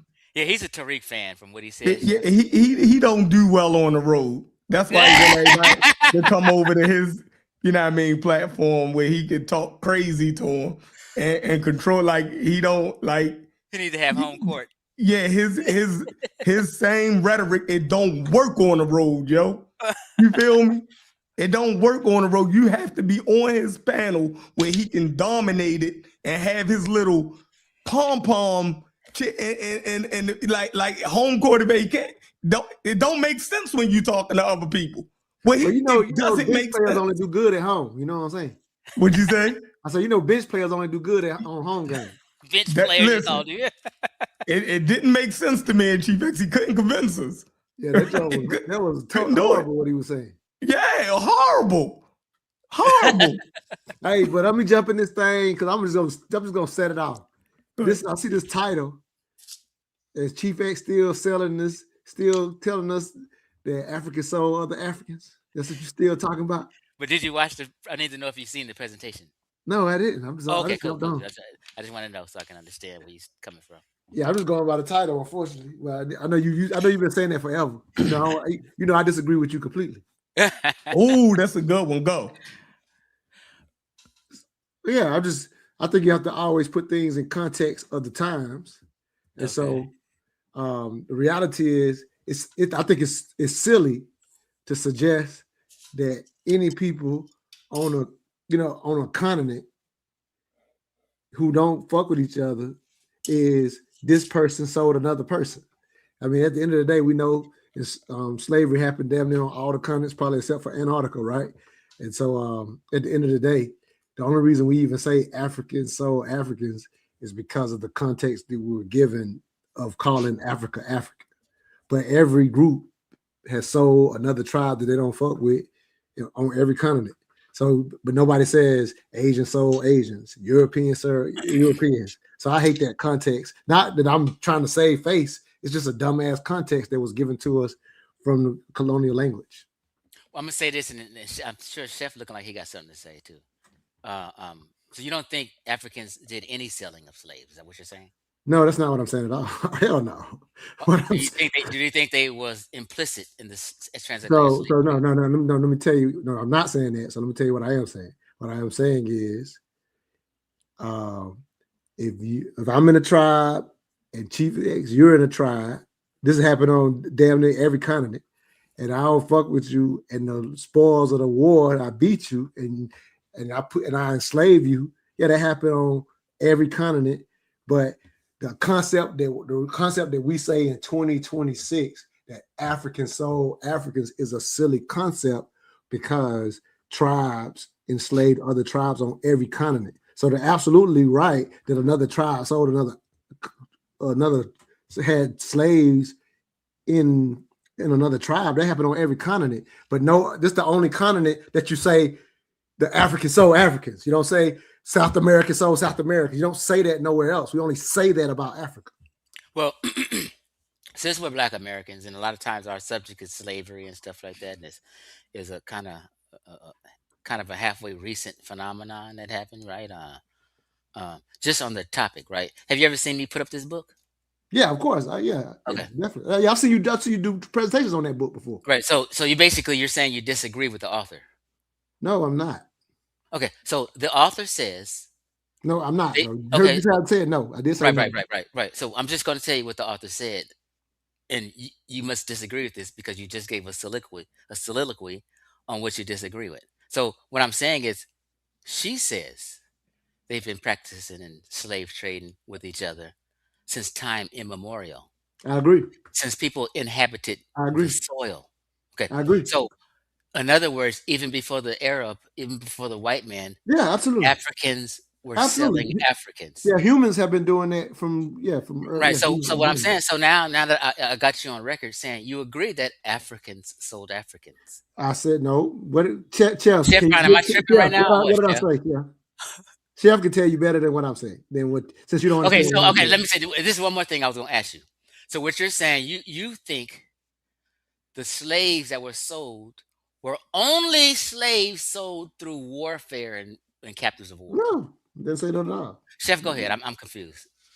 Oh, so he's basically saying that Africa, just blanking in the term African, those people didn't look at themselves as one tribe of African. He's saying basically they were different people. So the colonial concept of Africa, those people didn't have, so they wasn't selling each other. Africans didn't have a universal concept of Africa as a whole. You dig what I'm saying? So they wasn't selling each other. You dig what I'm saying? He's saying that's it's a dumb way to say it because every continent has done this, but the only place that you say the continent sold other continental people is. So what's a better way for us to say it? Since you don't disagree that African people participated in the slave trade, right? So then what's a better way for us to say it for that statement, for you not to agree with the position? So I'm not disagreeing with the position. I'm right. saying, I said, give me a better way. Here it is. But you said for me not to disagree with the position. Mm-hmm. So let me be clear. I absolutely understand that enslavement happened on the continent of Africa.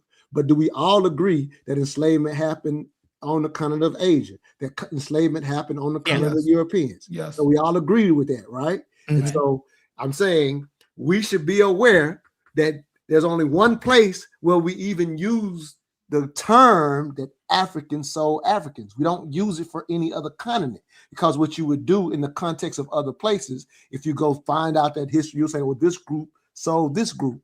You would go find out what the group is and say that about the group. You would never term it as African sold Africans or European sold Europeans or Asian sold Asians. We only say it about one place. There's a reason for that. So I'm just saying, I'm not there suggesting that anything in that book is wrong.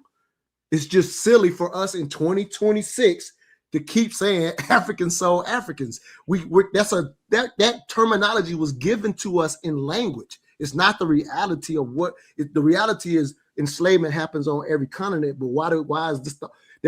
Why don't y'all answer why we only say it about Africa? There's a reason why we say it. The reason why we say it. If you own that, you would stop using that terminology. Well, like, since you didn't watch the presentation yet, I suggest you do. It's very interesting and gets deep. All these questions you have right now will be answered. I don't have no questions. I didn't have no questions. No, not questions. But let me say. So all these thought processes and thinkings, if they would bring some clarity to it. Okay. So while we were talking, I did ask one question. I asked y'all, why don't we say it about other continents? Why don't I got you. That's the one question I did ask. I'm gonna answer you. I got your whole thing. I got everything you're coming from now. Okay. So earlier in my presentation, I was saying, in Dr. Maat was mad at people saying that, oh, slavery was practiced everywhere. Everybody was enslaved at some point in time in life. I always say that. So, but Dr. Maat was trying to act like it was wrong to bring up other people's slavery because ours is worse and it wasn't like our slavery, right? So, like, I like history. I want to know about everybody's slavery, whether it's in Russia, Kazakhstan, Canada, Brazil, Native Americans. I like to learn about it. I don't have a problem with it. Right. So everybody who is even into the topic pretty much knows slavery was going around, and it was kind of like the way of the world. Right. There were no it's a human trait. Right. There were no child labor laws and certain books and documents and things set up. Well, people had their religions and beliefs and customs, you know what I mean? But there was no like labor laws per se. So we already know, but we just wanted to specifically attack our ancestors' history. You get what I'm saying? I get what you're saying. I'm just saying. And we just want to talk about that specifically and iron out the kinks in that. Not that we're saying anything else. So we're just, but a lot of Black Americans, so sometimes we have to hash things out and tease things. I got that word from Chef. I never said that before. We got to tease things out. So sometimes we got to get into the nooks and crannies, right? Because a lot of people do not know that Africans willingly participated in the slave trade. People don't know that, so we have to teach and discuss it. You could. You have something to say about that, Chef? So we can we can teach that and learn to speak correctly, because we should be correctly speaking it as you would for any other group. So if we wanted to teach it about Europeans, or if we wanted to teach it about Chinese, you would never say it that way. So we still should be correct. So what should we say then? There's different types. There's different types of slave. Like the most violent enslavement probably was Eastern slavery. But how should we say it though? I'm saying you can't. Yeah, that's what I asked you first. I get it. Yeah. So what's a better way to say it? If you're gonna study it, then you would say which tribe did which tribe. That's how like when you like, for example. But I think we be talking in general though, Montoya. Like, so when you talk about the different West African countries, right? that or people that participated, mostly all of them participated at some point in time, right? So I think in general we say Africa, so we don't have to keep bogging it down to. It's still lazy. It's still lazy. It's lazy. It's super lazy. It's super lazy. No, it's super No, so lazy. in the discussion, we said the Akan, the Asante were the biggest slave traders. They were trading Right. with their So neighboring. then just and say that. Quit using the economy. no, we did. We mentioned the So Maat. keep talking like that. So No, you no, already no. have an answer to No, we Steph's answered the Maat. question. Steph's No, that's what question I'm was, saying. how should we do it? That's how we should do it. Right. That's your answer. So what I'm saying is sometimes in order to communicate effectively to people, if like say for instance, I know 100 tribes, but the person I'm talking to only know 2 tribes. I don't want to bog them down, riddling off 190 different tribes and confusing them. So sometimes I just talk about a geographical area. Well, Yeah, all we the only right, do this one place in the let me whole world. finish. So let me finish my finish. Let me finish There's my only statement. one place we do this. No, right. Let me just finish my statement. Just let me say you can follow. So sometimes I talk about geographical areas because certain people in geographical areas and regions are of the same stock and of the same genetics. So they're all one people. It's just the different tribes amongst that one people of the same stock and the same genetic makeup. You get what I'm saying? So all these people in Ghana, she said all 10 regions in Ghana. That means everybody in Ghana, regardless of what tribe you from, was involved in slave trading. All of them. Right, just like all. I don't need to pick all of them. So here it is. We don't. The little bit of Native American history we learned about, we still get taught it by tribes. Which tribes went against each other? Like it's only one context. Not really, because they say it was 550 Native American tribes, but only 5 of them are the 5 civilized tribes. So we know them because we worked with them and lived with them. And you didn't hear what I said. It's 500 other that we just can't spit their names. So no, what I'm saying is not prevalent. Listen what I said. I said when we learn about the Native American history, the little bit that we learn in public school, I said we never heard it said, oh, look at Native Americans on Native Americans. It was never said that way. Like you don't, it's just like it's only one context in which we say we fight to say Africans killed Africans. There's no other group is talked about this way. They don't do it in generalization, right? Yeah, we don't. I think history does generalize large groups of people to talk about specific things. Now, you've heard historians. You've heard historians on Europeans. Okay, let me get to it. You heard about the Barbary slave trade, right? Yep. Now, Barbary is North Africa, right? So when they say Barbary, right, you would think that is the whole of North Africa, right? No, then when you hold on. I don't. Go ahead. All right, all right, well, scratch that. You heard about the Arab slave trade, right? Now, the Arab world is big. Is they talking about all Arabs? Do they get down to the specifics of each Arab? No, they just talk about, they say the Arab slave trade, right? So Middle East, they say the trans-Saharan slave trade or the Arab slave trade. Exactly. So when they say that, I don't think that we're doing anything egregious. You dig what I'm saying? But but Chief Extra said Sub-Saharan. He said a region. So again, nowhere else were you going to refer to the continent. Nowhere else. Yeah, no, I'm talking about the generalization. To the Sub-Saharan. He gave a region. I think your bigger issue. I'm thinking that your bigger issue is with the generalization. But you're correct. But it's specifically to the continent because that was given to us. That was given to us. All right, I yield. What I'm saying is that it was given to us to refer to the continent of Africa as a whole to speak for Black people. That was given to us. There's no other place this is done. So we should not accept what was given to us and learn to speak specific history like all other regions do.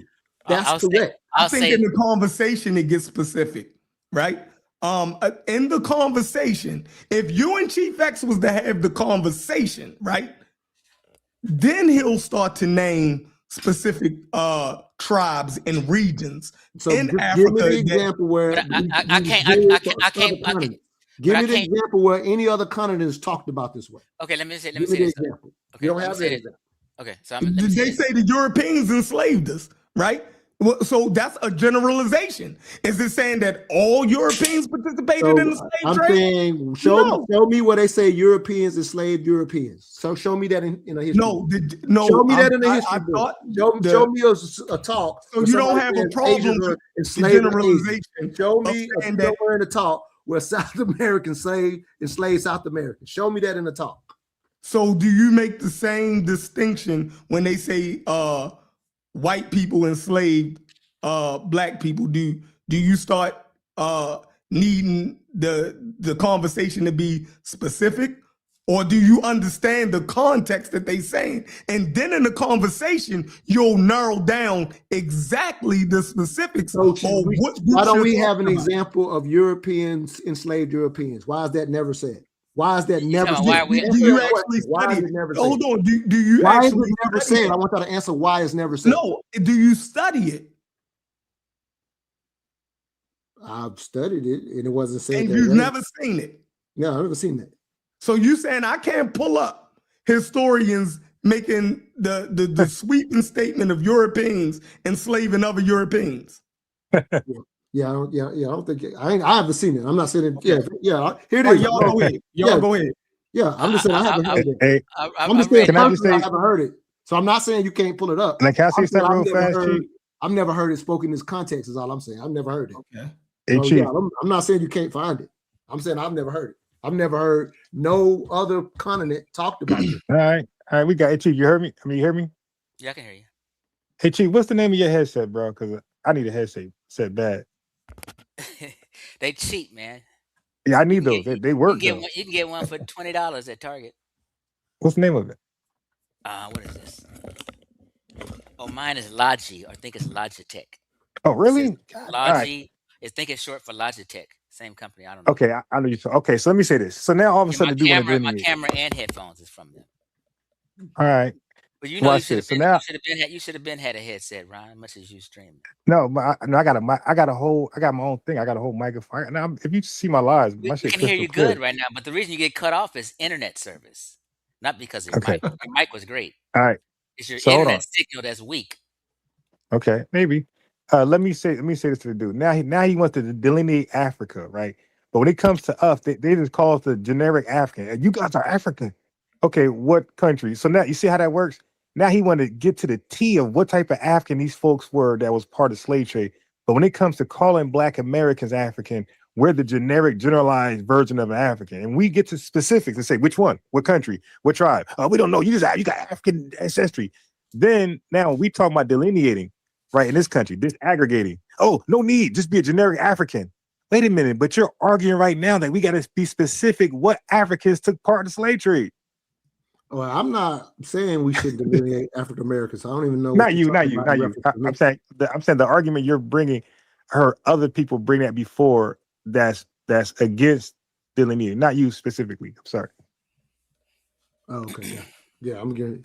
See what Kenny said. The Romans enslaved other Europeans. Yeah, like this guy's being specific. Like this is just how. It's only one place that we're in. We have to say it that way. It's the only way we can say it. Let me get some clarity so you can understand. So when you came in, you told me what bothers you when you came in, right? So let me just this is going to clear it all up, just for your psyche, so you can understand. So you looked at the title. You seemed like you maybe a little bothered with the title. You don't like the title or why we did it, like that, right? I am. So I told you I was. I'm not. Right. So, I'm not seeming. So let's listen. So. The title of my video says a response to Dr. Maat and ANKH, right? So I'm responding to a video presentation they made yesterday or the day before yesterday. Okay. So you can only put so much in a title. You can't write a book for your title. Okay. So it was just a blanket general statement of do Africans sell Africans.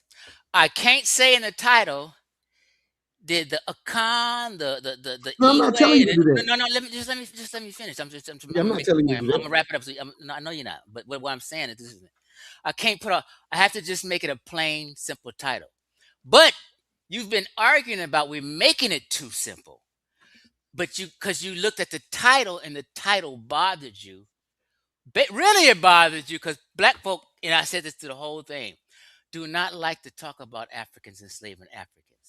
I So don't have no people have problem a with it. problem when people see the But title. T-Bass, that's not fair. I told you I came on here because I know, I've heard you say I'm this gonna let you before. respond. I'm gonna let you respond. Let me just. But I'm just saying, but don't put me in a boat that ain't got nothing to do with But me. Respond to me. if I'm doing that, let me know after I finish. I don't know what I'm doing. I'm just trying to get something off. I'm just trying to be coherent for me. Just work with me.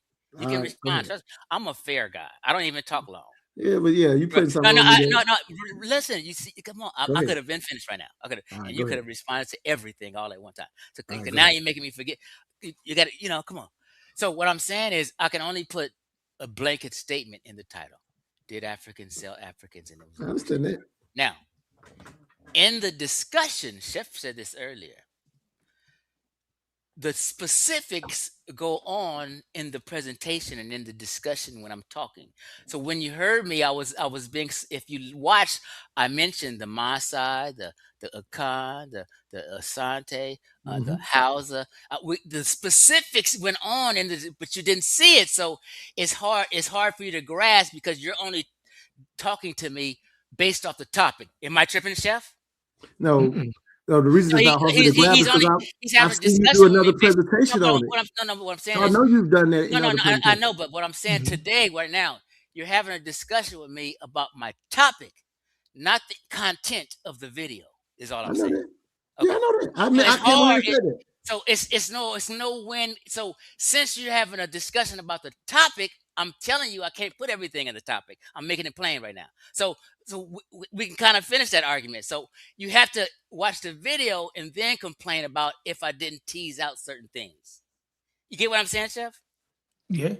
Okay. Yeah, I told you. I said I specifically jumped on you to address that title, and we've had this, you and I've had this conversation before. Right. So now I'm explaining. You get why, right? The title, right? Yeah. Now Yeah, you but understand. Yeah. Okay. Yeah. But like I said, yeah, and I'm just saying we still could be smarter than that. And that's what I'm saying. So I want to be smarter then. So if I want to roll with you and be smarter, Yeah. what should I have made the title? Keep talking in the specifics, and then you're good to go. No, the title. No, I ain't saying that. I know. Yeah, I'm saying I was wanting to take it up with you personally. I'm saying talking specifics, and you good. Okay. Are you okay with the title?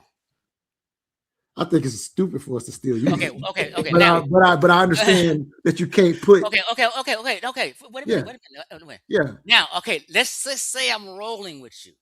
Okay. The title is stupid as fuck. It's double stupid. Just say I'm rolling with you. I'm trying to work with you right now. Okay. Don't wiggle. Don't get nervous. Just Okay. Okay. So the title is double stupid. I'm doubling down on what you said. Okay. What would you suggest to me to help me to make a better title regarding the subject matter of the video? Well, you're responding specifically to other people. It's just a simple question. Yeah, I'm just saying I'm having to still have to use it. Okay. So no, don't. But you said you were responding to them. No. Just do this for me. That's what the title says.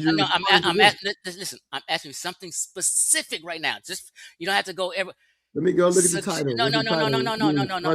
I'll read the title and I just want you to suggest to me a title I should have for YouTube that would be more fitting. So give me a suggestion so I'll know next time.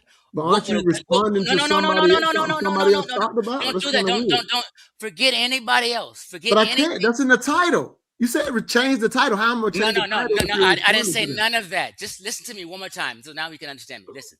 You're getting nervous. Listen. Not getting nervous. Okay, listen. I'm going to tell you. Listen. My title says, Response to Dr. Maat and ANKH, Africans sold Africans into slavery. Right. So aren't you talking about what they said? Come on, bro. Come on. I'm not going to. Okay, don't. I'm not going to change the title. I'm about to be done. Just let me make the question plain, so we won't have no wiggle after I ask you this question. It's only a suggestion. Listen, My title is just wait till I finish. I'm gonna say go. I heard you say Then you it. go. Okay, listen. Response to Dr. Maat: Africans sold Africans into slavery. Right. To me, I'm a roll with you. Slow down. To me, I'm a roll with you. The title is dumb. Can you suggest a title that you would say, or any title that in the arena that you would say? Just give me a title suggestion. That's it. Don't give me no soliloquy around why this, that. Just give I'm me a not giving suggestion of that a title. today. Okay, give me a Yeah, title suggestion. I wouldn't change the title if you were talking about what they were talking about. That don't make sense. That's not nothing logical about that. I told you that statement is, I think that us talking like that is a stupid statement. But if that's what they were talking about, that's what they were talking about. So I came over here to challenge you about saying that. Like the fact that you say it. I came over here to challenge you about the fact that you say it all the time. But if that's what they were talking about, I can't change your title if that's what they were talking about. Okay, I got you. Ron, did you want to add something? You want to get back on the subject you was talking about? Ron, are you there? Yeah, I do. All right, so I think you were saying something, then you cut off, or I was saying something. I don't know what happened. Yeah. No, I went to Google and it's still kicked me off. Hold on a second.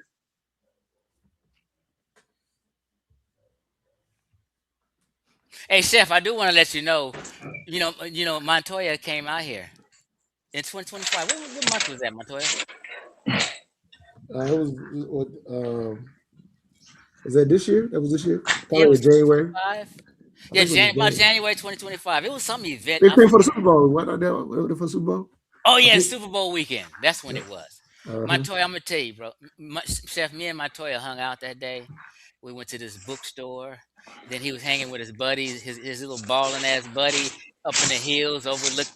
I had a ball that day, bro. I'm trying to tell you that we was on it. We had I had some whiskey.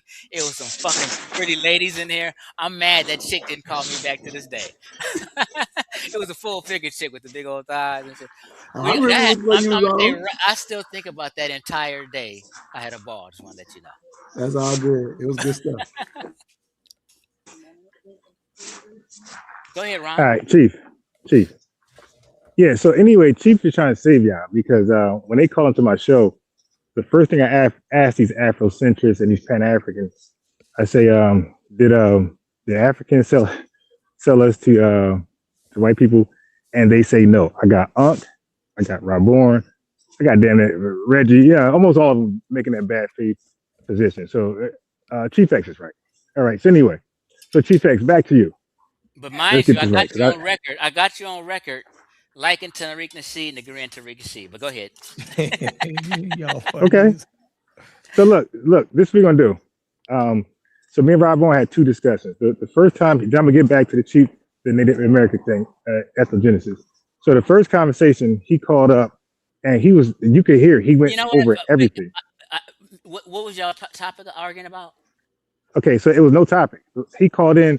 Okay, well, I don't want to hear about Rob.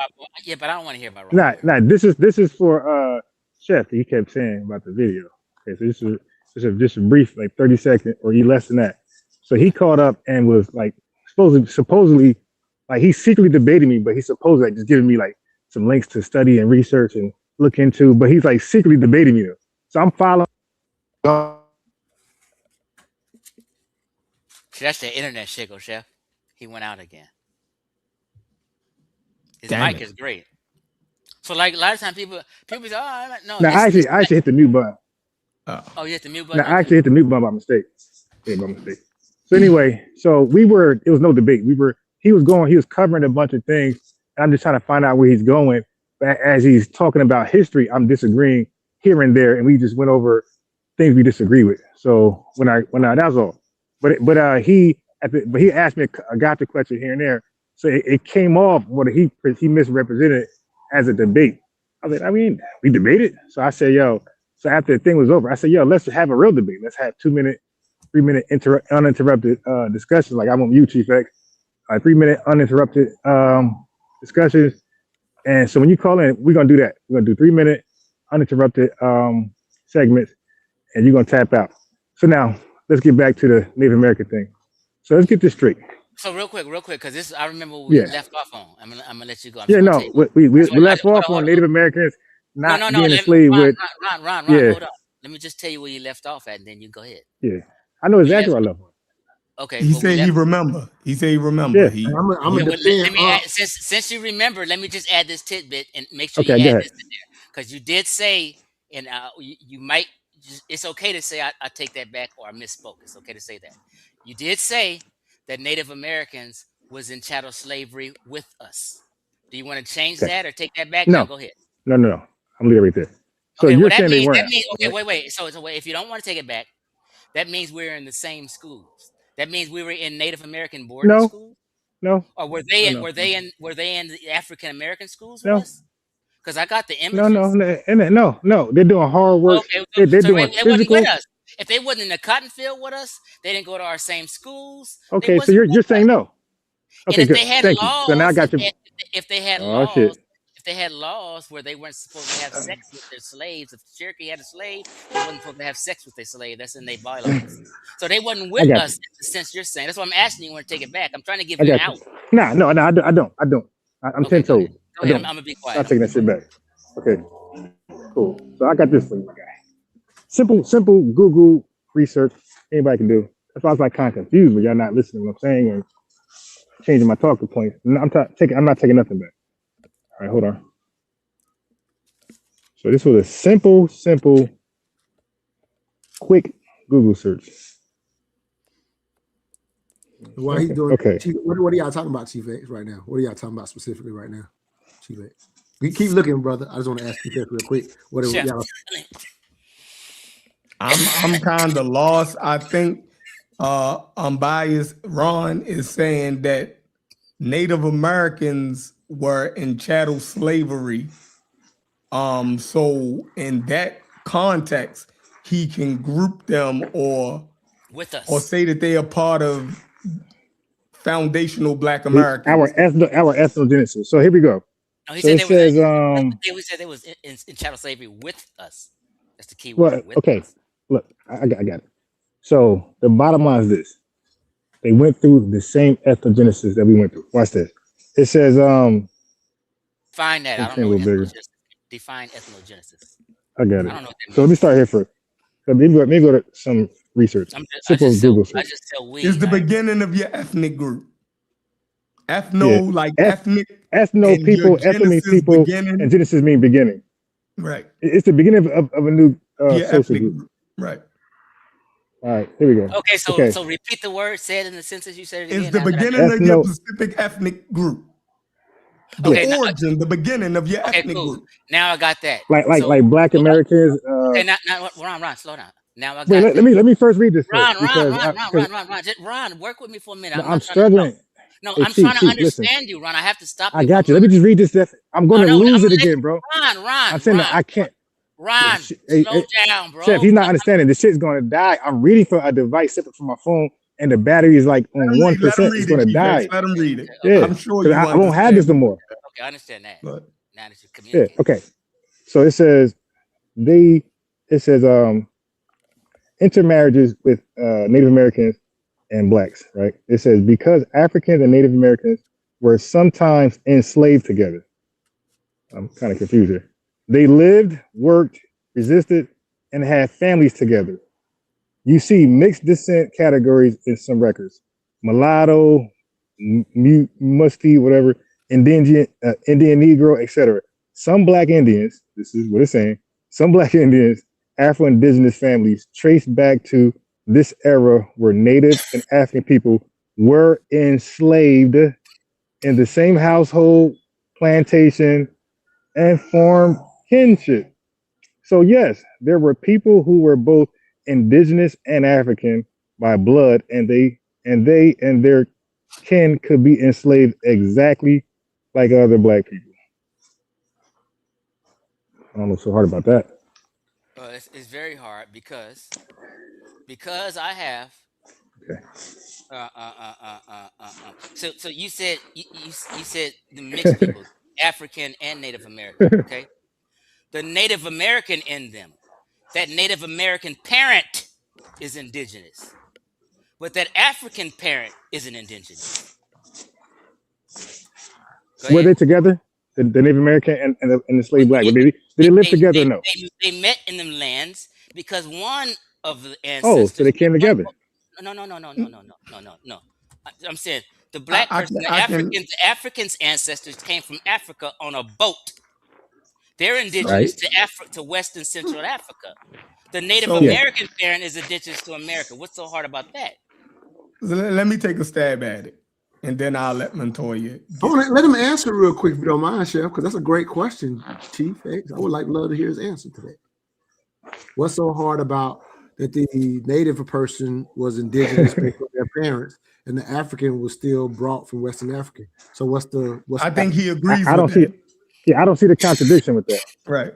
So that I'm not saying it's a contradiction. What's no, I agree. So he agrees with that, Chief X. So what are we talking about then? Okay, so he's flip-flopping right now because I just said I agree.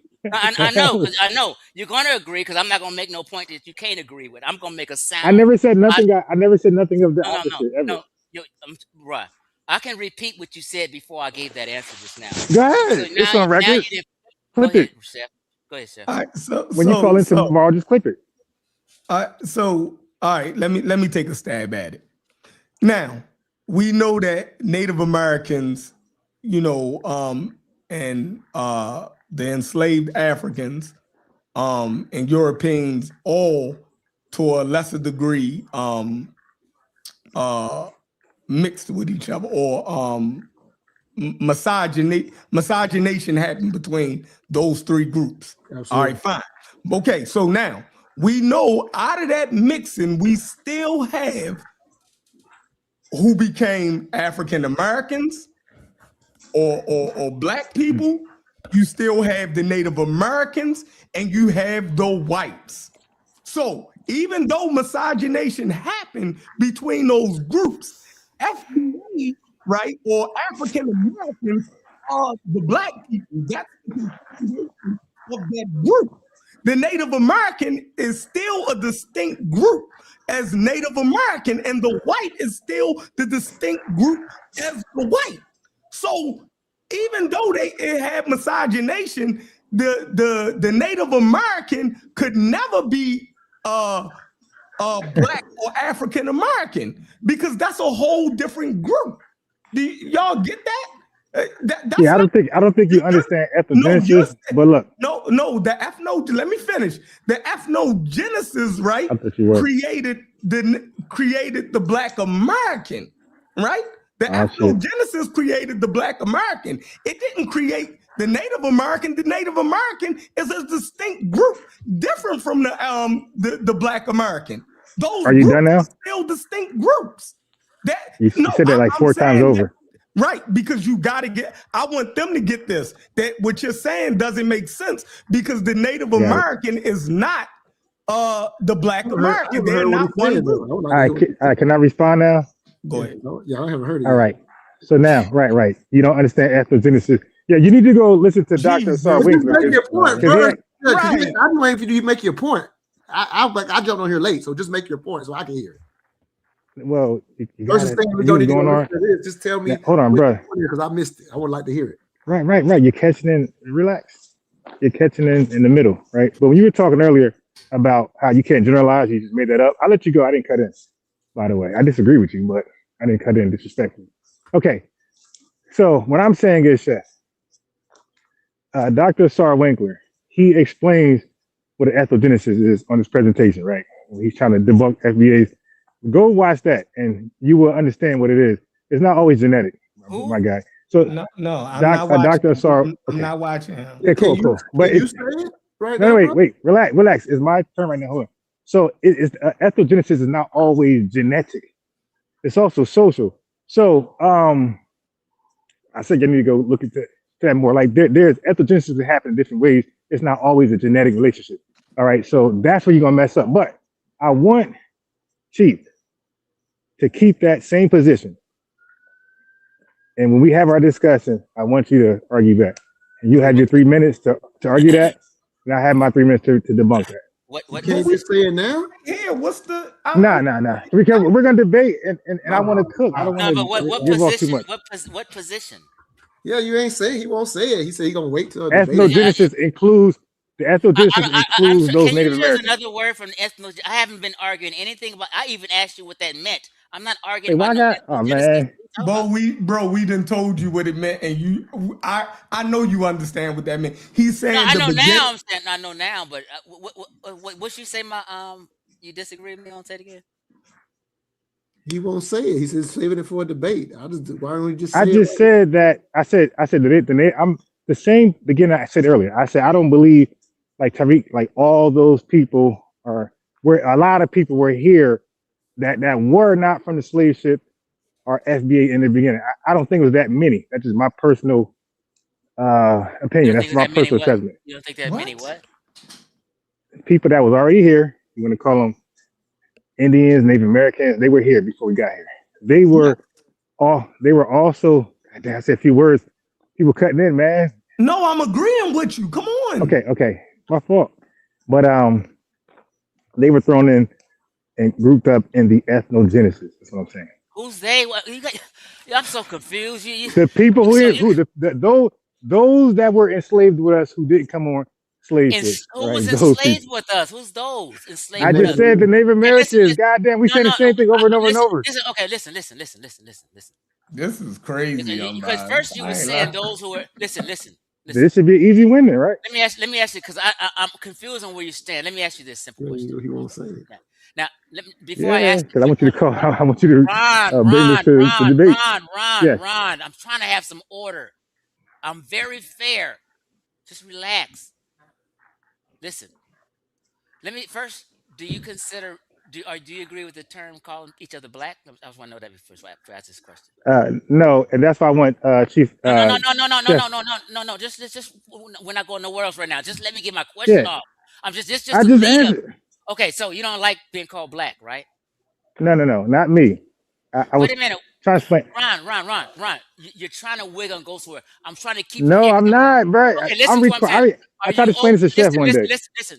Forget chef for a I minute. don't waver. Right.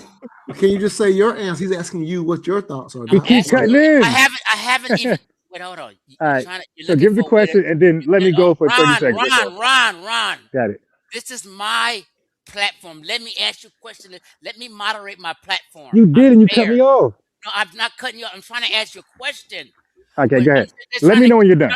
Okay, listen. I just wanted to ask you how you feel about black before I ask you the real question. So we can be aligned in our understanding, so I can understand each other. Okay. Are you Okay, so good. just yes or no? Are you okay? No. Hold on. I'm not doing yes or no. Okay. Listen. Are you okay with being called a black man? Yes. Okay. Now. What? Let him finish. Let Chief ask the real question now. He didn't spit me around the block so much I forgot the real question I wanted to ask him. Okay. So okay, here you go. This is what I wanted to ask you. Okay.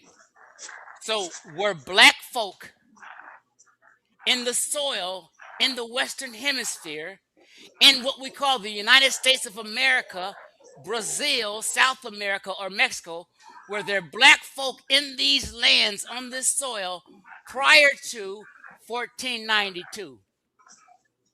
Now that's what I was trying to save you, my guy. Living and having a culture and had been here forever. Were there black folk here then? Are you done? Okay, so now I was trying to save you all of that by defining how I take on black, and you cut me in. You said, "Do I identify as a black man?" Yes. This is why. Chief, you gotta go on mute and let me go, man. You didn't like make you a let the other point. brother He go. asked you a question.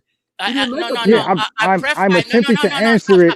So he can understand it. He keep cutting in. Just let him answer it the way he wants to, Chief. The dude, he trying to bottle me in some goofy shit. He's gonna get cooked. I'm gonna let you answer how you want to answer, but I just want to know. That's why I preface before I ask the question. Are you okay with being considered a black man? And are you right, okay me personally, yes. Them no.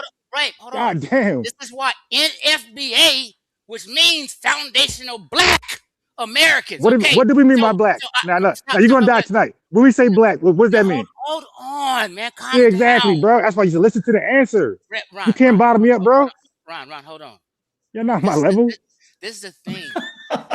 You're so paranoid and think someone's trying to bottle Who's you up. paranoid? Listen, You won't let me get more than 15. Go ahead, Ron. Go ahead. Go 10, ahead, 10 bro. words Go, in. go, go, Yeah, go ahead. I was trying to save you to confusion, my guy. Do you know what an exonym is, by the way? Chief? What's an exonym? Go. Exactly. If you Exactly. ask You're not me a my level, my question, guy. I'm about to go on a Right. soliloquy. But I'm going Okay, to answer. so I know just go. he still talk. He says go. Okay. I know the mistake you're gonna make. You asked me personally, do I consider myself a black man? I say yeah. Ron, you're muted. Nobody can hear you. Okay? He was about Stop fucking to around with answer, me, Chief man. Ed. He was about to answer No. finally. First of all, let me get some motherfucking order on my show. I don't do this shit. I don't do all this over talking. I don't do that. We've been having a great conversation like adults. We have. It didn't get out of control until Ron got to being tricky and playing games. I'm 56. I'm not playing with niggas no more. I don't have the tolerance as a grandpa no more. So let me just stop this right here. I mean, Ron, no harm. I'm not trying to have a gotcha moment. I'm not trying to corner you.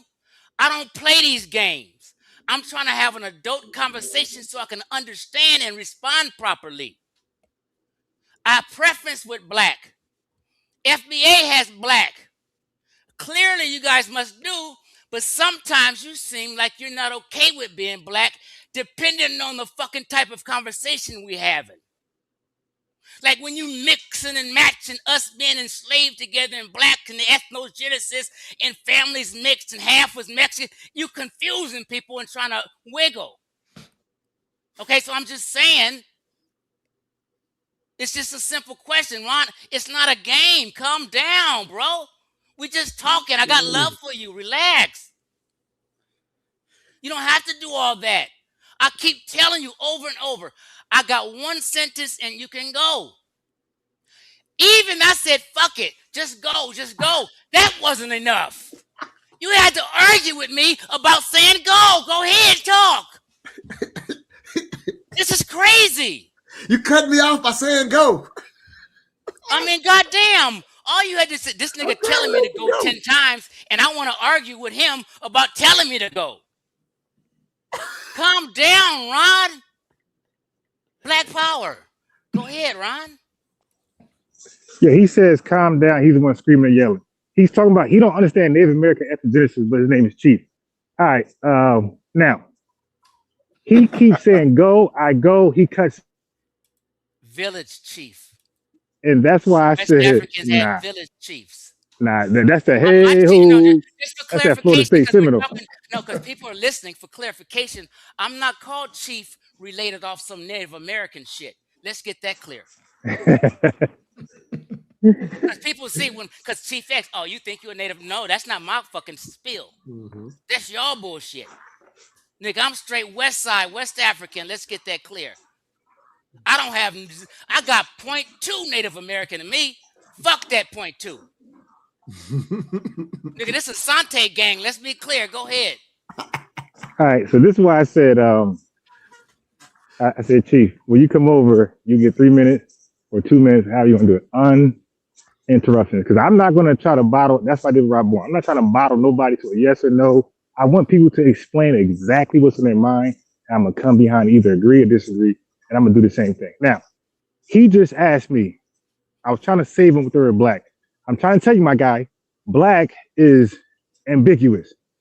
It applies to people it shouldn't apply to. Okay, so you asked me personally, FBA am I a black man?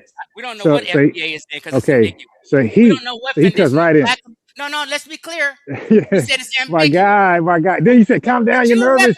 Dude, you're nervous. Dude, okay, got it. Okay, so you can't respond after I'm done? So I already see how it's gonna go. I'm at the I could tell already. I'm gonna give him 3 minutes, he's gonna go. Then my 3 minutes, he's gonna cut in. I could tell already where it's gonna go when we have this so-called debate where he dies. I decided just now. I know you're not. I know you're not. That's as best you don't. As best you don't. Home field. Yeah, because we don't want to Rob Bourne you, okay? All right, we don't want to unk you. So he said, "Am I a black man?" I said yes, and then he misapplied the word black to other people who I would not agree are black men. That was your problem. Like who? Like the Brazilians. and I didn't then call South him Brazilians Americans. black. You He did. misheard me Yeah, then. he I didn't didn't do call him that. black. He didn't do that. So I was Yeah. naming Yeah, the he didn't do geographical that. area. You see what I'm saying? You must have misheard me. Yeah, Listen he to what didn't I'm do that. saying. You listen. I'm saying you agree with being called black. I said, do you and I agree with said being yes. called black? You said yes. Okay. Now I'm also adding in FBA, which you represent as foundational Black Americans. So you agree with that. Mm-hmm. I'm asking you. Us three agree with being black folk. Okay. So was people like us, black folk, people are considered black, were they in the Americas, which consist of South America, North America, Yeah. See, he Brazil, just. and hold on, I just and was going to. Yo, can I answer you? You're were going to there say black what I'm folk? going to say, Were bro. there black folk in You're these asking the lands same question prior again. to? Let's go to It's because 1450. you said that he said Prior to something different, brother. You 1450. said Wait. that So why is he including South Americans and No, Brazil in the he, word I black? was That's yeah, he's hold on, talking impossible. about the hold region. on, hold on. He's He's just saying talking about the Western Hemisphere. just Right, the region. I That's had all to he was mute him saying. Not again so I can be clear and the right. audience can be clear. He's not gonna play games with the audience.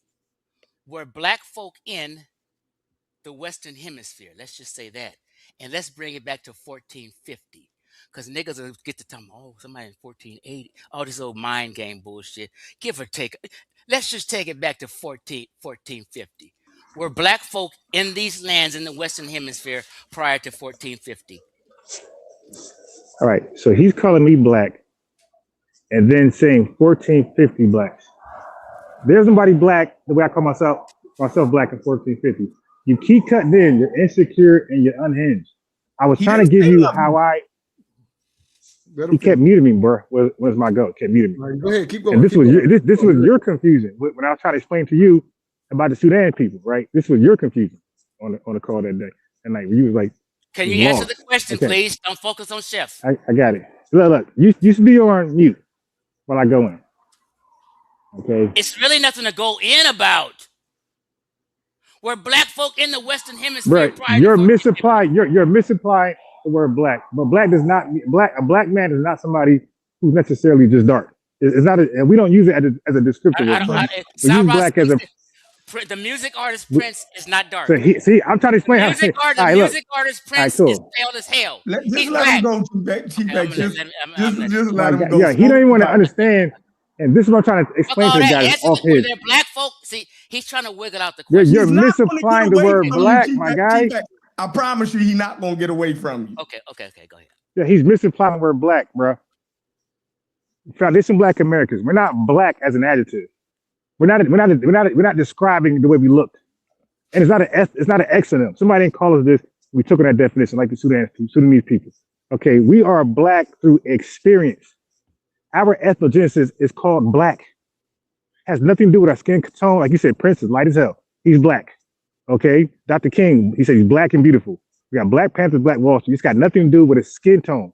So when you say, "Am I black?" Yes, I'm black because our ethnogenesis, our unique ethnogenesis is called black. You said 1450. There's no black people on the earth in 1450. Black happened here with our ethnogenesis. So you say, "Am I black?" I say yes. When you start applying to other people who didn't go through our ethnogenesis, none of those people are black. That word is being thrown around. It's misapplied. Okay, so I got you now. Yeah. I got you. You know, I said That easy that was. I'm not gonna let my blood pressure get all high no more. You know what I mean? Yeah, man. It's okay. You were Hold on, confused. Ron. Now you're not. I'm talking. I said I'm not gonna let my blood pressure get all high. I'm saying I got you and I'm done because I just got it. Yep. There's no way we will come to any kind of conclusion or clarity on this argument is because you're going to continue playing semantics and it's going to be cloudy and muddy. And I clearly seen it when you gave that answer. It You was got to a work on your grammar, bro. Ron, when I didn't interrupt you. I'm gonna be 2 sentences and done. Trust me. I keep telling you that. I'm not these niggas that be running their mouth forever. I say something and ask a question and move on. I'm not like if I was on your show, you'd be on a 10-minute soliloquy, and then I might be able to say 30 seconds. I don't do that to people. That's a lie. That's I'm a lie. fair.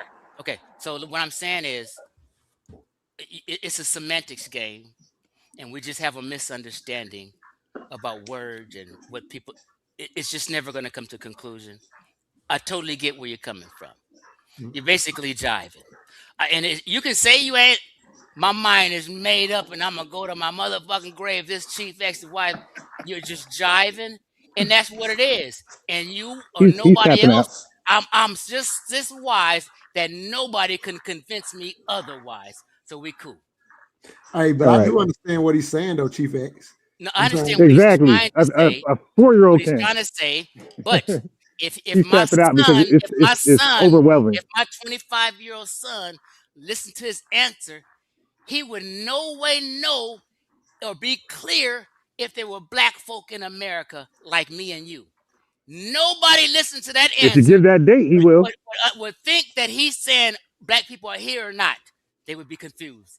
He's saying that they wasn't here, but he's saying that they wasn't here, not even by name though, because he's saying that the only thing that created black people, according to him, was the ethnogenesis, right, of the African slaves being brought to the Americas, mixing with the Native American and the European. He's saying that's the only thing that created the black. So your question, right? So he answered it, right? Even though it's convoluted, you know what I mean? It's not. It is. It is. I know. I get it, and everybody on here said that they get it. Yeah, because black is misapplied. But black was applied as a racial term. Right. Yeah, so descriptor, right? Chef, so hold on. As an exonym. Go ahead. Let me just Yeah, say this. it does matter. Let me phrase it. You don't know, it's okay. No, Chef, I got it. Chef, you don't know, it's okay. Listen to what I'm saying. Hold on, Ron. Just listen. I'm only gonna be 20 seconds at best. Plus, trust me, you don't have to interrupt me. Just let me do 20 seconds. Not even that. Listen. Let me rephrase it. Mental dialogue here in Chevron here is of West Central African stock in ancestry. Were people of West Central African stock in genetics in ancestry in the Western Hemisphere prior to 1450? No, I think it came on slave ships. Huh? I think it came on slave ships. Say what? He said no. He said no. They came on slave ships. That was a good answer. Okay. That's fair. So now I had to do that so we can no longer. Right, because you're misapplying black. No, right? I had to do that because hold on. Ron, listen. I can't answer something. Hold on. Let me mute him because he don't understand when you have a moderator. It's relax, Ron. I had to ask in that certain way because there's no way you can play semantics when you say it that way. Right. Now the audience is clear. Right. His position is clear too. I understand his position. So I'm bringing clarity, total clarity. Yep, even if you guys did, the audience, trust me. Yeah, you're right. You guys, okay. So now everybody has clarity. Yep. There's no wiggle room. There's no plan. Okay. This is all I've asked for. We could have nipped this in the bud 30 minutes ago. Yeah, we finally got it though. But yeah, good stuff, Chief. Because it's just, I respect his split because I understand what they're saying as far as foundational Black Americans. He's saying that's the start of it. We all understand that, but he was honest enough to make sure he understood. Now, I hear what y'all saying, but trust me, I don't care what nobody say. He made no goddamn sense, but we all. Now, I understand. Hey, Chief X. You got to upgrade yourself, bro. You're outdated. You aged out, bro. We cool. We can move on. I'm out. I'm old. I'm out of date. I want to answer your guy right here, Bob's Allo. Yeah, you're right, brother. That's true. That's not a maybe. But does anybody want to take me on? Chief X tapped out. Does anybody want to take me on? Everything is not about a debate and take on. We just have. You said you wanted to debate me earlier. No, I didn't say that. On this topic or anything FDA related. Ron, I'm just in jest joking and playing. You know, I'm a cookie. We're just joking, but we're just having a discussion about a topic. It's not like I'm trying to take. Y'all gotta calm down. Hey, look at your boy Cuban Crisis. Everything's not a debate, man. We just having a talk. Cuban Crisis. That's funny what he said. Chief X. See what he said. That was funny as hell. Who what? That was funny what he said. Who the guy? Oh, Cuban Christ. He said Yeah, when that I was first funny. Yeah, he said when I when he first first heard heard of of you, you. I thought you were on an Egyptian Indian. FOI. Shit. You know what I mean? No, so this is the thing people trip on. So I say Chief X, and I tell people I used to be down with the Nation of Islam. So people Right. think the X is for Right. But X that is in, shit funny no. as hell. My name X is X. My name is The slave Xavier. master's name. So Right. this is my initial X. So I used to be called X-Man. Talk 10 about years. convoluted. I used to call myself X-Man when I was younger. So I said, I'm kind of more mature. X-Man is a kind of a childish, cartoonish, immature name. Fuck that shit. I'm Chief X now. So I started going by Chief X. Right, but that's funny how when he said Cuban crisis, that shit funny as What? I don't even understand what he wrote. yeah, he just said he just picking on you. He not meaning nothing Oh, okay. He said when he first heard Chief God Best X. Yeah, relax, Chief X, relax. You're the only one that's hyped He up. just picking on you, Little man. flipper T. Yeah, he didn't mean nothing by it. That was Right. funny. So Ron, what do you actually want to debate about? Delineation. Huh? Delineation. What's that? Is it necessary to separate ourselves? Yvette would say disaggregate. Is it necessary to separate ourselves?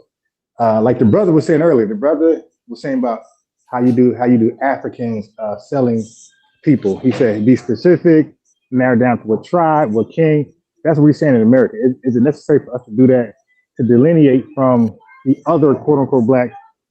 Same way he was explaining Africa.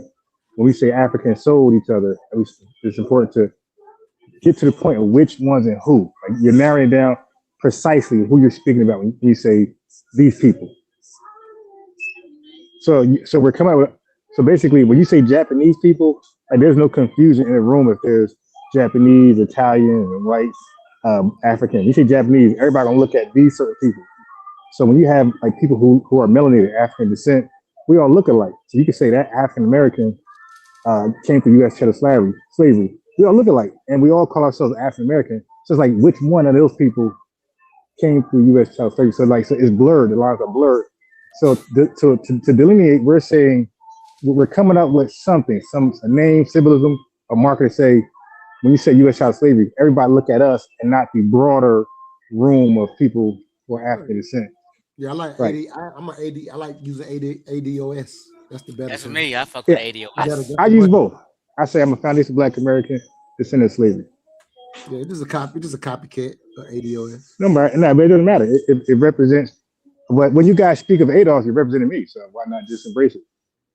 Because y'all should embrace ADOS. That's what. But you saying y'all. See, that's the thing again. You saying y'all like I'm part of something.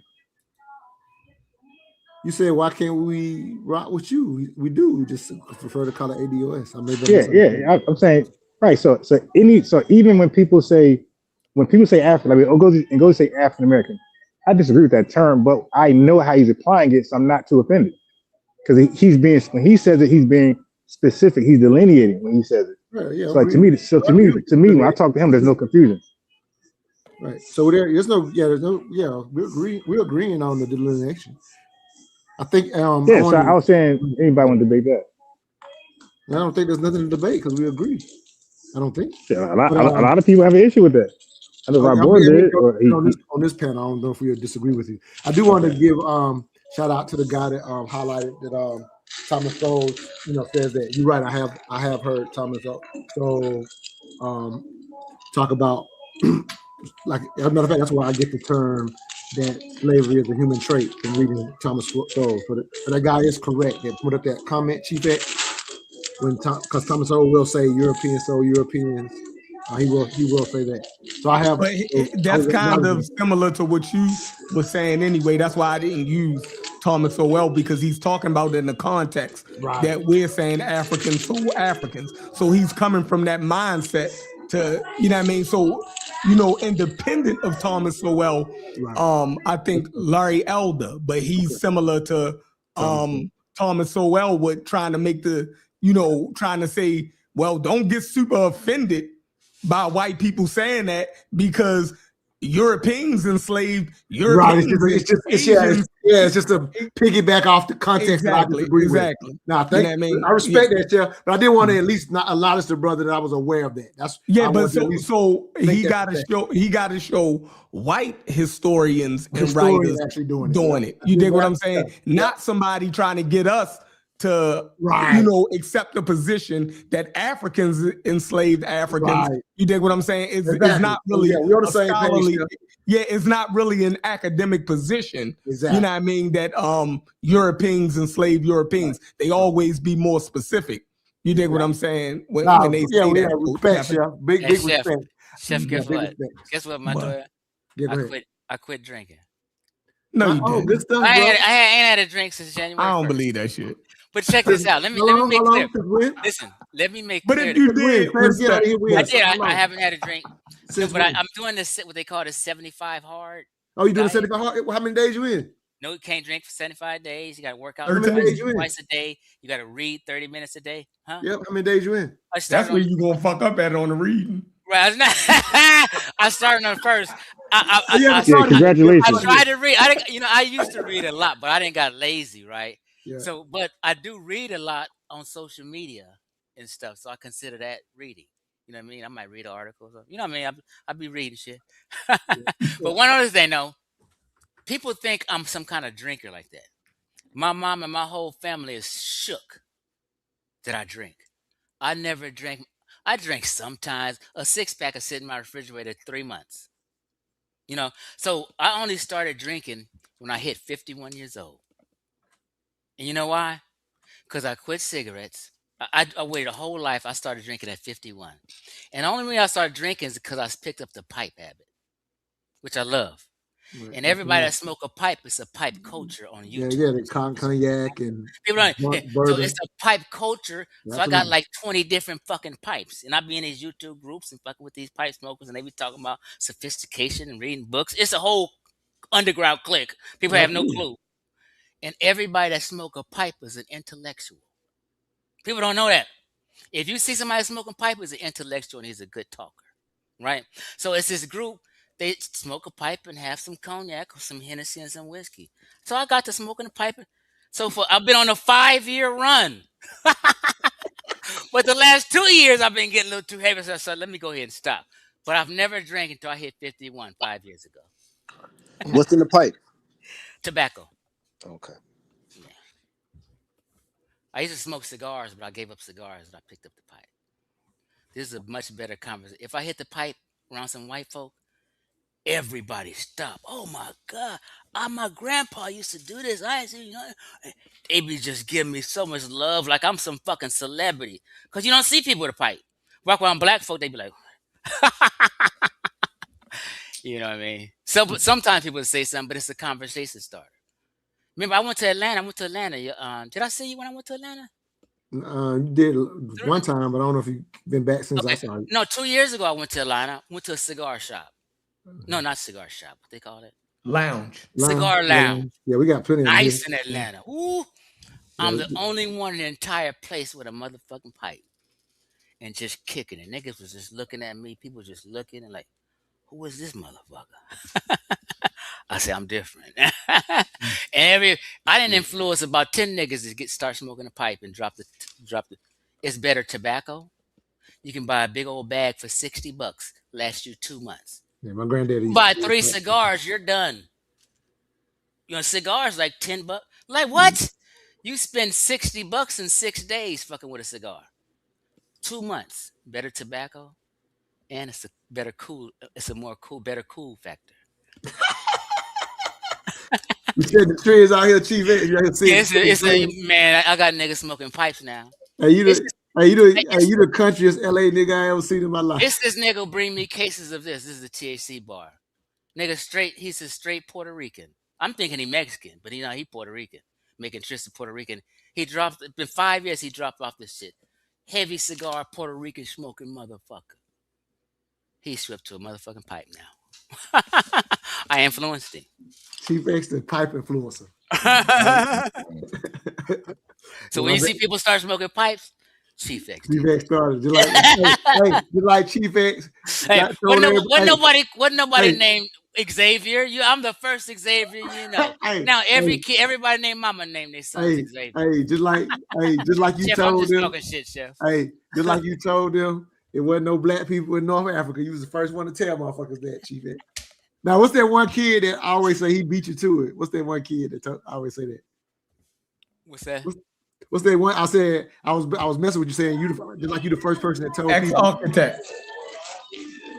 I said you was the first one that told people that the North Africans wear black. Then I said I forgot about that one kid that always say he beat you to it. Right. Is that ex-architect? I don't think it was it him? Yeah.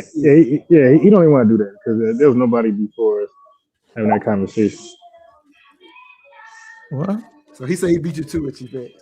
So I'm saying that the guy he referencing could only be ex-architect. Could be nobody else. Okay. Right. So I'm biased. So another contention that you have is that black people are only who you formally call African Americans or FBA. They're the only black people. That's another one of your contentions, right? Yeah, there's more to that, but yeah, that's a flat out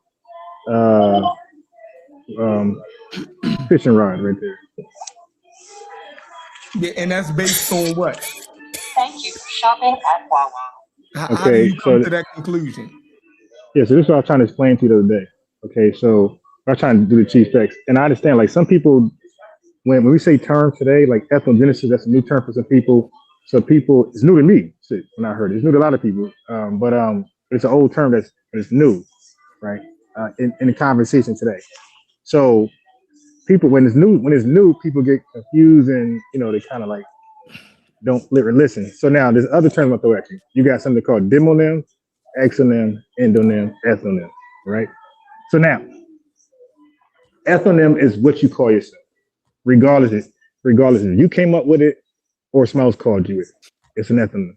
So now, if somebody calls you something like the Sudan people were called the land of blacks by the Arabs, and they took on the name and the definition, that's called an exonym. That means they didn't come up with it themselves. It was given to them. They took it. Negro, color, exonyms, ninja, all that stuff, all ethnonym. Okay, exonyms, right. So now we were the only black people, to use black as an endonym.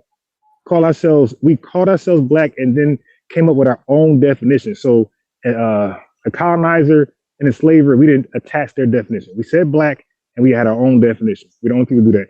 When everybody else had named themselves, that's when he said 1804, we are the Haitians. Jamaica said Jamaican, Nigeria said Nigerian or Yoruba. So when people name themselves, they name themselves after their language, culture, country, things like that. Nobody said they're black. If they did, we'll see black people today, right? So they have a language, they have a flag, they have a country that's not black. So we're the only people who say we're black. Now, other people used to say they're not black. Okay, I got. So you want to do that? You want to? No, I'm saying that we are not the only people who chose the word black as their ethnonym. So who else? Who else? The Brazilians, the black people. They're called Brazilian. No, bro, we're called Americans. But no. Okay, black. That's no. Stop. Look, you start yelling. American is your nationality. No, but that's you're lying though. American. Brazilian is their nationality. Okay, so they're called what? They're called what? Black Brazilians? Yes, they call themselves. Okay, you black. see. Okay, in what sense? Now watch this. He just missed everything Americans. I said. Okay, stop. Run. Hey, Chief. Here we go. I'm not going. Here we go. But hold on. And I just named one. Hold on, Ron. You were wrong, though. You didn't listen to what I said. Chef. Yeah, you were wrong, though. Ron, hold on. Yeah. Let's get one thing clear. I'm not trying to stop you. I want you to keep going. But if I want to interject on my own fucking channel, you got to respect that. Don't tell me I can't do that. Who said you couldn't interject? I said Okay, don't. I thought you I'm were just just saying, hold stopping on. me. No, I'm not But stopping Chef, you, you can call Ron. back in my show though. No, Ron, Without hold on. I'm interrupting. talking right now, Ron. Go Hold ahead. on. I'm not trying to stop you from talking. I keep telling you that. This is the 10th time I told you that tonight. I just want to Yeah. interject Okay. something. Chef asked a question, and I just want to piggyback off his question about Black Brazilian. That's it. And then you keep going. Calm down. Okay. You good? I only got 20 more. Okay. After you So got 20 Chef, seconds, I'm okay, out. hold on. Chef said, yeah, they're Black Brazilians. That's what they consider themselves, Mhm. which they do. And or they Sure. say Afro-Brazilian, just Oh, they like say we something else. hold on. Or they say Afro-Brazilian, just like we say African American. Like African American. Same thing. We said that later. No, we said. Continue. Hey, wait. Continue. Yeah, Ron's Okay. right Well, about first this. of all, Yeah, Ron's okay. right. Hey, Chief, bro, you're so outdated. What are you talking about? Don't say it's so outdated, bro. Black was here 30 years before African I American, didn't say like nothing Jesse about Jackson. Black or that. That's not Okay. my point at all. No. Look, but you cut in. You said we called ourselves an A or B at the same time. No. Hey, Chief, you gotta listen. You keep cutting in. What's wrong with this guy? No. Not Let's get some cutting in, clarity though. for the audience. He Let's wants some get some clarity. clarity for Every the time I audience. talk, he cuts in. Well, no, he's trying to get the clarity. Ron is muted. Ron is muted. I got Ron Montoya. Let me run my shit, Montoya. My bad. Calm down. Don't say calm down now. I'm just saying, Ron Montoya, work with me, Montoya. Nervous. Let me I'm run my just shit. saying, I ain't riled Ron, up. Montoya, only thing I'm trying to do is get some order and clarity. You are. Calm down. That's it. Don't knock me for it, y'all. Listen, I'm not. First of all, for clarity, for the audience sake, he was asking Chef about nobody else calling themselves Black. Did he not say that, Chef? Yeah. Okay. Chef was giving him examples about Brazilians do. It's people in Mexico do. All people around the world consider themselves Black, either Afro Puerto Rican, or they consider themselves a Black Puerto Rican. It's not a big deal. Yes, a lot of people consider themselves Black. So I was just making the example. No, I'm saying people who took on the name as a group, not individual. Ron's point is, and I think he's correct about this. Can I argue my own point? Hey, Chef. On mute. So hey, Chef. Do you want to have this conversation? Because Chef, you said we having it now. No. Okay, all right. Now I'm talking about three. I'm being interrupted. So this is bottom line. Do you want to have this conversation? Yes or no? 2-3 minutes uninterrupted time.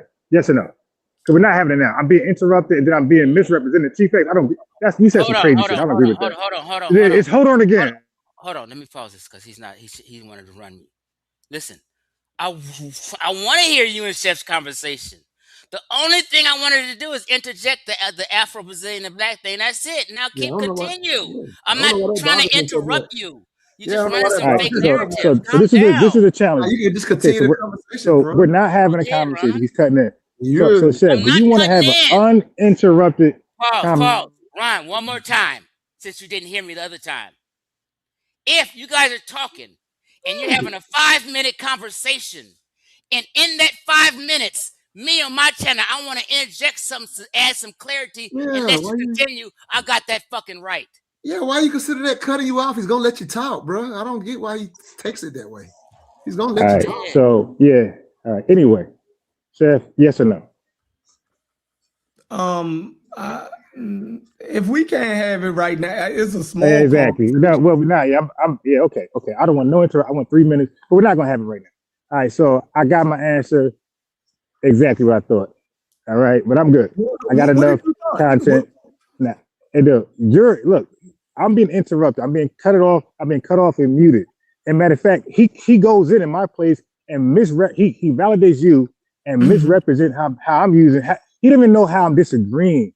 He don't even know why I'm saying, Chef, you're wrong.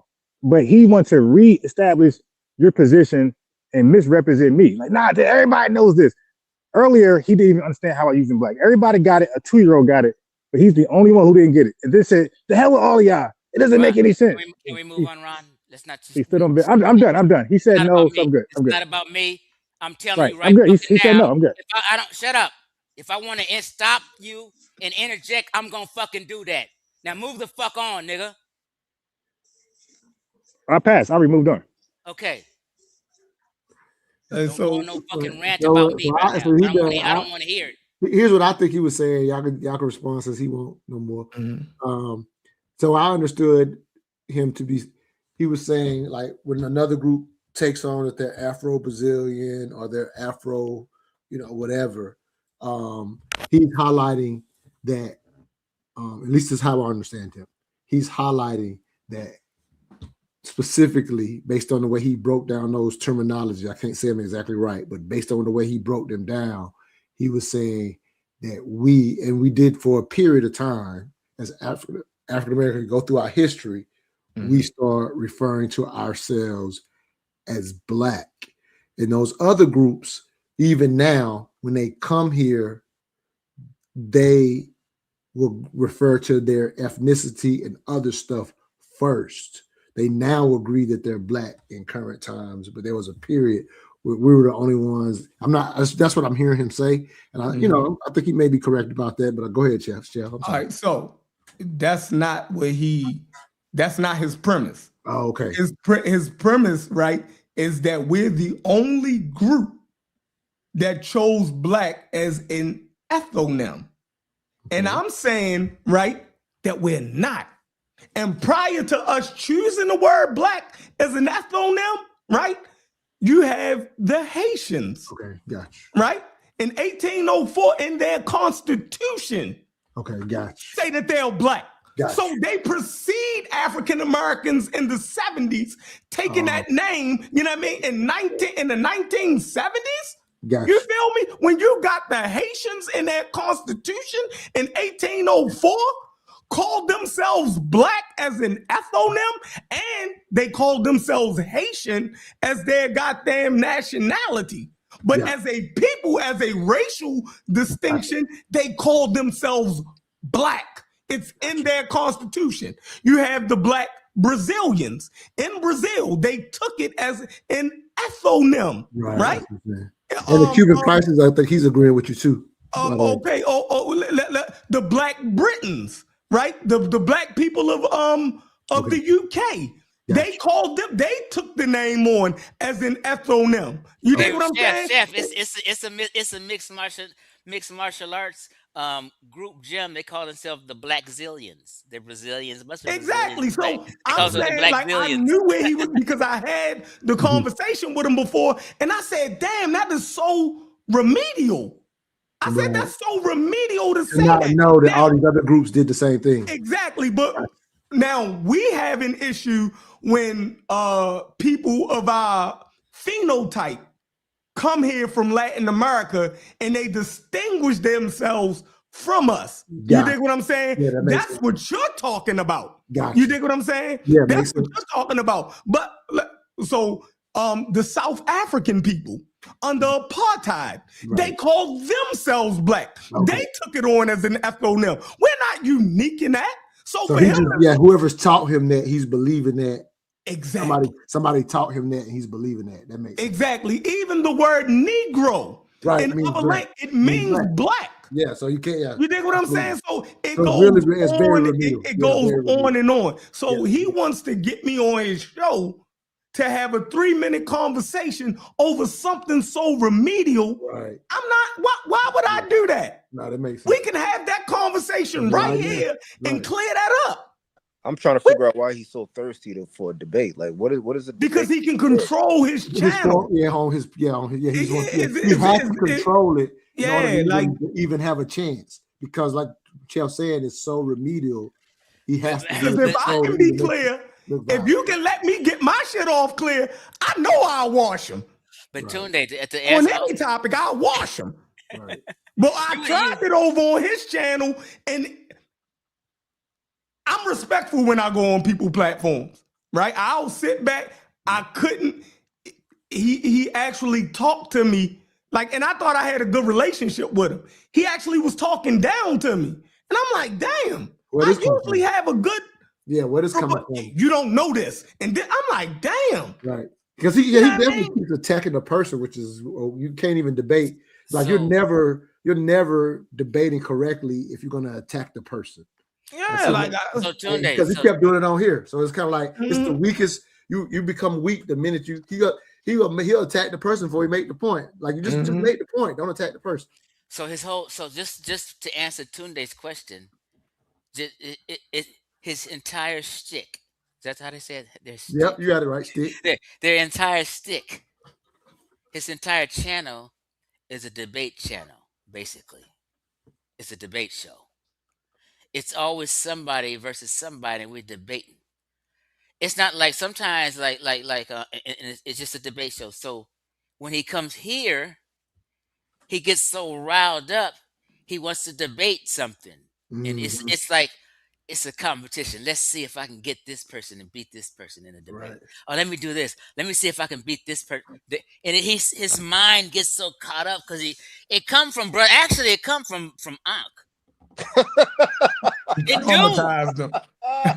Right. 'Cause Ankh's whole platform is I'm gonna beat him up. Come on, let me beat him up. Like for years, it's this anybody. And I watch when like if he's on a panel and a couple people pop on the panel, he get to licking his chops. Talking about this guy or who you talking I'm talking about? about Ankh. I'm just making an example. Okay, I'm trying to make sure I'm trying to be humorous too. So Okay. if Ankh's on a panel, I've been studying Ankh for a long time. Trust me, since Blog Talk days. If Ankh's on a panel and a couple of people pop He ain't on like the that no panel, more, Chief X. shit. He Listen ain't. to me. Bro, listen to me. Ain't like that no more. He'll be on side I'm of the defending panel, my and brother. all these people top on this panel, and Anka get to licking his chops. He ain't like that no more. No, Anka be on this motherfucker. If Sonetta let it go for 10 hours, Anka be there 10 hours. All he wants to do is debate the panelists all day. This is his goal and what he lives for. To beat somebody up and debate them. So how would it switch He doesn't to listen. man? Stay on your guy.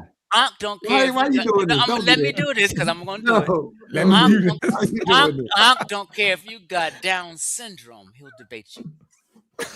Chris. He loves. He told you blind, cripple, and crazy. He said.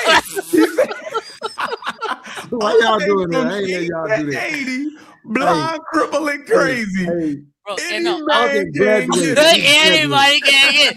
How long ago was that? Let me say this and I'm gonna leave it alone. Just let me say this and I'm gonna leave it alone. I swear to God, Ankh over the years, even today, I've watched him on Sinetta the last month. Ankh will go back and forth with some of the craziest niggas that will never come around. Listen, it's just like this. I'm gonna tell you this. They got Hebrew Israelites who've been Hebrew Israelites for 20 years getting their ass whooped intellectually, seen the truth, know it and heard it, seen the facts, and they're gonna stick with that. Some of these niggas is just crazy and they're never gonna turn. Jesus can come out the sky himself and show them, and they're gonna stand on whatever these niggas is half these niggas is mentally got a mental problem, and Ankh loves debating them. He don't care. That's just the truth. I ain't getting on him. I didn't insult him. How this switch? I'm just saying what he does. He does. That's what he does. Saying, how you switch? You talk about other guy, and then you just gonna switch and do that to my brother. That ain't right. That's that Georgia connection. Yeah, so he wanted to debate me for 3 minutes on African Americans are the only ones who chose the name Black as an ethnonym. And that's dumb. You know what I mean? I hope I cleared that up that we're not. You know what I mean? That's not true. And it doesn't take 3 minutes of a debate. Now, he'll continue to disagree with that. Why would I go over there to go through that? No, hell no, you never do that. And that could be easily disproved. You know what I mean? So I like to talk to people where we're going to get somewhere. Yeah, I agree. I wouldn't go over there. No way you should go over there. Because it is like he just doesn't want to have a conversation. That's why he felt like every time Chief X was just saying, hey, let me talk, because he wants to have a debate instead of a conversation. So that's why he felt like everybody else talking, because now you broke down to me, Chief X, because he does you got 2 minutes and you got 2 minutes. He wants to bring his format to everybody else's thing. But it's silly because there's nothing to debate. We're just having a conversation. And your point, Chef, we could just figure it out in a conversation. So there's nothing to debate. Now, conversation. I wouldn't even debate no shit like that. There's nothing to debate. There's nothing to debate. Now, don't get me wrong. I like debating and I will debate. But it's more of a formal thing. When I'm live streaming, I'm not live streaming to have a debate. Right. I'm just live streaming to teach a subject or talk about a subject, to go in on the subject or to rebut something. I'm not really live streaming to debate people. Yeah, of course. Yeah. You know what I mean? So I'm more so into having a conversation about a subject and everybody giving their ideas and about the subject. You get what I'm saying? Yeah, of course. That's right. Yeah, that's right here. This is dope. Like I said, I'm glad you understood. I was narrowly attacking your statement, but like you said, but before it's your point of you can't change that name because you were going to talk about whatever they were talking about. So you understood the difference. You know what I'm saying? So I understand the difference. Hey, Chef and Tunde and y'all and Montoya, y'all can go ahead and say, and then we're gonna close out. Y'all, anything you want to say, or have a discussion one day or something, or a topic? Well, I was gonna do the show on Recap and Dr. Mayat show. I was hoping somebody did that shit because when I but heard, you I was so already high. beat me to it. I was trying to do it because I wanted to point out, you know what I mean? Because me and Unc and them had that conversation 100 times over. But he go over there and say something different. Is that what you're saying? No, he don't go over. It's still his point. You feel me? Like, but you know, what I mean? I just disagree. You feel me? But everybody know my stance. You dig what I'm saying on the African participation in the slave trade. Can I say that, Montoya? Can I say that Africans participated in the slave trade? I didn't say Africans enslaved other Africans. I said Africans. Yeah, Africans absolutely participated in the slave trade. Okay, so yeah, so I didn't have this debate many times that Africans participated in the slave trade and their role in the slave trade. Is Zinga your hero? Hell no, it could never be my hero. So I say, but I think Unc's position is more, and I could be wrong, but I think his position is more along what I'm saying versus how when I first said it on tonight, and Chief S, we had this conversation before. That's one of his positions. Yeah. So I know that's one of his positions, which is not saying or dare, because Chief, I'm very aware that there are Black people or African Americans who are unaware of that Africans participated in the slave trade. Mm-hmm. So I definitely understand that is a position that people take. I don't think that's what Unc is saying though. He's just saying he's recognizing using that context is lame, like I'm saying. I can agree with that. I can agree with that, but I think not you. I think sometimes when it's used is to throw us off or to try to minimize Africans' role in the slave trade. You dig what I'm saying? So I think a lot of times that's a defense mechanism. You dig? Not saying that you're using it like that, right? But a lot of times how I seen Dr. Mayat and Unc use it, they use it as a defense mechanism, so they don't have to deal with the Africans' involvement in the slave trade. You know what the excuse is though, Chef? You know what Unc's excuse always is though, Chef? Just to be real. I'm not just not no shade. He always say that they had no other choice. This is always his default. Yeah, I've seen him say that. I've seen him say that before. Mm-hmm. They had no other choice but to do what they was doing. Yeah, for 300 years. Yeah, I've definitely. Once 12 to 14 million people get moved, I just can't lay the blame on the white man. Right. There's no way. The scale when they say 12 to 14 million. Yeah, that's crazy. Yeah. But we see that. Yeah. Here's the kicker though. Here's the kicker, and then y'all go ahead. Here's the kicker. Everybody was involved at that point. Right. Everybody.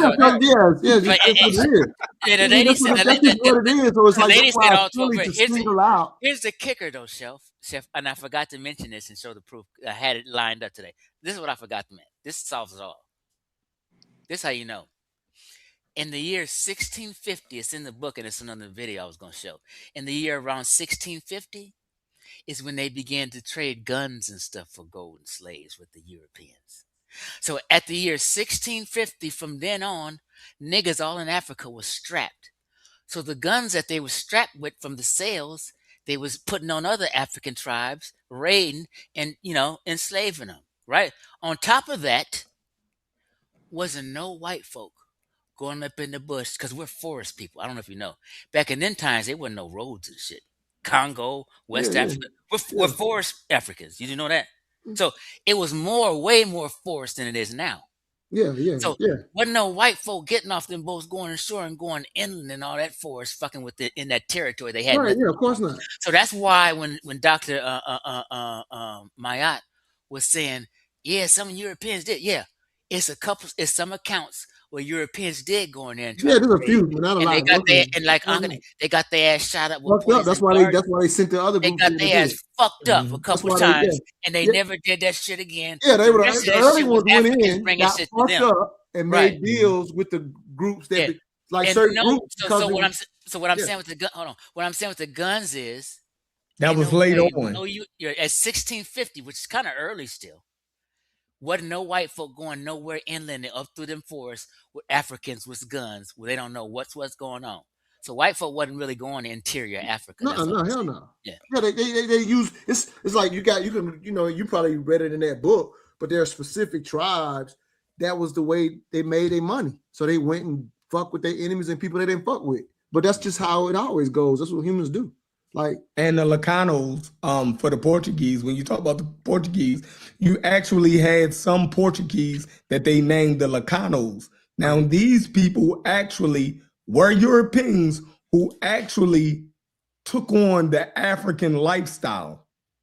It's crazy as hell. They're called Lacanos, right? So they created a group called the Lusos, right? The Luso African. So the Lacanos actually lived in Africa, you know what I mean? They ate African food, they spoke the African language, but they still had their guns and they would still wear the big hats, right? But everything else about them was African. On the culture. You dig what I'm saying? Now, they end up marrying African women. They took on African women. And then they had children. Their children became Luso-Africans. If y'all look this term up, it comes from the Lacanos. Now, the Lacanos created the Luso-African. The Luso-African then went inland. You did further inland, right? And actually bought it and created that the largest slave trade for the Portuguese. You dig what I'm saying? So they were the ones that was marching them to the marching. Yes, sir. So it was like a 3-stage process. A lot of times the Portuguese merchants didn't even have to deal with the Africans. They dealt with the Lacanos. Right? That, you know what I mean? The Lacanos was the middleman. And then when they created their offspring, the Luso, you know what I mean? They was 3 stages removed, you know what I mean, from actually having to deal with the African. You know what I mean? So, you know what I mean? So the African was, I know you don't like this term, you know what I mean? That the indigenous people were the actual ones, the hands-on of going in there getting the people, and then they would trade them all. I like the way you explained it. The Lacanos and the Lacanos. The Lacanos did it. Like that's how we should. That's the intelligent way to talk about enslavement anywhere. But that's only one particular group. So I'm just saying. But exactly. What you're doing is how we should always intelligently. And the reason I stand on that is because it takes our Black American misunderstanding of history. It moves us out of continuing to use that lazy way to talk about our ancestry. It's a lazy way because, again, that was given to us. So the way you're talking now is exactly how it should be done. Yeah, but it's like it's not that, I can't do it. You dig what I'm saying? But I think it bogs the conversation down. Yeah, you dig what I'm saying? I'm just suggesting that we all smartly, because it is like what you're doing now is a teaching moment. Think about it. As African Americans, we've rarely heard, because if I go read a historian book of Chinese, it's going to be talked about just like that. If I go read of a enslavement period of European, it's going to be talked about just like that. So for the knowledge that you guys bring, y'all should do it as scholarly like every other group is done. We, instead of just being lazy to, I get. I'm not saying people are not defensive. I'm not saying that doesn't happen, but you can still say what you're saying and make your point. And it also makes them trying to say that it didn't happen still makes them look foolish. Anybody that's suggesting that it didn't happen, I'm gonna take that into consideration. Yeah, I'm definitely. It still look foolish, but it's just. Let me ask y'all. Would y'all consider Western Central African history or civilization classical civilization? No. Okay. No, for Africa, classical civilization would be like. I looked into that though, Chef. And I used to say that because this is what the Afrocentrics say with classical civilization. The only reason why I asked, can I just say this? To answer you though, in academia they consider like Timbuktu, West Africa, and stuff classical civilization, although it was Arab influence. But go ahead. But what do you define as classical civilization? To me, that's semantic shit. But I don't know. I guess because I remember you was on shout out. I know you don't fuck. Are you talking to me or Chef? I'm talking to you, Chef, Chief. You was on Trimedia, Brass's podcast, when you had a crash out. What happened? You crashed out on ASCAC. Oh, on ASCAC, Yeah, okay. And in the comments, I think Unc was like, why would you crashed out on ASCAC? And I think Unc was like, why would ASCAC talk about Western Central Africa when Western Central Africa is not a classical civilization? Oh, he said that. He said that in the comments. So that's how it had me think. Like, okay, I didn't know whether it was or not. So I had to just do my research on see if it was or not. So that's why I wanted to ask you guys if you guys. Is it? So think about. I don't consider medieval. I don't consider the medieval period as being anything having any classical civilizations. Most of the time when you talk about classical civilizations, you're talking about antiquity, right? So a classical civilization of Africa would be like Egypt. It would be Nubia. You dig what I'm saying? Stuff like that. When you go ahead. What makes it classical? That's what it would be a lot of their. It would be the antiquity of it, and it would be the formation of a lot of foundational cultural things that makes a classical civilization. So we don't talk about we don't talk about how do I say it? The French, right? As classical. Right. You dig what I'm saying? European civilization. When we talk about classical European civilization, we're talking about Greece and Rome. You dig what I'm saying? As being foundational, that gave, the basis of these other civilizations later on. You dig what I'm saying? When we talk about classical Asian civilizations, we're talking about the Indus Valley civilizations. We're talking about Mesopotamia. We're talking about the Yellow River, China. You know what I mean? We're talking about those as being classical. You know what I mean? So, but when you're talking about West African civilization, right? That's really medieval period. So for me, I kind of, you you're might be talking right. about. I think you're right, Chefrin. Yeah. And here's a quick. When I look it up, they more lean towards Greece and Rome. Like in college, when you get a degree in classical civilization, that means you studied Greece and Rome. Here's a good statement that kind of it says everything that Chef is saying. It tells you kind of what they did during those periods to be considered classical too. So democracy, individualism, monotheism, these things were developed. Architectural proportions, musical harmony, all of these concepts were first developed by the classical civilizations of ancient Egypt, Mesopotamia, Israel, Greece, and Rome. And then China has the Han's era that's also considered classical. Outside of that, it's probably not considered classical. Got it. And that's not taking nothing away from West African civilization, but academically, that's the medieval period wouldn't be talked about in that sense of classical civilizations, because we know that there was other foundations that went in, outside influence that went into creating those West African medieval civilizations. You dig what I'm saying? We know the aggregates that kind of created it. So if there were nothing classic about it. If there were no outside influence, is that yeah, Africa's not considered. It considered classical civilization. Mm-hmm. Oh, you check chat? I've been researching while y'all been talking. Right. Yeah. Only the Egyptian area, but other than that, ain't nothing about West Central Africa. Is nothing about classical. Got it. Okay. And when you think about civilization, like then you'll have to start defining civilization. Now, culture. Now, West Africa had a lot of cultures and stuff, right? So if you want to talk about it in that aspect, we could. You know what I mean? Classical cultures of West Africa. You know what I mean? But civilization is something more sophisticated. You dig what I'm saying? So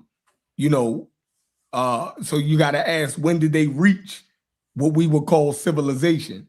You dig what I'm saying? So then that will be a debate. What do you consider civilization? Right? Then that will be a whole nother study. You know what I mean? How do they determine what's a civilization? What groups in West Africa had civilization? You dig what I'm saying? And at what period? And it will all, most of the time come around the 7th century. And, that's when we start to see West African cultures and stuff. So you're right. I ain't influenced by the Islamic. Go ahead. I ain't streamed this long in years. How long you been streaming? I was only supposed to be here for 3 hours. Here I am. Oh wow! So how long I've been on here? 6 hours and 5 minutes. I ain't been on here that long though. I only been on here like all y'all off. I didn't realize you've been on this long. Stuff out of here. Damn! Let me say this. I appreciate y'all coming through and having a conversation with me. Yes, sir. Sure. Yeah. Hey, T-Bass, did you see that my last political show I sent you? You don't even send me the shows no more. You used to I ain't sent it to nobody, but I was putting it in the. No, I'm talking about Montoya. Montoya used to send out a text. I'll make sure I still got you. Hold on. I start. Yeah, I I always get a political show, Chef. I do a political show now. Do you do that? I always get a text from you. Yeah, man. Chief X. I didn't know you did politics. I'll start back. Montoya be going in about Trump. He has so many stuff about Trump. I'll be getting all the texts. hey, did you watch the last show? We did a good show. I didn't get to watch it. You should have. That shit was sharp as hell. The last show. Watch the last one. Yeah, the one I sent you, Venezuela. I'll send it to you, Chef. Okay. We got one tomorrow. Is that the one you suggest out of the last ones you done? Yeah. That shit was sharp as hell. Them boys, best one of the month. They was teaching some shit. Okay, I want to see your best one of the month. That's it. Yeah, that was a good one. Okay. Yeah, we got one tomorrow, but yeah, the last one was good. I'm gonna send it to you, Chef. I didn't know you like politics. That's why I haven't been sending them to you. Yeah, the man Chief X, we fell out over politics. Okay. Yeah, I'm start sending them back to you, Chef. Let me make sure I got your number real quick. Let me show you. You still got the same number? Yes, sir. Okay. Yeah, I'll start back. Nah, that nigga ain't paid. That nigga ain't paid his cell phone. He got 3-4 different numbers. That nigga get his shit cut off. Every 3 months he get his shit cut off. Shit, my dog been the same for 20 years, man. Chef might be able to identify me then. Now that I think about it, because he's a barber. When you get a new number or you change your number, you lose. I never changed it. Right, you lose money. Yeah, hell yeah. You got the blue who used to fuck with you. Hell yeah. If they ain't got your number, if they ain't got your number, that means you ain't got their money. Man, listen, my number is my biggest money maker. I'm trying to tell you, the first thing I pay before I pay my goddamn rent is my cell phone. Yes, sir. If my cell phone ain't right, ain't shit gonna be right. Yeah, that's my money maker right there. Like I ain't got no job to depend on. I got to have my phone and be talking to people. Well, I do have a booking app, right? But all of my clients before they came up with these booking apps, all of them have my phone number. Most of my new clients, you know what I mean, don't have my phone number, but you know what I mean? I have the same clientele for the last 20-something years, man. So But yo, good show. I'm out of here. Montoya, send me that. Yeah, I just sent it to you. Hey, Cuban, his channel is Mental Dialogue, if you're asking. Oh, for sure. Yeah, thank you, bro. Mental Dialogue. Yeah, we're doing a show. Gotta talk about this. Trump put the what he did. He trying to put that case on that that Fed guy. You saw that? Jerome Powell. Oh, Chief X? I don't even know it. No, that's Chief X that he saw where Oh, Trump tried to prosecute that the Fed guy, Jerome Powell. Happened. Oh, it's all good. We'll catch up. Was that me? I froze, or was that you? It ain't me. Yo, Okay, let me. peace, guys. I'm gonna go ahead and All end this. Y'all be cool. Later, bro. All right.